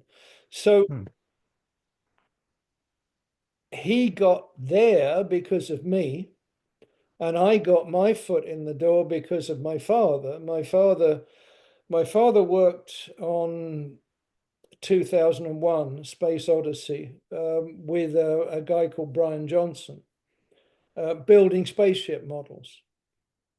And Brian Johnson, years later, had a distinguished track record and worked on a number of Jerry Anderson films, TV series, and a Jerry Anderson live action called Space 1999 that was made in the mid 70s. And he got more and more known. So he was offered Alien. Brian was offered Alien and offered my father a job on Alien, making spaceship models, as he had on 2001. And my father was busy, and he said, "No, well, I'm sorry, I can't do it, but my son can do it." And I already had a union card because I'd done 2 years in the film laboratories to get a card. Because at that time it was very, very difficult to work in the business without a union card. It's a lot more liberal now, but it was a very, very closed shop in the past. You couldn't work without a union card, and you couldn't get a union card unless you had a job. So it was a catch-22. So I worked in the labs and I got a union card, and I managed to get a start on Alien with Brian Johnson, and then went with him on to The Empire Strikes Back, doing physical effects, because all the models on Empire Strikes Back were done at ILM, of course. And after that, I tried as much as I could to hop from film to film, doing physical effects and then alternating with a model film where I could work in the workshop and build models and then shoot them. And then I'd get tired after 6 or 9 months on doing that sort of work. And then I would start to miss the live action stuff. So I hopped from one sort of work to another. And that I'd carried on doing that with Richard. When I met Richard, Richard offered me a job on Brazil, Terry Gilliam's Brazil, making models, and then working with Richard to film them. And he went off with George Gibbs to do Labyrinth, the Henson film. Was it Labyrinth or was it Dark Crystal? Might have been Dark Crystal, the one with David Bowie, perhaps. Oh, that was Labyrinth, that one. Was it Labyrinth? Yeah. Yeah, Labyrinth. No, yeah, that's right. It was Labyrinth that they were working on. And I didn't want to do the thought of going in and doing puppets on black velvet stages after having just done a long model film with Richard. I was offered a film in South America, The Mission, with Robert De Niro and Jeremy Irons, a period drama, which was a wonderful experience. I mean, just to be taken to South America for 5 months was incredible, into Colombia and Argentina. So then I came back from that, and they were just finishing up Labyrinth, and Richard was offered Little Shop of Horrors, and offered me a job again. So then I said yes, So then I was models on Brazil, live action on The Mission, models on Little Shop of Horrors. Richard offered me to go straight on to Superman 4, but I went to Africa and did a film called Cry Freedom, which was Sir Richard Attenborough, Kevin Kline, and Denzel Washington, where I was doing physical effects again. And I tried to keep that pendulum of alternating between model films and physical effects films, just because it was more interesting, you know, to have a bit of both. I mean, I've always liked making models, but to do it all the time, it's you know, I like the variety. The director, was he kind of quite interested in what you were doing? No, not at all. Not at all. I No. can barely remember meeting him. I Hmm. think, to be honest, I think he was fighting his own battles, trying, because we were Well, filming parallel. hmm. I don't think he Hmm. had time, you know, to come and see what we were up to. He would, of course, see all No. the rushes. All the rushes would be shown to him. And if there was anything Hmm. that he didn't like, it would be reshot. And but you know, we just got encouraging words. We just got Hmm. messages, you know. Oh, Sydney liked that, Hmm. or yeah, no. But I had very little to do with him. Hmm. Because I take it you were quicker than usual because it, of course, time is money and the budget was small. That there probably wouldn't have been time to redo much unless it No, was no, went and disastrously wrong. we had a very good camera crew.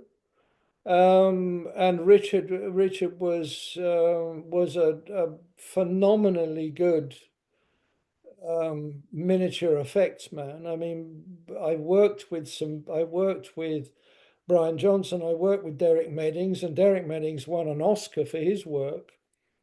For me, Richard Conway was without a doubt the best I worked with. He was phenomenally good. Hmm. Um, Hmm. just his First of all, his experience. I mean, he'd done a lot. He'd absolutely done his apprenticeship. He worked at the BBC and did Doctor Who and, you know, loads and loads of TV work on low budgets. So it was always trying to find tricks, trying to find, you know, clever ways of doing things. So Richard was always very, very inventive about finding solutions to technical problems and had a great eye. So with Richard directing the models and you know, a very, very good camera crew. I think on that one we had, if I remember rightly, we had Paul Wilson as lighting cameraman. I know he had been our lighting cameraman on Little Shop of Horrors. I have a feeling he came over and did Superman as well. A very, very good cameraman. So, you know, it was a small crew. It was a very small crew. But I'd worked with Paul a number of times with Derek Meddings. Yeah.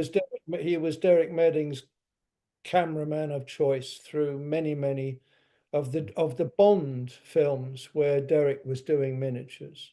Paul was at it. Hmm. Paul was shooting all of that. Of course, you said you worked on Superman too. Were there any highlights from that film that might be worth quickly mentioning? Yeah, we built, or not we, well, we the Bond art department and construction department built a wonderful New York street in miniature, 1:8 scale, inside Hmm. the 007 stage at Pinewood.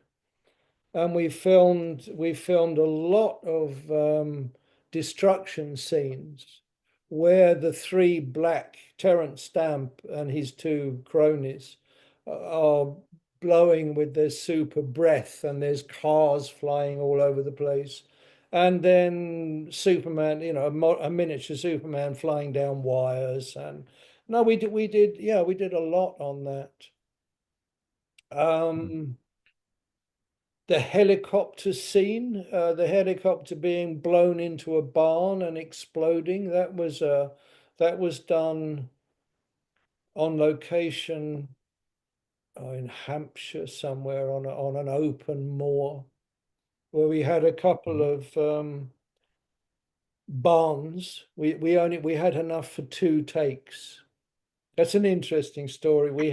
we had a miniature set with a road running up to a barn and a farmhouse and a couple of vehicles and small bushes and telegraph wires, and this helicopter was supposed to appear in the top of frame and be blown into the barn, which was full of explosives and then would explode. So we're all ready to go, and the I'd made the barns, these two barns, out of balsa wood. They were very light constructions. They were quite big. I mean, they were like 1.5 meters long and a meter. I mean, fairly fair-sized things. And every single roof tile was an individually cut out piece of balsa wood. So there were hundreds and hundreds of wooden tiles on the roof, and the whole thing had been painted and patinated. And everything was ready to go. And they said, okay, turn the camera and take the helicopter up.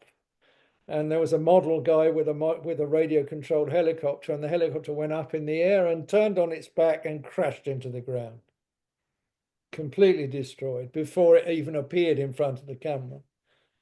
So they've got another one. So they did the same thing again, turned the camera again. Okay, take two. And okay, fly the helicopter. And the guy did exactly the same thing. They took off, turned upside down and crashed into the ground before it got onto the screen. So they had to come back the following day with a third helicopter that wasn't radio controlled, that was hanging on a crane arm and actually sort of swung into shot with a little electric motor turning the rotor blades. So it was a horrible compromise because the rotor blades are turning too slowly, actually. But it did. It flew into the barn and the barn exploded and it looked great. So, yeah. I can't remember what else. Yes, yeah. Sorry? I'm just trying to, because Superman 2 is a story of two parts. It was a lot of it was shot by Richard Donner before Yeah. Richard Lester took over. So there was 77, 78, and then 80, 81. So just trying to think what else you might have been involved with. I think predominantly it would have probably been the Metropolis battle, so throwing the buses and the Yeah. explosions on that Exactly. sort of Exactly. thing. That was the bulk of what we were doing. We also had the top of some strange tower built on the back lot. I don't know whether it was it the Eiffel Tower? Would that be right? Did something happen to the top of the Eiffel? Yeah, yes, Alpha Tower appears in the beginning, and Superman there's a bomb in the elevator, and so Superman pushes it through the top of the Eiffel Tower, so creating a bit of destruction, and then takes it up to space. So yes, that would fit. Yes. Yeah, but on that film, I mean, a lot of my work. I was working in the model shop, Derek Medding's model building crew, and a lot of the time I was making cars because 1:8 scale was a very tricky scale to get cars. We needed to dress the street with cars. So I made an oil tanker that matched the live action one. I made a 1/8 version. So I had to take, saturate, take loads and loads of photographs of the real truck and then make a 1:8 miniature of that. And a Volkswagen Beetle, I remember carving out of wood and making a fiberglass mold, and the yellow cabs, I made those because we couldn't find. We did find a handful of 1:8 model kits, but they weren't generic cars. We needed a lot of just what looked like standard American car, yellow cabs and ordinary saloon cars, and we couldn't find any. We're exhausting all the possibilities of all the kit makers, and we found a handful that were dotted around. There were a few plastic kits, but most of them was that they had to be purpose made. And then there was all sorts of dressing, you know, the windows, all the shop windows had to have dressing made for them, and street lamps and telephone kiosks and yeah, just stuff, you know, lots and lots of bits and pieces. And it all takes time. I think there's a very good scene in that battle where they use a super breath to move the people, but also the cars. The cars are flying through the air and smashing into the buildings, and Yeah. I think Yeah. that's quite an impressive Well, model that sequence. that Volkswagen Beetle that I made out of wood and cast in fiberglass, that had a tube fixed inside it, and it was actually fired with what's called an air mortar, which is a compressed air cylinder with a large release valve on the front of it. This is a standard piece of special effects equipment. So they make these big, they call them pigs, funnily enough, because you get a large pressure vessel. And some of them are made very, very large. So you get a large pressure vessel that will stand being pumped up to a high pressure with compressed air. And then you have a large diameter release valve on the front and an electrically controlled release valve. It's called a solenoid valve. And then on the front of that, you can either fix a kind of a snoot, you know, a conical sheet metal thing that you can fill up with debris, cork and dust, and then you can make what looks like an explosion that's safe because it is just compressed air and cork. But of course, you can use the same idea to fire things. I mean, I've fired arrows with a miniature version of the same thing, just a little tube that you can compress with air, a little valve on the front, and you can fire. I've fired knives and arrows using compressed air. So I had that system. So the tube inside the Volkswagen Beetle slid over an exact tube that fitted inside it. And then we could just fire it like a bullet. So we aimed the thing at one of the shop windows and just shot that at high speed with the camera going at whatever, 180 frames or 72 frames or whatever.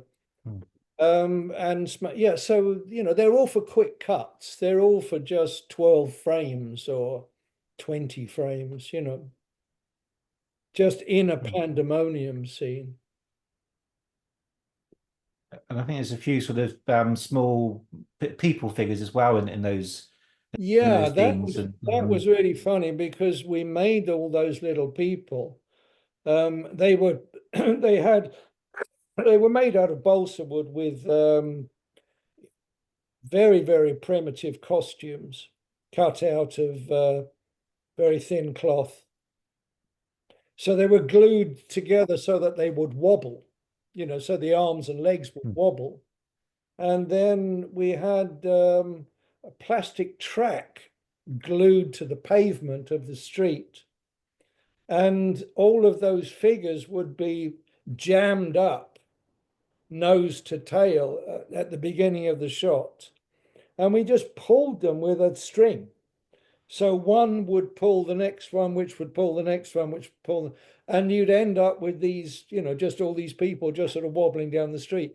Again, it wouldn't hold up for any length of time. If you'd shown it for 2 seconds, you would have seen it.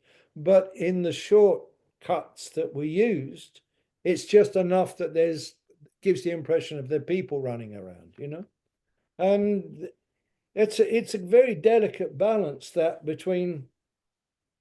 I remember years ago working with a guy. There was a very famous special effects man.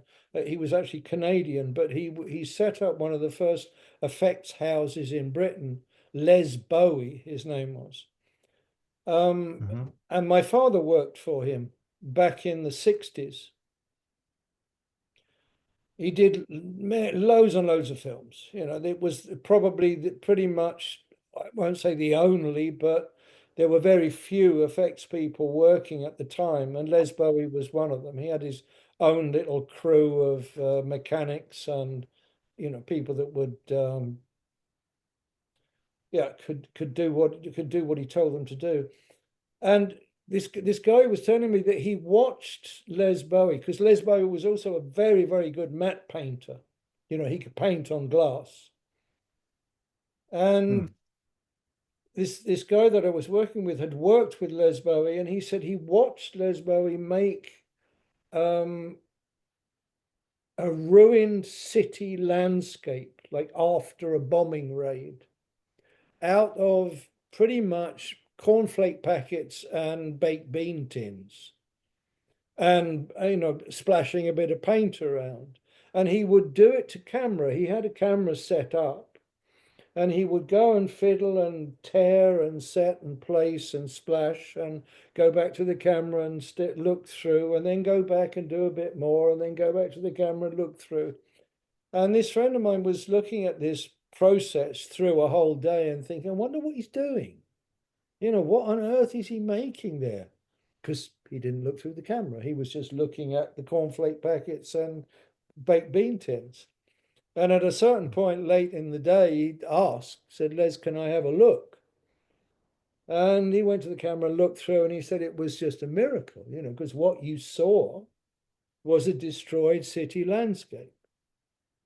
Come out, look at it from the side or from above, and it looks like a heap of rubbish. But, you know, that's the artistry of knowing what you can get away with, what the camera sees, and how long it's going to be on the screen. There's some fantastic YouTube videos about glass painting that you can find nowadays. I mean, what you can find on YouTube, it amazes and delights me. But if you've got the time to delve back into Harrison Ellenshaw's father was a glass painter in, you know, in the great days of Hollywood matte painting. And there's some interviews with him in front of one of his paintings and showing what he was doing. And a lot of the time, he said, a lot of the time, it's called scumbling. You're not painting. You know, it's dabs of color. It's very impressionistic, because the human eye doesn't stare at one point. The human eye takes in the whole thing. So what gives you that impression, and what gives you that impression and also encompasses depth, so that the things in the background are much lighter than the things in the foreground. You know, that knowledge of how to build up a picture in 3 dimensions on a piece of glass and have it work. I mean, those guys were, I'm just awestruck at their talent and their skill. I've often said, I've been asked, from time to time, I've been asked to lecture at the film school here and at other colleges. And I say every time, you know, it's today's CG work it's on the shoulders of giants, because what has been done, it's very easy to forget what has been done, in that everything gets swept away by, now we can do it all CG. Well, you have to, what makes a CG picture work is the quality of the eye of the person that's painted it, or the team of people that have painted it. And that's why they don't always work, you know, because they're all made by people at the end. It's like, how good is their vision? I went to, there's an industry sort of festival exhibition called SIGGRAPH in America every year, which highlights all the developments in CG. And I was there 25 years ago in Los Angeles, and to attend this. I saw shots from Titanic before it was released, and everybody was just amazed because they'd done sea. They'd CG'd a liner going through water, which had never been done before. Looking at it now, it's not very good, but at the time it was incredible. And I went to one talk by somebody from, I think it was Digital Domain, one of the big American CG houses. And he was saying that because the SIGGRAPH, all of the big digital houses used SIGGRAPH as a recruitment place. They would recruit new staff. People would come along with their show reels. So a lot of ILM would have a stand, and Digital Domain would have a stand, and the digital houses would take in show reels and maybe hire people. And this one guy was saying that with new beginners, he would always say, "Okay, you've shown your computer skills.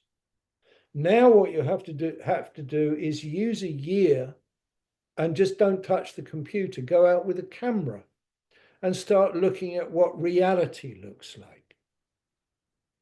Because it became very obvious to these guys that these people had grown up with games. It's like if you grow up with games, computer games, you don't know the fact that if you're lighting a scene in a dark room, for example, and you've got to adjust the focal, the stop on the camera enough to get enough light into the room, most of the time the window will burn out. You'll just get white. The window will just be white because the camera can't cope with the difference in exposure between the outside and the inside. Now, an awful lot of people that have not had anything to do with cameras don't understand that fact. So they would always, so they would CG the inside of a room or parts of the inside of a room, and then they would CG the outside as well, and it would be the same, Yeah. So you understand what I mean? You've got to look, and that's what makes a good CG artist, is the ones that know how to copy reality. Yes. Yeah. Oh, yeah, I think that's a very good point. And maybe that's why some CGI films these days don't quite have that realism because it's too perfect. It's not taking into account how the eye focuses and the natural light and exposures, etc. So that's probably part of what makes it artificial. Peter Wenshaw, of course, did. Sorry to interrupt you. One thing that is a big plus with miniatures is things happen that you don't expect. The physical universe plays in when you're filming. The way things react. It's like the physical universe is part of what's happening. So I can remember we did an explosion sequence on Brazil, which is where Robert De Niro hands the sort of dynamite explosion box to Jonathan Pryce, who's the main character, and he says, "Really, I can do it?" And he does this with the box, and you look up and you see this skyscraper start to explosions happening. And explosion, and then the door blows out and it cartwheels straight into the lens. It's a fantastic shot, completely unexpected. It was filmed, it was, I don't know, like about a 10-foot high plaster model, built to break away, built to explode, with lots and lots of pyrotechnic charges inside it. And filmed with what was called at that time in the 80s a photosonics camera, which had been developed for NASA to film spaceships taking off at super high speed, so they could play the whole launch sequence back very, very much slowed down to see every detail of what happens to the outside of the rocket as it lifts off. So those photosonics cameras had, instead of having sprockets with teeth to drive the film, they had what's called a spinning prism, which meant that the film could be driven extremely fast through the film gate where the window was, and they could go up to 360 frames a second, which is, extremely fast. So you could slow explosions down very, very much, which made them look enormous. When you slow an explosion down, it adds to its power to the nth degree. So that accidental part of this, we had two other cameras on there were three, there was the photosonics and two other cameras filming it when it exploded. And that one, the door that came straight towards the camera, that was used in the film. Lucky accidents. Yeah, I think when you look at great films and on just sort of really good shots, a lot of it is by chance. It's you you are then creating an environment, a computer where it's just nothing can go happily wrong. Yes, you're limiting yourself a little Yeah, bit. yeah. It is all artificial. There is no reality in there at all. Yeah. Hmm. Yeah. I was going to Okay. mention that oh, I was just going to say that Peter Ellenshaw, of course, did do some work on that. I think was one of Harrison's favorite elements to the film, where they could sort of work, and they very rarely did work on Mm, films together. mm, mm, And mm, Harrison very kindly sent me a DVD about his father's work. He did a documentary on his father, and he mm. sent me very interesting person. Is that out Um, on YouTube? I'm not sure. I'd have to. I'll see if I can find it for you because he sent me a physical copy, but it must be somewhere. I would have thought. I think it is a film that had a lot of potential that sadly, of course, was taken away from it. But there is some very good bits and pieces. And you mentioned the model in the snow with the missile, and I thought that was a very good sort of perspective sort of shot. And the lava when the volcano erupts and the lava goes down the city streets. I thought that was quite That was us too. mm. That was Richard, and I was heavily involved in that sequence. Yeah. How do you make lava convincing? Do you It know? it was a plexiglass channel. We had a plexiglass channel running through that set with like a Mm. roller blind underneath it. So there were lots of lights underneath it, which meant that we poured this horrible, but it was clear. This a clear. It's made of food thickener.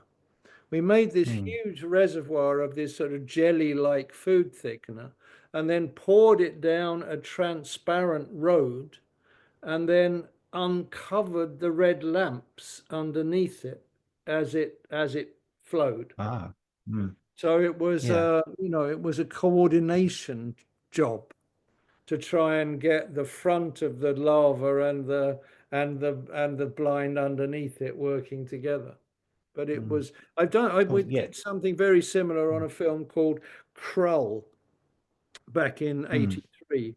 That had lava with the main actor had to put his hand in and take out this magic weapon. That was done the same way, a transparent, thick plexiglass Mm. container with this transparent gel, and of course some dry ice, to make some smoke. And yeah. Mm. My penultimate question, do you have a favorite project that you've worked on or a favorite model or sequence that you thought, yeah, this is pretty good? Well, we do. I think that the two of the films that I worked on with Richard, the end sequence of Little Shop of Horrors, Mm. which you can find, just look up director's cut end sequence. That's Mm. I think that's a very, very good example of the use of miniatures in film. I think it's a very good selling video of what can be done with miniatures, because it was Yeah. all done. We had one stage at Pinewood, and the whole thing, the whole that whole sequence. I mean, it's a few minutes. It's not many minutes, but I don't know, three, maybe 3, 4 minutes, but made up of lots Mm. of shots. Mm. And there's some wonderful stuff on in there. And Brazil, we did some beautiful model sequences on Brazil, and we did some beautiful model sequences on The Adventures of Baron von Munchausen. Again, the Terry Gilliam's film after Brazil, and Richard got Mm. an Oscar nomination for that one. Unfortunately, he Mm. didn't win. I think he deserved to win because it was a brutal film to work on. We worked on that for, I think, 10 months. 6 months in Rome and then 4 months back at Pinewood doing the models. But there's some beautiful stuff. There's some lovely, lovely model sequences in that. And those three films, Little Shop of Horrors, Mm. Brazil, and Baron von Munchausen, Richard is directing them all three, the models on all three. I was just one of the crew. Mm. They were small crew. They were, when I say I was just one of the crew, I mean Richard's model crew. We were never more than 5 or 6 people. There was Richard and 5 or 6 people. Mm. So it was a very intense team doing it all. Yeah.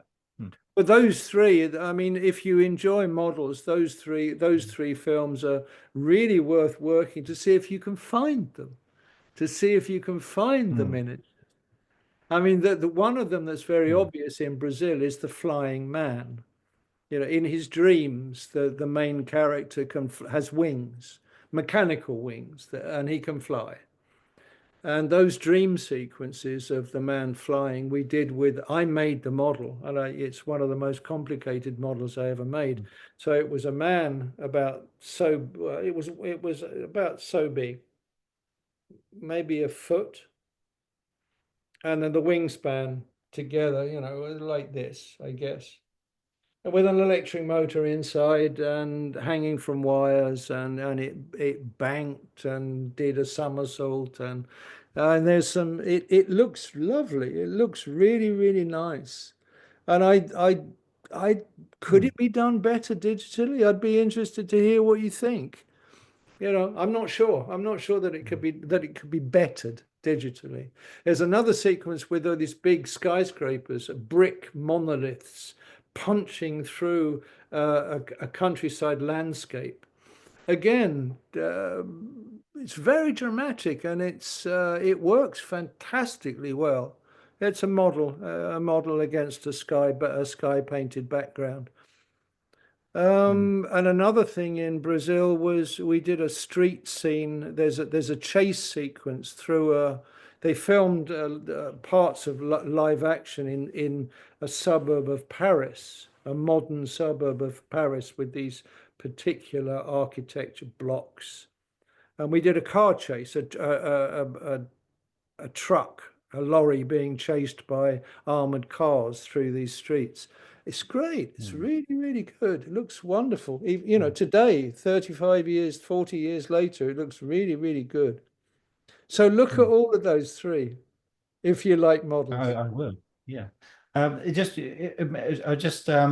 struck by what you were saying about the exploding building, and that reminds me of four is a bit where Nuclear Man towards the end of the film is flying out through the Metropolis Tower, and outside you see the tower, and as he goes to each floor, there's an explosion on each floor from the outside model.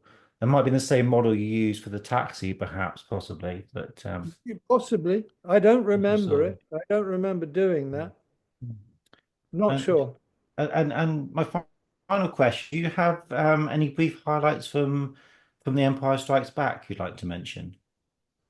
Yeah, Finser, the snow planet, Oh yeah, that whole sequence. yeah. And I was inside the Tauntaun. Oh, right. Because there was a close-up Tauntaun when well, I think actually there's also a shot of Harrison Ford. Most of the shots of the live action Tauntaun is Mark Hamill, is Luke Skywalker sitting on it. And the Hmm. thing is moving its head and there's steam coming out of its nose, and I was inside it.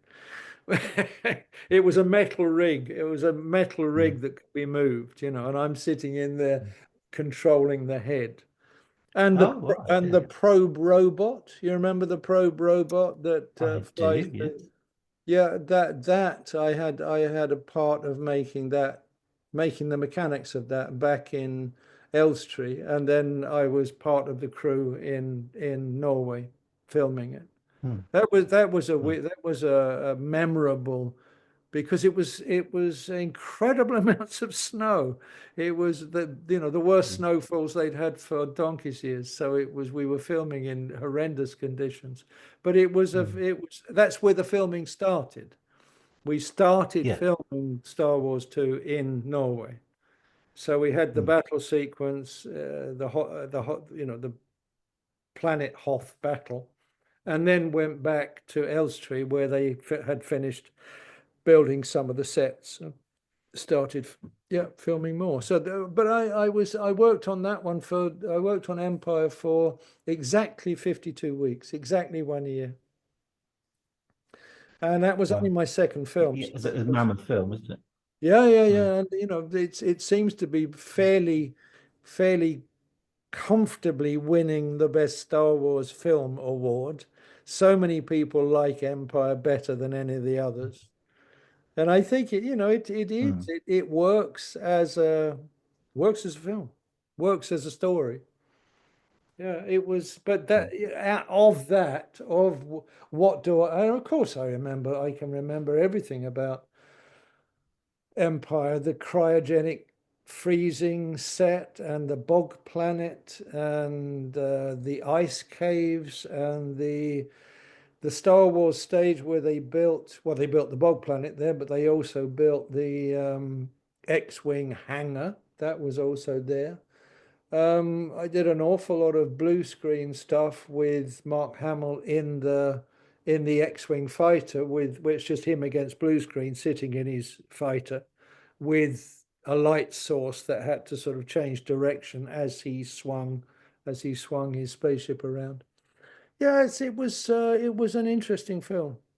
But I just finished Hmm. Alien, you see, and and I was so knocked out by everything about Alien. The cast and the costumes and the sets and the alien itself and the alien spaceship and I mean I think that for me at least Ridley Scott's Alien is a fantastic film. I mean, of the 70 odd films I've worked on, Alien is certainly, what in the top three Hmm. Oh, yeah. of Yeah. ones that I will never forget. Hmm. Yeah. What? But go on. No, sorry. Oh, What no, were you no, going to no, say? no, no, no. Sorry, Martin. You were going to say something. No, I was just going to say that the ice planet Hoth was also unforgettable. Yeah, go on.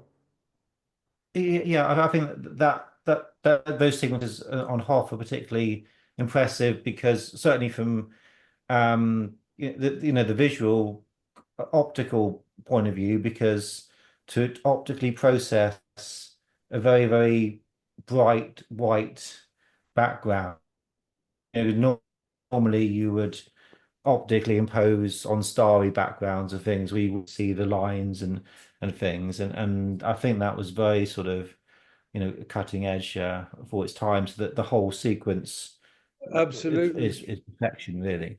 Yeah, well, that was an object lesson because while we were there in Norway, a special camera crew turned up from ILM, Mm. separate from we had first unit and second unit filming live action, and Mm. this suddenly this little crew turned up from Industrial Light and Magic, and they had the weirdest camera.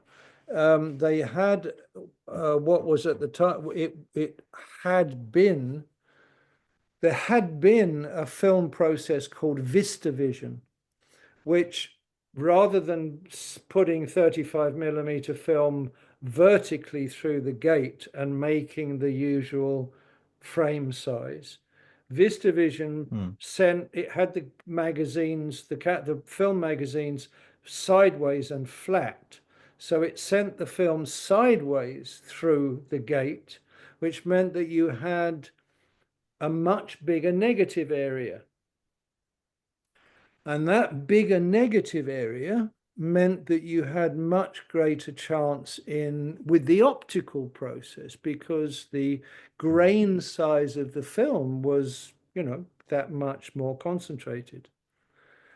So George Lucas and his guys had, or Richard Edlund, or whoever his visual effects supervisors were, had got hold of these old VistaVision cameras from the 1950s and rebuilt them.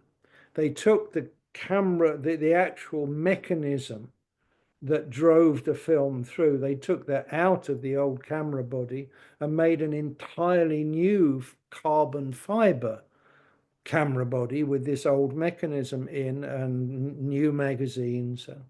So they had completely rebuilt this old way of filming to make the quality of the optical effects on Star Wars as good as they could possibly be.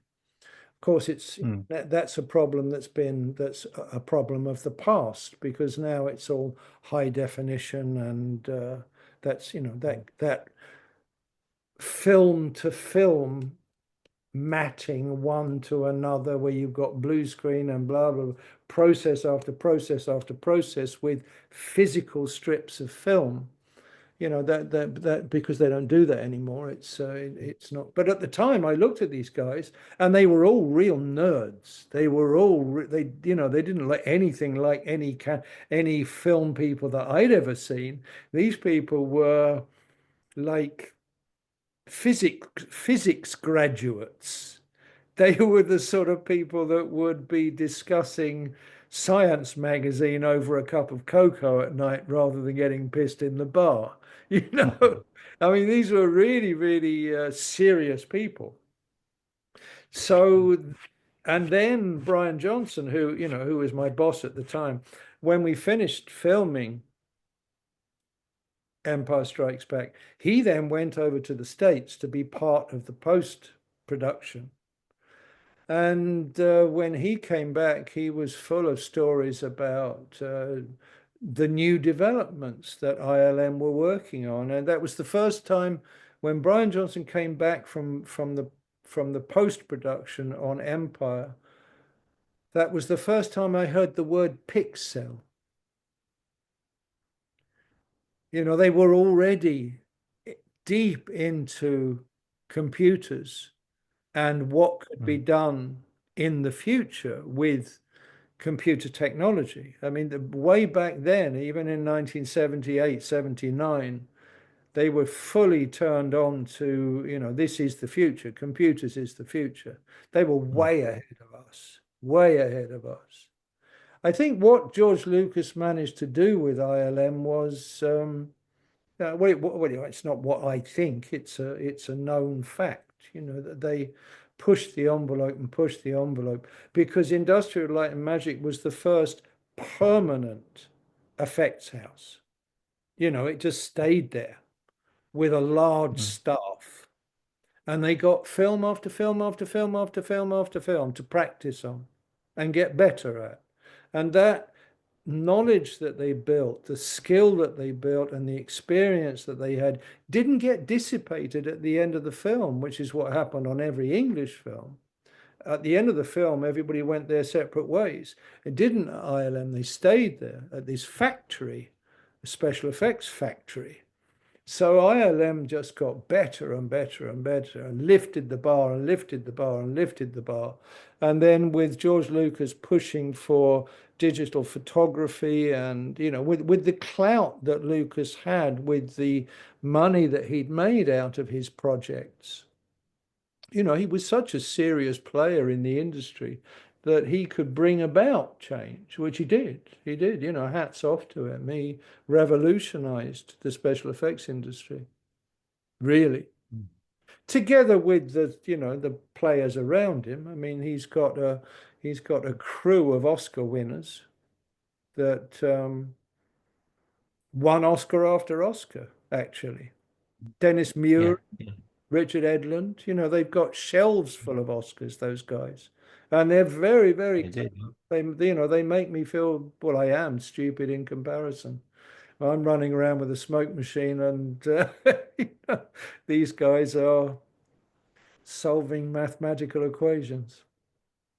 Yep. Uh, Okay, Philip, I've got to go. okay. Well, it's been lovely to talk to you, Martin. It's been really, really interesting. Thank you for speaking with me Good, good. tonight. Well, good luck with your project. And as I say, if I can be of any use, just get in touch. Yeah. Okay, take care.